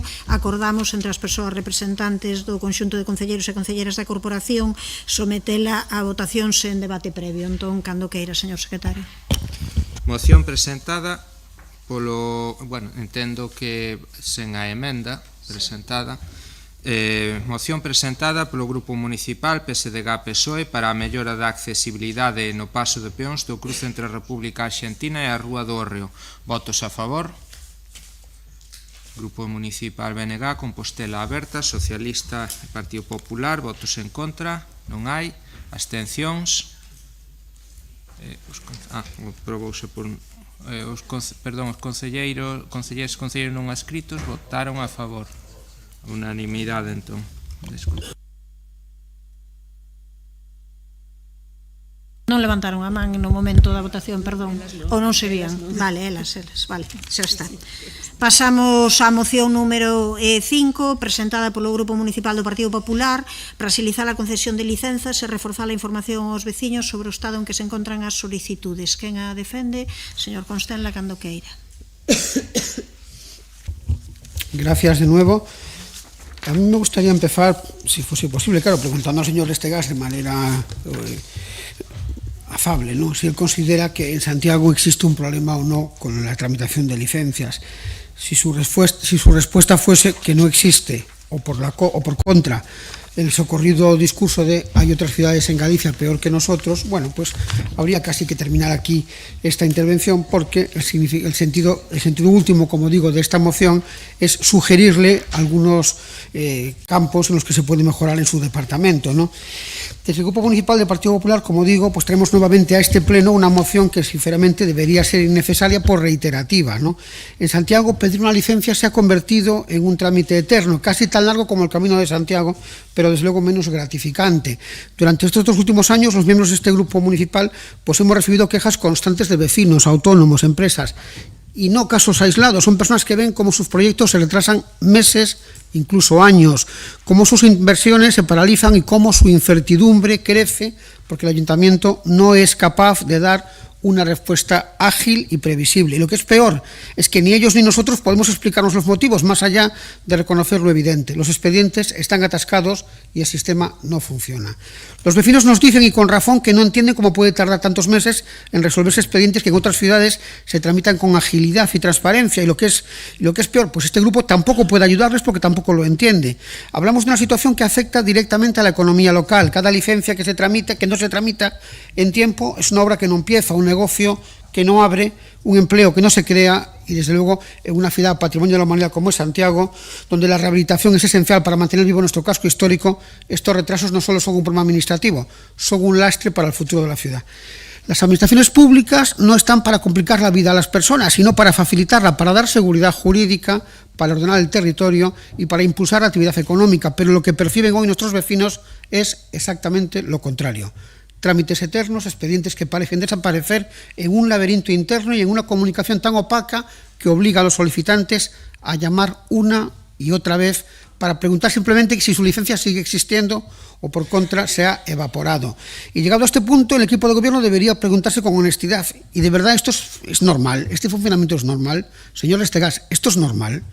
Pero esta moción plantea soluciones prácticas, refuerzo del personal técnico y administrativo, porque no se puede tramitar con agilidad cuando faltan manos. Un sistema digital integral que permita que los solicitantes sepan en tiempo real en qué fase está su expediente, un plan de choque para desatascar los cientos de licencias acumuladas, transparencia y plazos orientativos para que la gente no tenga que peregrinar de ventanilla en ventanilla buscando información, revisión y simplificación de procedimientos para eliminar duplicidades innecesarias, una oficina de atención técnica previa que evite requerimientos eternos por cuestiones menores y, desde luego, mejorar la coordinación entre departamentos, porque si cada área opera por su cuenta, los plazos se vuelven imposibles. Nada de esto es revolucionario, es simplemente gestión, la base de toda administración que quiera ser eficaz, y sabemos que estas medidas funcionan porque se aplican ya con éxito, como digo, en otras ciudades. No son propuestas ideológicas, no son experimentos, son medidas de sentido común, medidas que funcionan, medidas que apadrina el Grupo Municipal del Partido Popular, que se caracteriza por proponer gestión eficaz, modernización y responsabilidad. Termino ya. Por respeto a nuestros vecinos, por el desarrollo económico de Santiago y por la credibilidad de este ayuntamiento, pedimos a los grupos su apoyo a esta moción. Es el momento de pasar de las excusas a las soluciones. Recibimos una enmienda del Grupo Socialista que no tenemos inconveniente en aceptar, por cuanto no hace más que acompasar el sentido de la moción y, en todo caso, abreviar uno de los puntos. Por tanto, agradecemos el envío de este texto para enriquecerlo. Gracias. Sí. Señor Muiños, cando queira. Boa tarde. Comenzar dicindo que compartimos a preocupación de fondo expresada nesta moción, na que insta a axilizar a concesión de licencias, polo que votaremos a favor. A concesión de licencias é, como ben se indica, un servicio público esencial para a dinamización económica de Santiago, e a realidade é que o malestar de cidadáns, autónomos e empresarios polo incremento dos prazos de tramitación é innegable. Ninguén pode mirar para outro lado ante o que isto xera.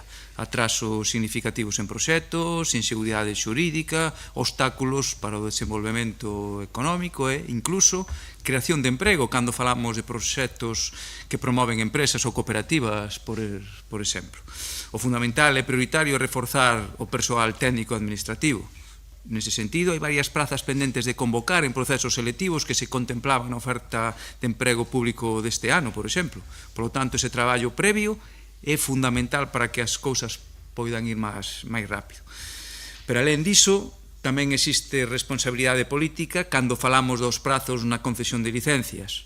É certo que son actos regrados, que seguen unha tramitación máis ou menos estandarizada, pero o responsable político de turno debe estar en riba dos expedientes, facer seguimento do estado no que se atopan e controlar o seu departamento. Dase a situación de que vostedes decidiron reforzar con persoal directivo a estrutura municipal, pero vemos que iso non provocou que se reduciran os prazos. Polo tanto, moitos altos cargos, asesores e coordinador xeral para que os prazos de concesión de licencias non só non se melloren, senón que se empeore. Non é normal, por exemplo, que se tarde ano e medio para dar unha licencia para cambiar un tellado, ou que primeiro se conceda a licencia de ocupación de vía pública para colocar os andamios e máis tarde a de obra para executar a actuación ou ao revés, chegando incluso cando a primeira se caducou. Por lo tanto, tamén debe haber un traballo de coordinación entre departamentos para que se informen as dúas cuestións ao mesmo tempo. Nós, como digo, apoiaremos esta proposta porque significa avanzar cara a unha administración máis áxil e accesible e procurar unha simplificación burocrática dos trámites. Non temos moi claro cal vai ser o efecto real desta proposta, pero evidentemente a situación do Departamento de Licencias non fixo máis que agravarse e urxe agilizar esta cuestión se queremos un concello con actividade, con vivendas que se poñan no mercado en tempo razoable, con comercios que poidan abrir cando o teñen previsto e con veciños que non teñan que sufrir demoras incomprensibles para realizar actuacións menores nos seus fogares. En definitiva, precisamos unha administración á altura do que Santiago merece, eficaz, coordinada e capaz de garantir que os procesos non se convertan nun obstáculo en lugar dun servizo. Grazas, señor Muiño. Señor Guinarte, cando queira.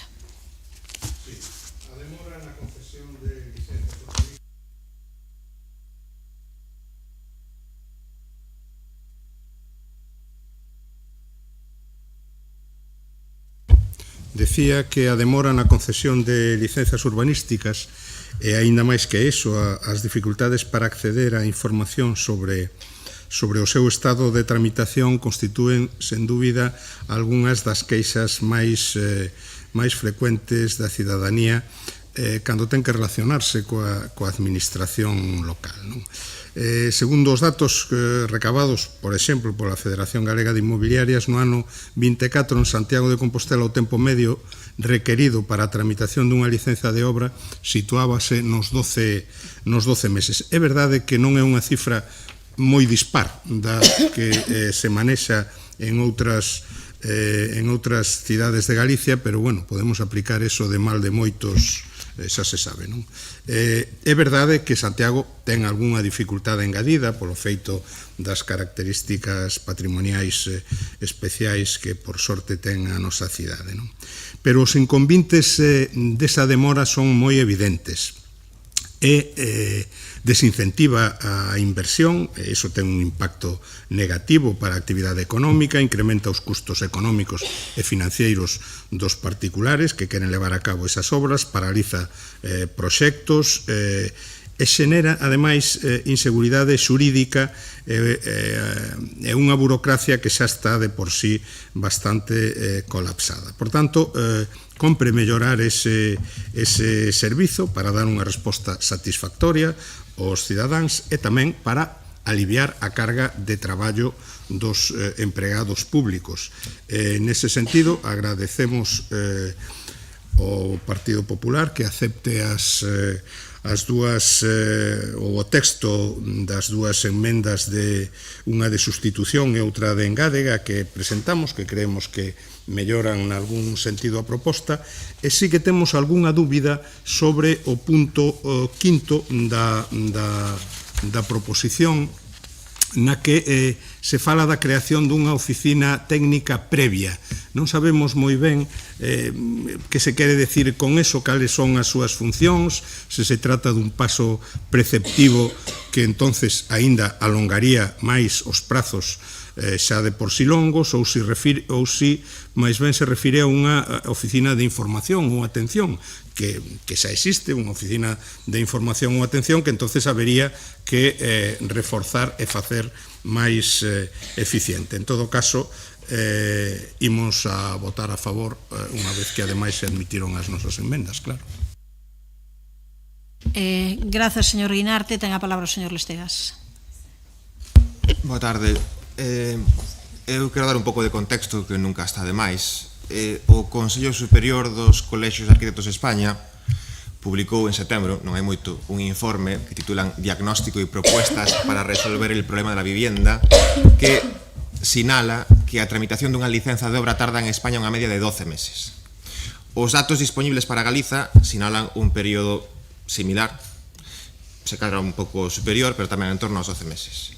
Segundo as estimacións do Servizo de Licenzas e Disciplina Urbanística, o período medio de tramitación dunha licenza de obra aquí en Santiago é de 10 meses, por tanto, inferior á media galega, inferior á media española.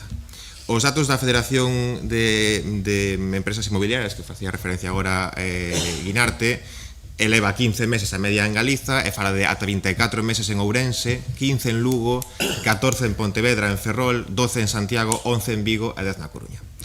Lóxicamente, isto non significa que non teñamos moita marxe de millora, debemos millorar e traballamos para millorar dende o primeiro momento.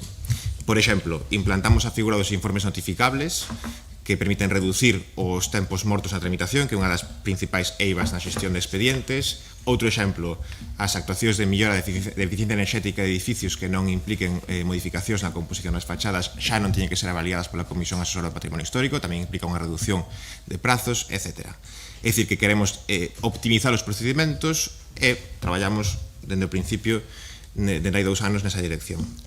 Obviamente non é un problema exclusivo de Santiago, non é exclusivo tampouco das cidades galegas, por tanto a solución tampouco pode depender exclusivamente do esforzo que faigamos os concellos. Por exemplo, El Confidencial, o 10 de xaneiro de 2024, titulaba Colapso de licencias en Madrid Centro. E dicía, una auténtica montaña de expedientes tiene colapsados cientos de proyectos en el centro de Madrid. Hasta 800 inversiones están bloqueadas por la falta de diligencia de la administración. El Economista, o 7 de setembro do 23, titulaba Atasco burocrático, más de 3 años de media para una licencia de actividad en Valencia. E dicía, el caso más sangrante es el de las licencias de actividades en que la media para conseguirla se sitúa en 1.200 días, es decir, más de 3 años.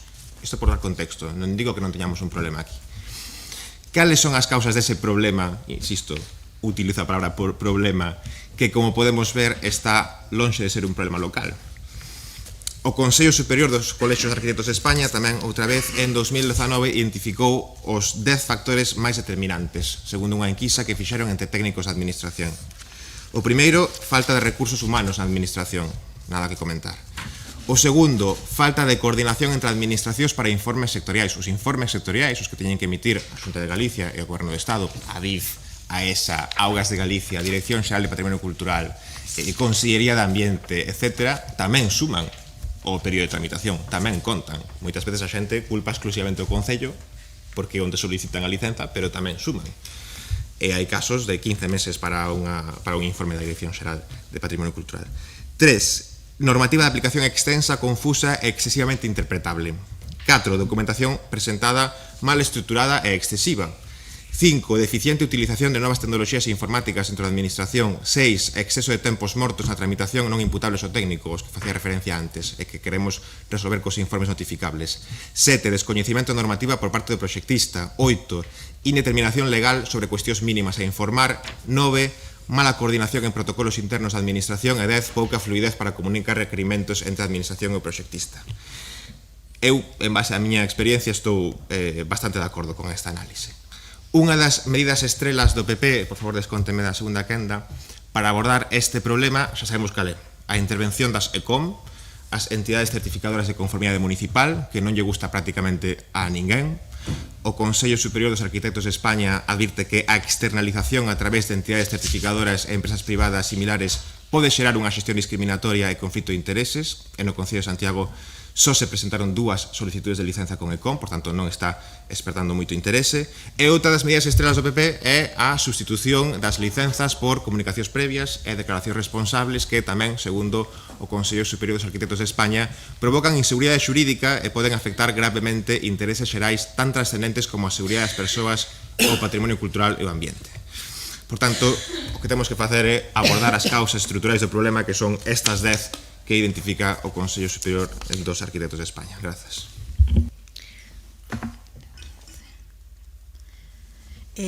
Grazas. Tempo para a réplica para o señor Constenla, cando queira.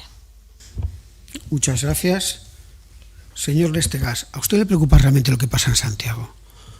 ¿A usted le preocupa realmente lo que pasa en el desgobierno de su departamento municipal? Porque a una pregunta absolutamente a mis compañeros, sus compañeros, nuestros compañeros que le han precedido la palabra, le han hecho un diagnóstico, le han dicho que igual que le he dicho yo, la sensación ciudadana es que nunca ha habido un mayor caos en el Departamento de Urbanismo de esta ciudad.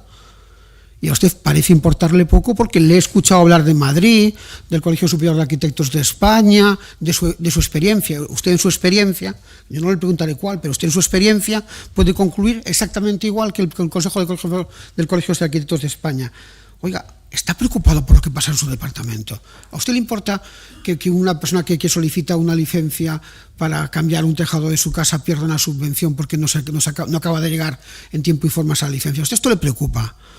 Yo recuerdo que le pregunté muy poquito, empezada la legislatura, señor Lestegas, oiga, ¿cuántas licencias están pendientes? Y usted contestó, mire, eso no lo sé porque no es mi trabajo, es el de los técnicos.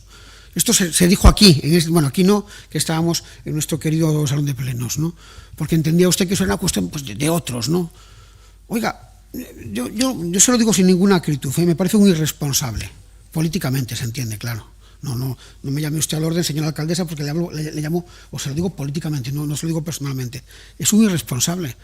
Oiga, porque en sentido contrario, si fuese responsable me diría, señor Constenla, mire, tiene usted razón, la situación de caos que vivimos en el Concello de Santiago se va a revertir de la siguiente manera. He conseguido convencer a mi compañero de bancada, a don Manuel César, y me van a aumentar la asignación presupuestaria para contratar a 3 técnicos. Oiga, es que tengo pendientes de cubrir unas bajas, voy a contratarlas.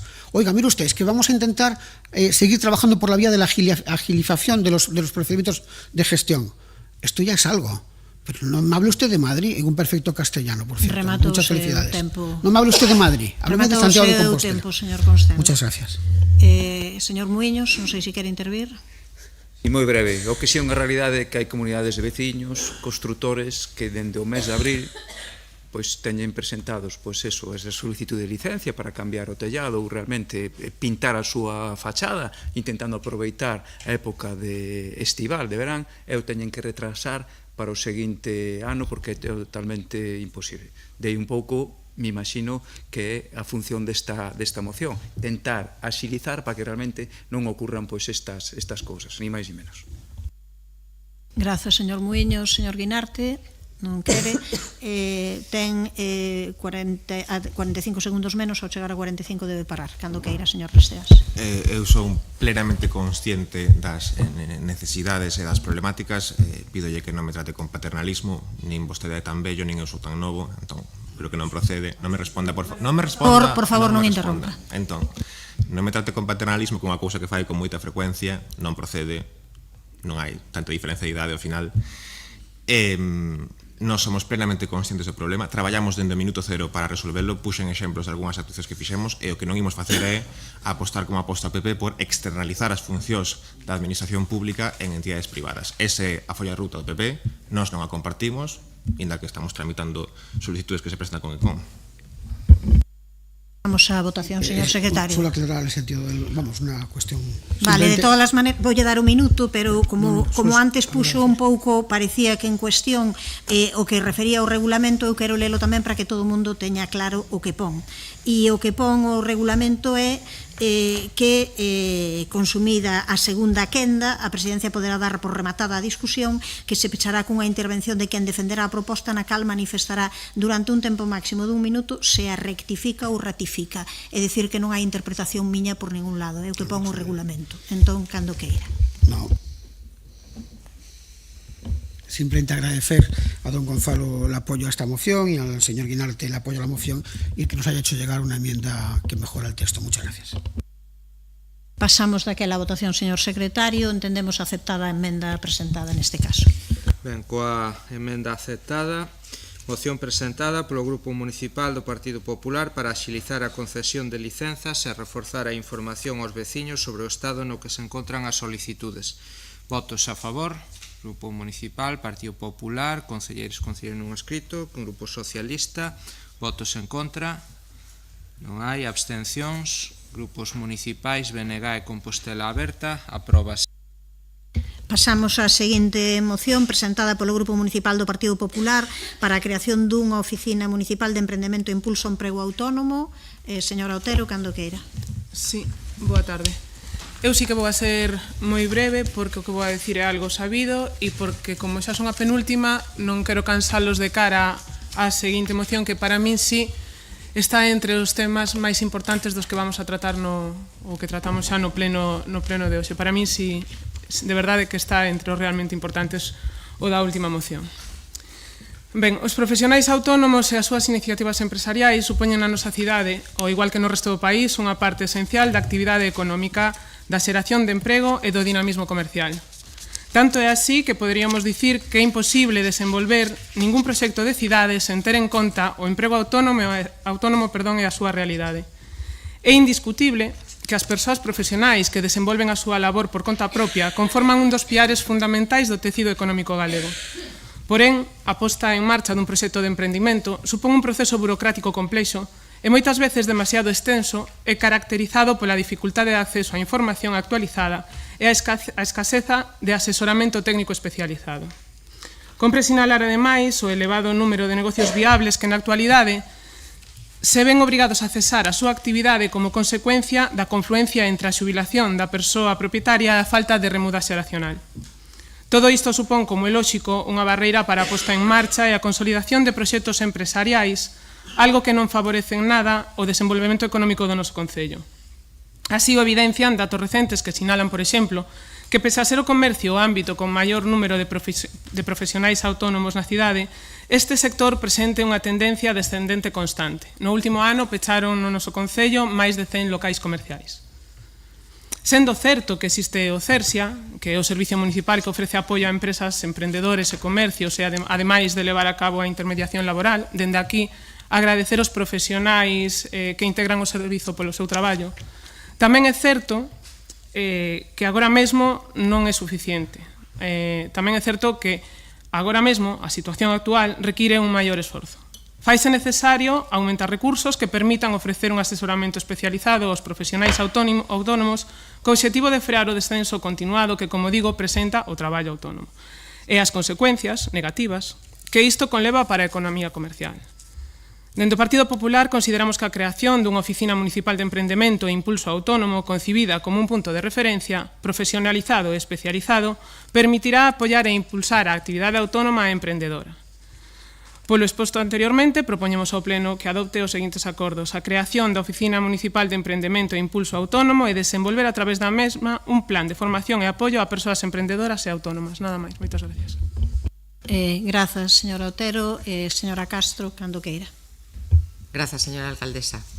O éxito de calquera iniciativa empresarial que xurda en Compostela, desde un pequeno negocio familiar ata unha gran empresa que xurde dunha persoa que decide emprender, será sempre unha boa noticia para o noso concello, porque supón avanzar na diversificación económica da que tanto falamos noutras sesións plenarias, crear novos postos de traballo e mellorar as condicións de vida da xente e proxectar novas oportunidades para outros negocios ou iniciativas empresariais que vexan o noso concello como un concello con oportunidades. Polo tanto, desde esta óptica podemos respaldar que se cree unha oficina municipal de emprendemento e impulso autónomo, erixíndose como unha ventanilla única para emprendedores e autónomos no noso concello, de xeito que, por exemplo, se poidan simplificar trámites, orientar para a solicitude de licencias ou subvencións. Agora ben, e deixando xa claro que imos votar a favor desta proposta, debemos manter certas cautelas sobre as formas nas que se pode chegar a materializar esta proposta. Primeiro, porque crear unha nova ferramenta pública implica recursos económicos, limitados no caso do noso concello, e tamén recursos humanos, o que precisa dun tempo para a súa provisión a través de procesos selectivos que, como vimos ao longo deste pleno, a veces son farragosos, complicados, extensos, etc. Porque reorganizar a escasa plantilla actual non creo, xa digo, que sexa unha opción viable. E, por outra banda, esta oficina, que pode ser un novo estímulo para promocionar o emprendimento, non cremos que deba exceder o seu rango de actuación moito máis aló do que ten que ver coa relación das empresas coa administración local. E digo isto porque xa existen no noso concello ferramentas e institucións que acompañan as persoas que deciden emprender. De feito, seguramente, máis que crear unha nova porta de entrada á administración local, seguramente o camiño sería seguir potenciando Uninova. Precisamente estamos a falar dunha sociedade para a promoción de iniciativas empresariais innovadoras impulsada polo Concello en colaboración coa USC, que busca ofrecer asesoramento, aceleración e soporte á creación de iniciativas empresariais innovadoras. Polo tanto, o camiño se cadra podería empezar por impulsar e ampliar o rango de actuación desta sociedade. Por outra banda, está o viveiro de empresas da Cámara de Comercio, que se presenta tamén como unha estructura de acollida e apoio temporal para propiciar o nacemento, arranque e consolidación de novos proxectos empresariais. E tamén temos o Instituto Galego de Promoción Económica ou incluso asociacións empresariais que prestan apoio a eses novos emprendedores. Polo tanto, o papel do Concello de Santiago se cadra, deberá enfocarse máis a potenciar o protagonismo de Uninova nese ecosistema embrionario no que xorden iniciativas empresariais que precisan de todo o noso apoio e acompañamento, ao tempo que se propicia a creación de sinerxias entre todas as institucións. Antes de crear novas ferramentas, o mellor pois compre optimizar as que actualmente están operando. En calquera caso, e como xa dixen ao inicio da miña intervención, estamos de acordo nas intencións e no fondo desta moción e, polo tanto, o grupo das concelleiras non adscritas imos a votar a favor. Moitas grazas. Grazas, señora Castro. Ten a palabra a señora Rozas. Moi boa tarde a todas e a todos. Eu teño que recoñecer que cando lín esta moción resultoume desconcertante agora escoitar a intervención do Partido Popular aínda máis, porque a moción ten como acordo a creación dunha oficina municipal de emprendemento e impulso ao emprego autónomo e como acaba de recoñecer agora a concellera do Partido Popular, esa oficina xa existe, tal vez con outro nome, pero xa existe, é o Departamento de Promoción Económica. En tal caso, eu podo entender que se solicite que se reforce ese departamento e máis, estaría a favor. Outra cuestión é que se empezamos a reforzar todos os departamentos da casa, pois claramente os límites legais non nos dan esa posibilidade. E pareceme moi interesante a visión da concelleira Mila Castro, que non é unha visión que este aquí contemplada pois nesta proposta do Partido Popular, nin que a concelleira Olalla Otero trasladara na súa intervención.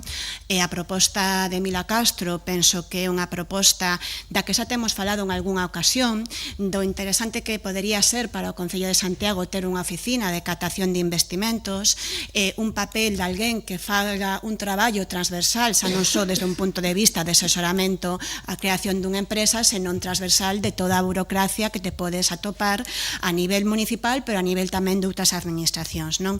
Eso non é o que está recollido nesta moción. No que está recollido nesta moción, pois é unha oficina que incluye iniciativas de emprendemento e emprego autónomo que se realizan agora mesmo, insisto, todo é reforzable, pero que se realizan agora mesmo desde o Servizo de Apoio á Empresa, que se presta dentro do Concello de Santiago, dentro do Departamento de Promoción Económica, que se encarga de facer asesoramento e acompañamento ás persoas emprendedoras, ás empresas xa constituídas, a comercios e tamén asociacións. Este servizo ten diferentes etapas polas que pode pasar unha empresa e diferentes etapas de acompañamento, dende o momento en que só existe un proxecto ata que a empresa está consolidada. Ofrece asesoramento, ofrece formación continua e ofrece tamén intermediación laboral. Tamén, dende o Departamento de Promoción Económica, pois temos diferentes iniciativas dirixidas a fortalecer o tecido empresarial. Temos o programa Faino en Santiago, que este ano ofertou máis dun 100 de actividades formativas, tanto presenciais como telemáticas, formación vinculada á xestión empresarial, vinculada á xestión económica, á digitalización, ao comercio local, con cursos de escaparatismo, perdón. Gracias. E hai poucos días tamén clausuramos unha parte deste programa, o Faino Ti, no que tivemos en encontros con máis de 30 representantes dos principais motores económicos de Santiago para poñer en común as súas propostas para intentar reforzar precisamente este traballo que se fai a través do Servizo de Apoio á Empresa. Tamén, dentro de pouco, o tempo que me pase a alcaldesa restemo da segunda quenda, dentro de pouco presentaremos o Plan de Economía Social de Santiago, no que levamos bastante tempo xa traballando, no que contamos, ademais, cunha formación especializada para cooperativas e un programa co que colaboramos con Espazo COP. Eu creo que non oculto, o teño dito en diferentes ocasións, que este, para min, o modelo cooperativo é unha prioridade. Temos outras liñas de traballo, unha liña de traballo que desenvolvemos co Biopolo, unha liña de traballo que desenvolvemos ca Cámara de Comercio para impulsar o espírito emprendedor, ao que destinamos 75.000 euros. Eu creo que estes son exemplos do que se fai dende promoción económica e do que se fai dende o Cersia. Estou segurísima, de verdade, que podemos mellorar, encantadísima de reforzar dentro das posibilidades económicas e legais do Concello, pero creo que duplicar e crear unha oficina específica cando xa se está facendo ese traballo dende unha oficina con outro nome, pois non ten moito sentido. Moitas gracias. Socialista, señora Val, cando queira. Gracias. Bueno, os traballadores e traballadoras por conta propia constitúen un dos piares de emprego e do tecido económico en Santiago de Compostela. Aínda que na última década a destrucción do emprego autónomo en Galicia foi destacable, especialmente a consecuencia da pandemia, o presidente da Unión de Profesionais e Traballadores Autónomos sinalaba a principios deste ano que Santiago e a súa comarca era unha illa neste sentido. O auxe do turismo e da industrialización do perímetro da cidade facían que en xullo a comarca de Compostela registrase un crecemento interanual do 0,3% no emprego autónomo. O reverso negativo destes datos de estabilidade ven da man do sector do comercio, onde a asociación contabilizaba o peche de 100 negocios nun ano. Ademais, unha porcentaxe dos propietarios destes establecementos contan con máis de 60 anos, de xeito que coas súas xubilacións o futuro dos negocios prevese moi incerto. Sabemos, e se está poñendo aquí de manifesto, que as distintas administracións e organismos ofrecen múltiples recursos para o asesoramento e a formación das persoas autónomas. A labor da Cámara de Comercio en Santiago é esencial, con diferentes programas que desenvolven en colaboración coas diferentes administracións públicas. Tamén a Xunta de Galicia conta coa rede de polos de emprendemento e apoio ao emprego. Tamén o Concello de Santiago conta con un servicio de formación e atención ás persoas emprendedoras no Cersia, aínda que, según temos entendido, atende un día á semana baixo cita previa. Non sabemos se é así ou non, pero bueno, eso é o que temos entendido. Pero tamén somos conscientes que existindo este servicio, e de feito isto é un pouco o argumento que xustifica que vamos a votar a favor da moción do Partido Popular, existindo este servicio é imprescindible reforzalo, é imprescindible impulsalo e é imprescindible visibilizalo, desculpade. Porque, sí, visibilizalo, porque desde logo hai que, de algún modo, é dicir, as emprendedoras e emprendedores, os autónomos e os autónomas que queran invertir en Santiago teñen que saber claramente a donde teñen que acudir. Hai moitas fórmulas de poder reforzar e visibilizar e impulsar este servizo de asesoramento e de captación e de formación que non teñen que pasar necesariamente por o reforzamento da plantilla, porque somos conscientes que son unha posibilidade bastante limitada. Existen fórmulas de colaboración público-privada que se poden potenciar, que xa sabemos que existe esa colaboración coa Cámara de Comercio, pero desde logo tamén entendemos que se pode potenciar. En definitiva, é urxente adoptar medidas que freen o peche do pequeno comercio compostelán, xa que de nada sirve limitar a apertura de novos establecementos que non aportan valor se non retemos os que aportan identidade á cidade.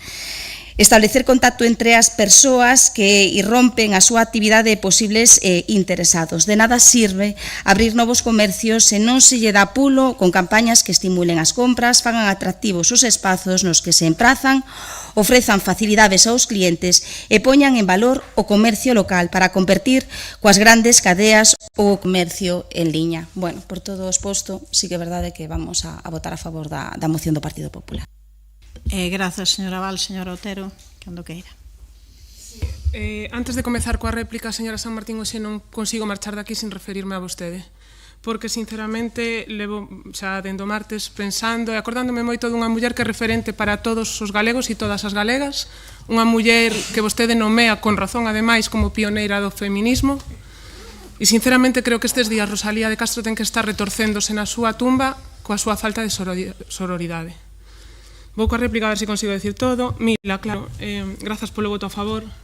Falas de Uninova, ou fala, perdón, de Uninova, iniciativas empresariais innovadoras, cando quen quere abrir un negocio é un profesional de oficios, un carpinteiro, unha carpinteira, unha fontaneira, unha perruqueira. Uninova non é o lugar onde poden acudir. Señora Rozas, fálame de servizos de asesoramento que prestan asesoramento xeral. Nos falamos dun asesoramento técnico especializado. E se non lle parece ben esta medida, dígame vostede que goberna cal é unha boa medida para frear o descenso do emprego autónomo ou para frear o peche continuo de establecementos comerciais no noso concello, porque en verdade é vostede quen non lo ten que decir.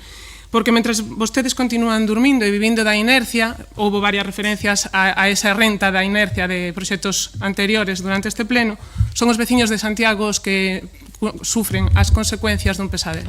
Nada máis. Grazas, señora Otero. Señora Castro, quere intervir? Non. De acordo. Señora Rozas ten 20 segundos menos. A chegar a 20 ten que parar.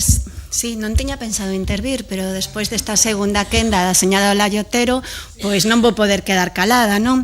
Varias cuestións, señora Otero.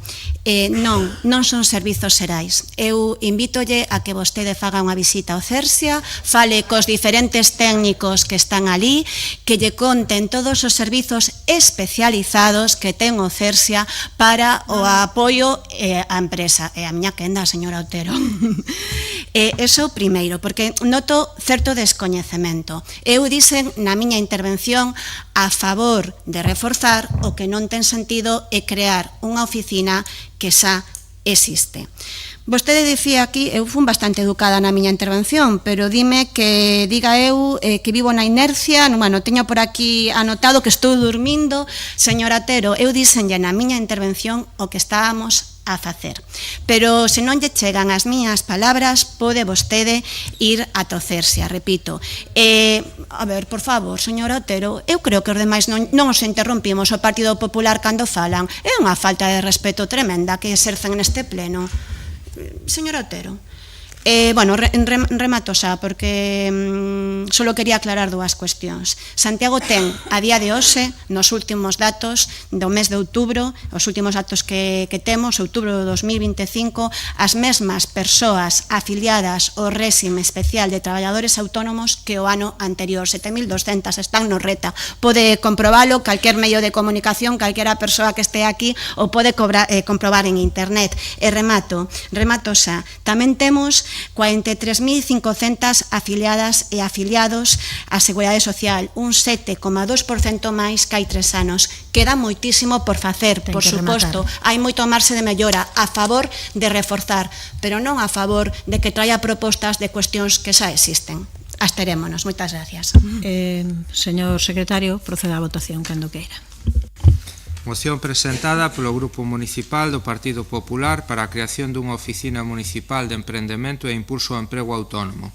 Votos a favor, grupos municipais, Partido Popular, concelleiros non escritos, Grupo Municipal Socialista, votos en contra, non hai abstencións, grupos municipais, BNG e Compostela Aberta, apróbase a moción. Ben, pois pasamos daquela moción de urxencia para condenar os feitos que tiveron lugar o martes 25 de novembro, froito da concentración convocada pola CIGA na sede do Partido Popular de Santiago, polo Partido Popular, quen fala, señora Baleato, cando queira. Ben queridas concelleiras e concelleiros, este pasado martes, as manifestantes que acudiron á concentración diante da sede do Partido Popular de Santiago, organizada polo Sindicato Nacionalista da CIGA, protagonizaron uns momentos impropios dunha democracia ao insultar as persoas que se atopaban nese momento dentro da sede. Entre as liberdades que ampara a nosa Constitución, recóllese o dereito de asociación, polo tanto, o de pertenza a un partido político, único motivo polo cal fomos insultadas. Esta actuación levada a cabo polas persoas reunidas pola CIGA non foi outra cousa que un acoso á sede dun partido político democrático que constitúe un ataque ás liberdades amparadas pola Constitución, polo que lles pedimos que condenen as accións realizadas polas persoas concentradas ante a sede do Partido Popular de Santiago derivada da convocatoria realizada polo Sindicato Nacionalista da CIGA. Vostedes, creo que xa me van coñecendo, saben cal é o meu estilo e cal é a miña forma de ser, polo que non vou a repetir aquí as palabras, os insultos, nin os cánticos que ali escoitamos. Pódolles dicir, créanme, que moi desagradables. Nin tampouco vou facer un show nesta intervención, non ven o caso, pero si falo en nome das mulleres do Partido Popular, unhas vehementes e outras máis reflexivas, unhas máis críticas e outras, por suposto, máis conciliadoras, porque, por suposto, como digo, non hai un perfil de muller do Partido Popular, hai miles de perfís, e todas, o igual que as mulleres dos seus partidos, merecemos respecto. Só lles pido un pouco de sentido común, señoras e señores, sentido común e respecto, o mesmo que eu lles teño a todos vostedes, respecto ás persoas e ás liberdades que ampara a nosa Constitución, tanto as súas como as nosas. Cada quen co seu, de acordo, pero dentro do máis absoluto dos respectos ás persoas e ás ideas. Hai poucos días escoitábamos neste mesmo salón de plenos estas palabras. Ás veces é importante tomar un pouco de distancia e facer un pouco de silencio e de reflexión, porque é certo que levamos semanas e meses escoitando demasiado barullo, demasiado ruido. Efectivamente, aquí temos novamente o ruido, o barullo, a liorta, a rifa, unhas mulleres que estábamos a traballar e que nos vimos insultadas e violentadas por pertencer ao Partido Popular. Estamos nun momento onde o ruido contribúe decididamente á incomunicación, á incompresión e de rebote, o que é moito peor, á intolerancia. Ou é que para defender a unhas mulleres había que atacar a outras? Non somos igualmente mulleres? Somos menos mulleres por non compartir a súa ideoloxía? Non, señoras e señores concelleiros, non. Ou é que para celebrar o día unhas mulleres había que desprezar a outras? Non, señoras e señores concelleiros, non. Ou é que só hai que eliminar a violencia contra algunhas mulleres, pero non contra as do Partido Popular? Non, señoras e señores concelleiros, non.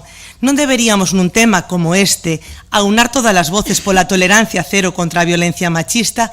Sí, señoras concelleiros, sí. O 25N é o Día Internacional da Eliminación da Violencia contra a Muller, insisto, contra a muller, sí, contra calquera muller, incluídas tamén as do Partido Popular. En fin, hai de todo e para todo. Por iso ten razón a tía Manuela de Lois Celeiro cando reclama respecto e aprecio. Respecto a todos e aprecio a aqueles que xo teñen e que o merecen. Eu respeto a todos vostedes moitísimo e ademais aprecios. Para min, o silencio na política é un mérito, e na vida tamén. A convivencia social e a armonía radican en boa parte no respeto ao dereito alleo, por suposto no dereito a falar ou a calar, si se prefire, pero nunca a insultar. Remato pedíndolles, como fai Caetano Díaz e moitas das súas cartas asombradas, que colaboremos, lóxicamente, sen perder o sentido crítico.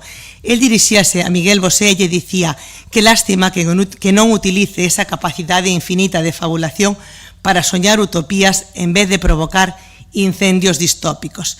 Por iso, eso mismo digo eu, que lástima que non utilicemos o día 25N para reivindicar a eliminación da violencia contra a muller, que non enfoquemos ben o obxectivo, senón que o desenfoquemos completamente. Pídolles que condenen os feitos ocorridos, pídolle a señora alcaldesa, como máxima representante das mulleres compostelás, que condene estes feitos, e pídolles que tendamos pontes, non as voemos, a lo menos en temas nos que non debería existir ningunha fisura. Moitas grazas. Grazas, señora Baleato. Señora Rosón, entendo, cando queira. Recoñezo que non me sinto nada cómoda tendo que falar nesta cuestión no día de hoxe. No mes de novembro, máis os albores do 25N, este Concello debería estar reivindicando desde o consenso que sempre existiu nesta corporación a defensa inequívoca dos dereitos das mulleres e a loita firme contra calquera forma de violencia machista. Deberíamos estar unidas arredor dun compromiso claro e incuestionable o de construir unha sociedade libre de medo, de desigualdade e de agresións. Sen embargo, vémonos na obriga de traer a este pleno unha reflexión. Aínda cando as reivindicacións poden ser máis que xustas, o momento, o lugar e as formas non sempre son os oportunos. Creo sinceramente que o máis intelixente hoxe tería sido que todas e todos sinaláramos que algunhas das imaxes vistas este mércores ás portas da sede do Partido Popular son inapropiadas. É compatible defender e respectar absolutamente o dereito á manifestación e discrepar en como se realiza. Pode ser que nesta polémica haxa certo componente de oportunismo. Se cadra por ambas partes, pero tamén está claro que, de ser así, unha parte provocou a situación e outra aproveitaría. E como feminista que levo toda a miña vida comprometida cuns valores de igualdade, de respecto e de loita activa, non podo quedarme calada ante unha situación que, creo firmemente, desvía o foco do realmente importante e debilita ese consenso que existe en Compostela ante a loita feminista. As reivindicacións da CIGA son absolutamente respectables. Entendo que se denuncie o desmantelamento das políticas de igualdade por parte do Goberno autonómico, que se reclame máis financiamento por parte da Xunta, por exemplo, os centros de información á muller. De feito, hai un mes, eu mesma reclamei neste pleno nun debate co Partido Popular de fronte. E, por suposto, eu tamén entendo as reivindicacións fronte ao modelo de servizos sociais vixente en Galicia, que xera precariedade e infravalora as profesionais dos cuidados. Non son as reivindicacións o que se cuestiona hoxe aquí, senón as formas, o momento e o espazo no que se fan. Cal é o significado político dunha manifestación ás portas dun local dun partido no que só hai traballadoras e concelleiras que nunca tiveron responsabilidades de goberno en materia de igualdade ou servizos sociais? Repito, máximo dereito de manifestación, pero non todo vale. Nós, cando o Partido Popular pediu a toda a corporación sumarnos a esta moción, decidimos que debíamos facelo por 3 motivos fundamentalmente. O primeiro, porque, como xa dixen, discrepamos nas formas. Non nos gustan algunhas imaxes que se viron nesa manifestación. O segundo, porque non estamos dispostas a que actos como estes sigan opacando o debate realmente importante. Pasemos páxina de certas imaxes desafortunadas e volvamos poñer o foco onde corresponde, na loita contra o machismo que humilla, agrede e mata. E terceiro, por unha cuestión de sororidade. Hai un abismo na forma de pensar que temos as concelleiras non adscritas con moitas das persoas que compoñen o Partido Popular. Pero a discrepancia política non nos impide forxar afectos entre persoas que coincidimos en que queremos o mellor para o noso concello.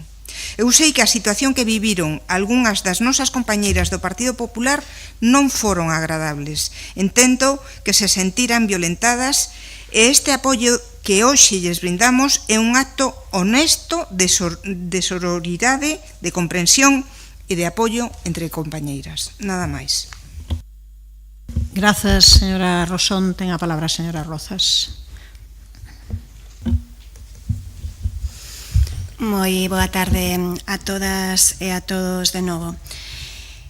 Eu teño que recoñecer a miña sorpresa por esta moción conxunta presentada polo Partido Popular, pero tamén polas concelleiras non adscritas. A min persoalmente sorprendeume, e non por ver a firma do Partido Popular, non, senón das concelleiras non adscritas. Tiña moito interese en escoitar a intervención de Mercedes Rosón.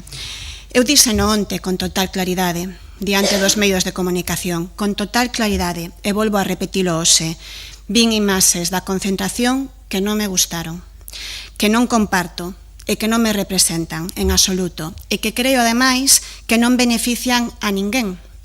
porque onte falamos de moitas cuestións, pero non falamos do que realmente tiñamos que falar. Non creo que non benefician a ninguén e moito menos a causa feminista, que era a causa que tocaba defender o 25 de novembro. Dito isto, nas diferentes declaracións que lle escoitei ao Partido Popular falaban e apelaban á Constitución e apelaban ao dereito que está recollido na Constitución da asociación e de pertenza a un partido político, que penso que ninguén puso en cuestión, faltaría máis, non? Tamén na Constitución está recollido o dereito á manifestación, que ten o meu máximo respeto e creo que deberá ter o máximo respeto de todas e de todos nós. Ese dereito á manifestación, eu creo que o Partido Popular lle gusta un pouco menos. Sí, despois do de onte creo que lle gusta un pouco menos, porque non entendo esta intervención, nesta ocasión, claro está, con esta moción, cando todas e todos sabemos que hai outras manifestacións, como as que se veñen producindo reiteradamente en Ferraz, que nunca tiveron unha condena do Partido Popular. En Ferraz, diante da sede dun partido político, que é algo que agora semella que o Partido Popular pois cuestiona, non? E semella que é algo innovador. Non é a primeira vez que hai unha manifestación diante dunha sede dun partido político. E insisto, o Partido Popular nunca condenou esas concentracións. Tampouco condenou onte mesmo no Senado, e a min isto sí que me parece moi grave, tampouco condenou onte mesmo no Senado os berros fascistas que se escoitaron hai uns días en Madrid pedindo un tiro na nuca ao presidente do goberno. Tampouco condenou onte iso o Partido Popular. O Partido Popular e Vox impediron onte no Senado unha declaración institucional de condena. Tampouco condenou o Partido Popular... Por favor, non interrompan. A ver, tampouco condenou o Partido Popular as concentracións e os insultos xa non diante dunha sede dun partido político, senón diante dun domicilio particular dun ministro, que para min iso sí que é unha liña vermella. Entón, eu vexo esta moción, señora María Baleato, ten vostede todo o meu aprecio e todo o meu respeto, pero vexo esta moción e o que me parece que aquí temos unha dobre vara de medir. Aquí piden que a corporación condene as accións realizadas nunha concentración dun sindicato diante da sede do Partido Popular.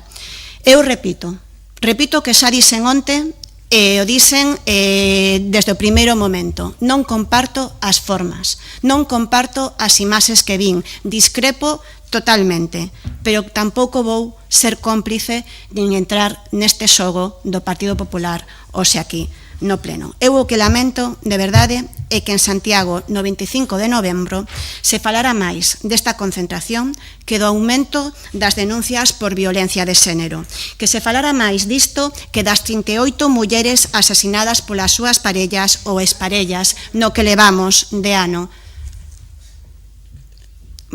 Eu, de verdade, é que vimos aquí a falar de respeto, eu o que sinto é que as concelladas do Partido Popular, señora Olaya, por favor, a que dirixe o debate a presidente. Por favor. Bueno, estou unha quenda de palabra, señor Derea. Sí, pero deixen falar a señora Rozas, estou unha miña quenda de palabra, a súa concelleira está me interrumpindo e vostede dime que eu non podo queixarme de que me está interrumpindo. A ver, pero por favor. Estou unha miña quenda de palabra. Creo que o mínimo no pleno da Corporación de Santiago é que nos respetamos as quendas de palabra. Cando falan os concelleiros e as concelleiras do Partido Popular, eu non os interrompo. Pedimos o mesmo. Creo que está sendo un bo exemplo esta intervención do pleno. O que decía antes, eu o que lamento é que non faláramos da situación de moitas mulleres, 38 mulleres asasinadas polas súas parellas ou exparellas no que levamos de ano, ou máis de 1.300 mulleres mortas desde o 2003. O que lamento é que non faláramos onte da regresión que estamos a ter na mocidade, que hai discursos negacionistas da violencia de xénero. Iso era importante que tiñamos que falar o 25 de novembro. Non de outras cuestións que falamos. Por suposto, insisto, non compartindo as formas ou imaxes que vimos desa concentración. Moitas gracias. Grazas polo Partido Socialista, señor Guinarte, cando queira. Bueno, eu non escribiría, o Grupo Municipal Socialista non escribiría a moción ou a declaración de condena deses feitos nos termos nos que aquí se presenta. Así yo fixen saber o voceiro do Partido Popular cando me falou de que iba a presentar esta moción de urxencia e fixen algún comentario. Gustaríanos que se puxera máis o acento sobre o dereito á reunión e manifestación e a liberdade de expresión, pero, ao mesmo tempo, suliñar que eses dereitos constitucionais, esenciais, non poden amparar comportamentos intimidatorios ou insultantes a militantes ou a traballadores dun partido político ou a un xornalista. Eu penso, é unha opinión que se pode compartir ou non, obviamente, que rematar unha manifestación diante da sede dun partido político, que é algo perfectamente lexítimo, máis rematala na sede local dun partido político, non é a mellor das opcións posibles, porque os partidos son instrumentos de participación política, tamén son esenciais, dio a Constitución, tamén así están definidos. E se son partidos democráticos, e é o caso, por moito que nos diferencie, débese debatir con eles, pode criticárselle, pero non se lles debe insultar, nin se lles debe intimidar. Mais inoportuno é facelo o día 25 de novembro, porque eso supuxo de feito desviar a atención dunha loita que debe ser o máis ampla posible contra o negacionismo da violencia de xénero. E non é un tema no que debamos dividir, porque é un tema vital. E cando digo vital, quero decir que afecta a vidas de persoas, a vidas de mulleres. Os xornalistas de verdade, non os activistas que se fan pasar por xornalistas, que tamén, pero os xornalistas merecen todo o respecto, deben ser respectados no seu traballo. É moi perigoso esvarar por esa pendente que parece legitimar a calquera para insultar ou para intimidar a quen se identifica como, ou a quen é identificado como xornalista dun medio hostil, e digo hostil con toda a intención. Por tanto, nos imos votar a favor desta moción, imos votar a favor desta moción por coherencia, pero agora tamén vou decir cousas que non lle van gustar ao Partido Popular, algo xa se apuntou, porque o Partido Popular adolece dunha gravísima falta de coherencia neste tema, coherencia que outros sí temos.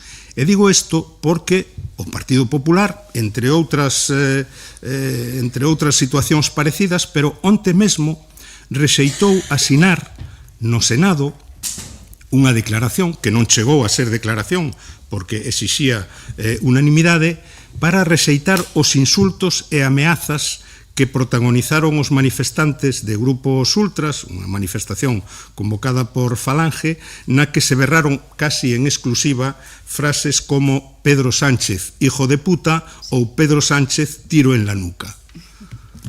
Nesa declaración propoñíanse cousas que ao PP non lle parecen asumibles e que vou ler. Decíase que estas ameazas forman parte dunha espiral froito dun clima de odio impulsado dende a ultradereita, aínda a costa de quebrar a España que a sociedade construíu durante os 50 anos de democracia, e que nela conminábase as formacións políticas a non usar mensaxes que promovan o odio hacia os adversarios políticos e invitábase a traballar a todas as forzas políticas para expulsar do debate político o insulto e o odio en aras de reforzar a nosa convivencia e os valores democráticos. Ese é o contido entrecomillado desta declaración que nin Vox nin o Partido Popular asumiron no Senado. Xa sei que me dirán que se o Partido Popular de Madrid e que non son vostedes, igual que o Partido Popular que gobernou o Concello de Santiago cando gobernou era o Partido Popular de entonces e non son ustedes. Non somos o Partido Socialista, somos coherentes aquí en Madrid, en Barcelona e donde faga falta. Por tanto, pasen o recado aos seus compañeiros do Partido Popular de Madrid.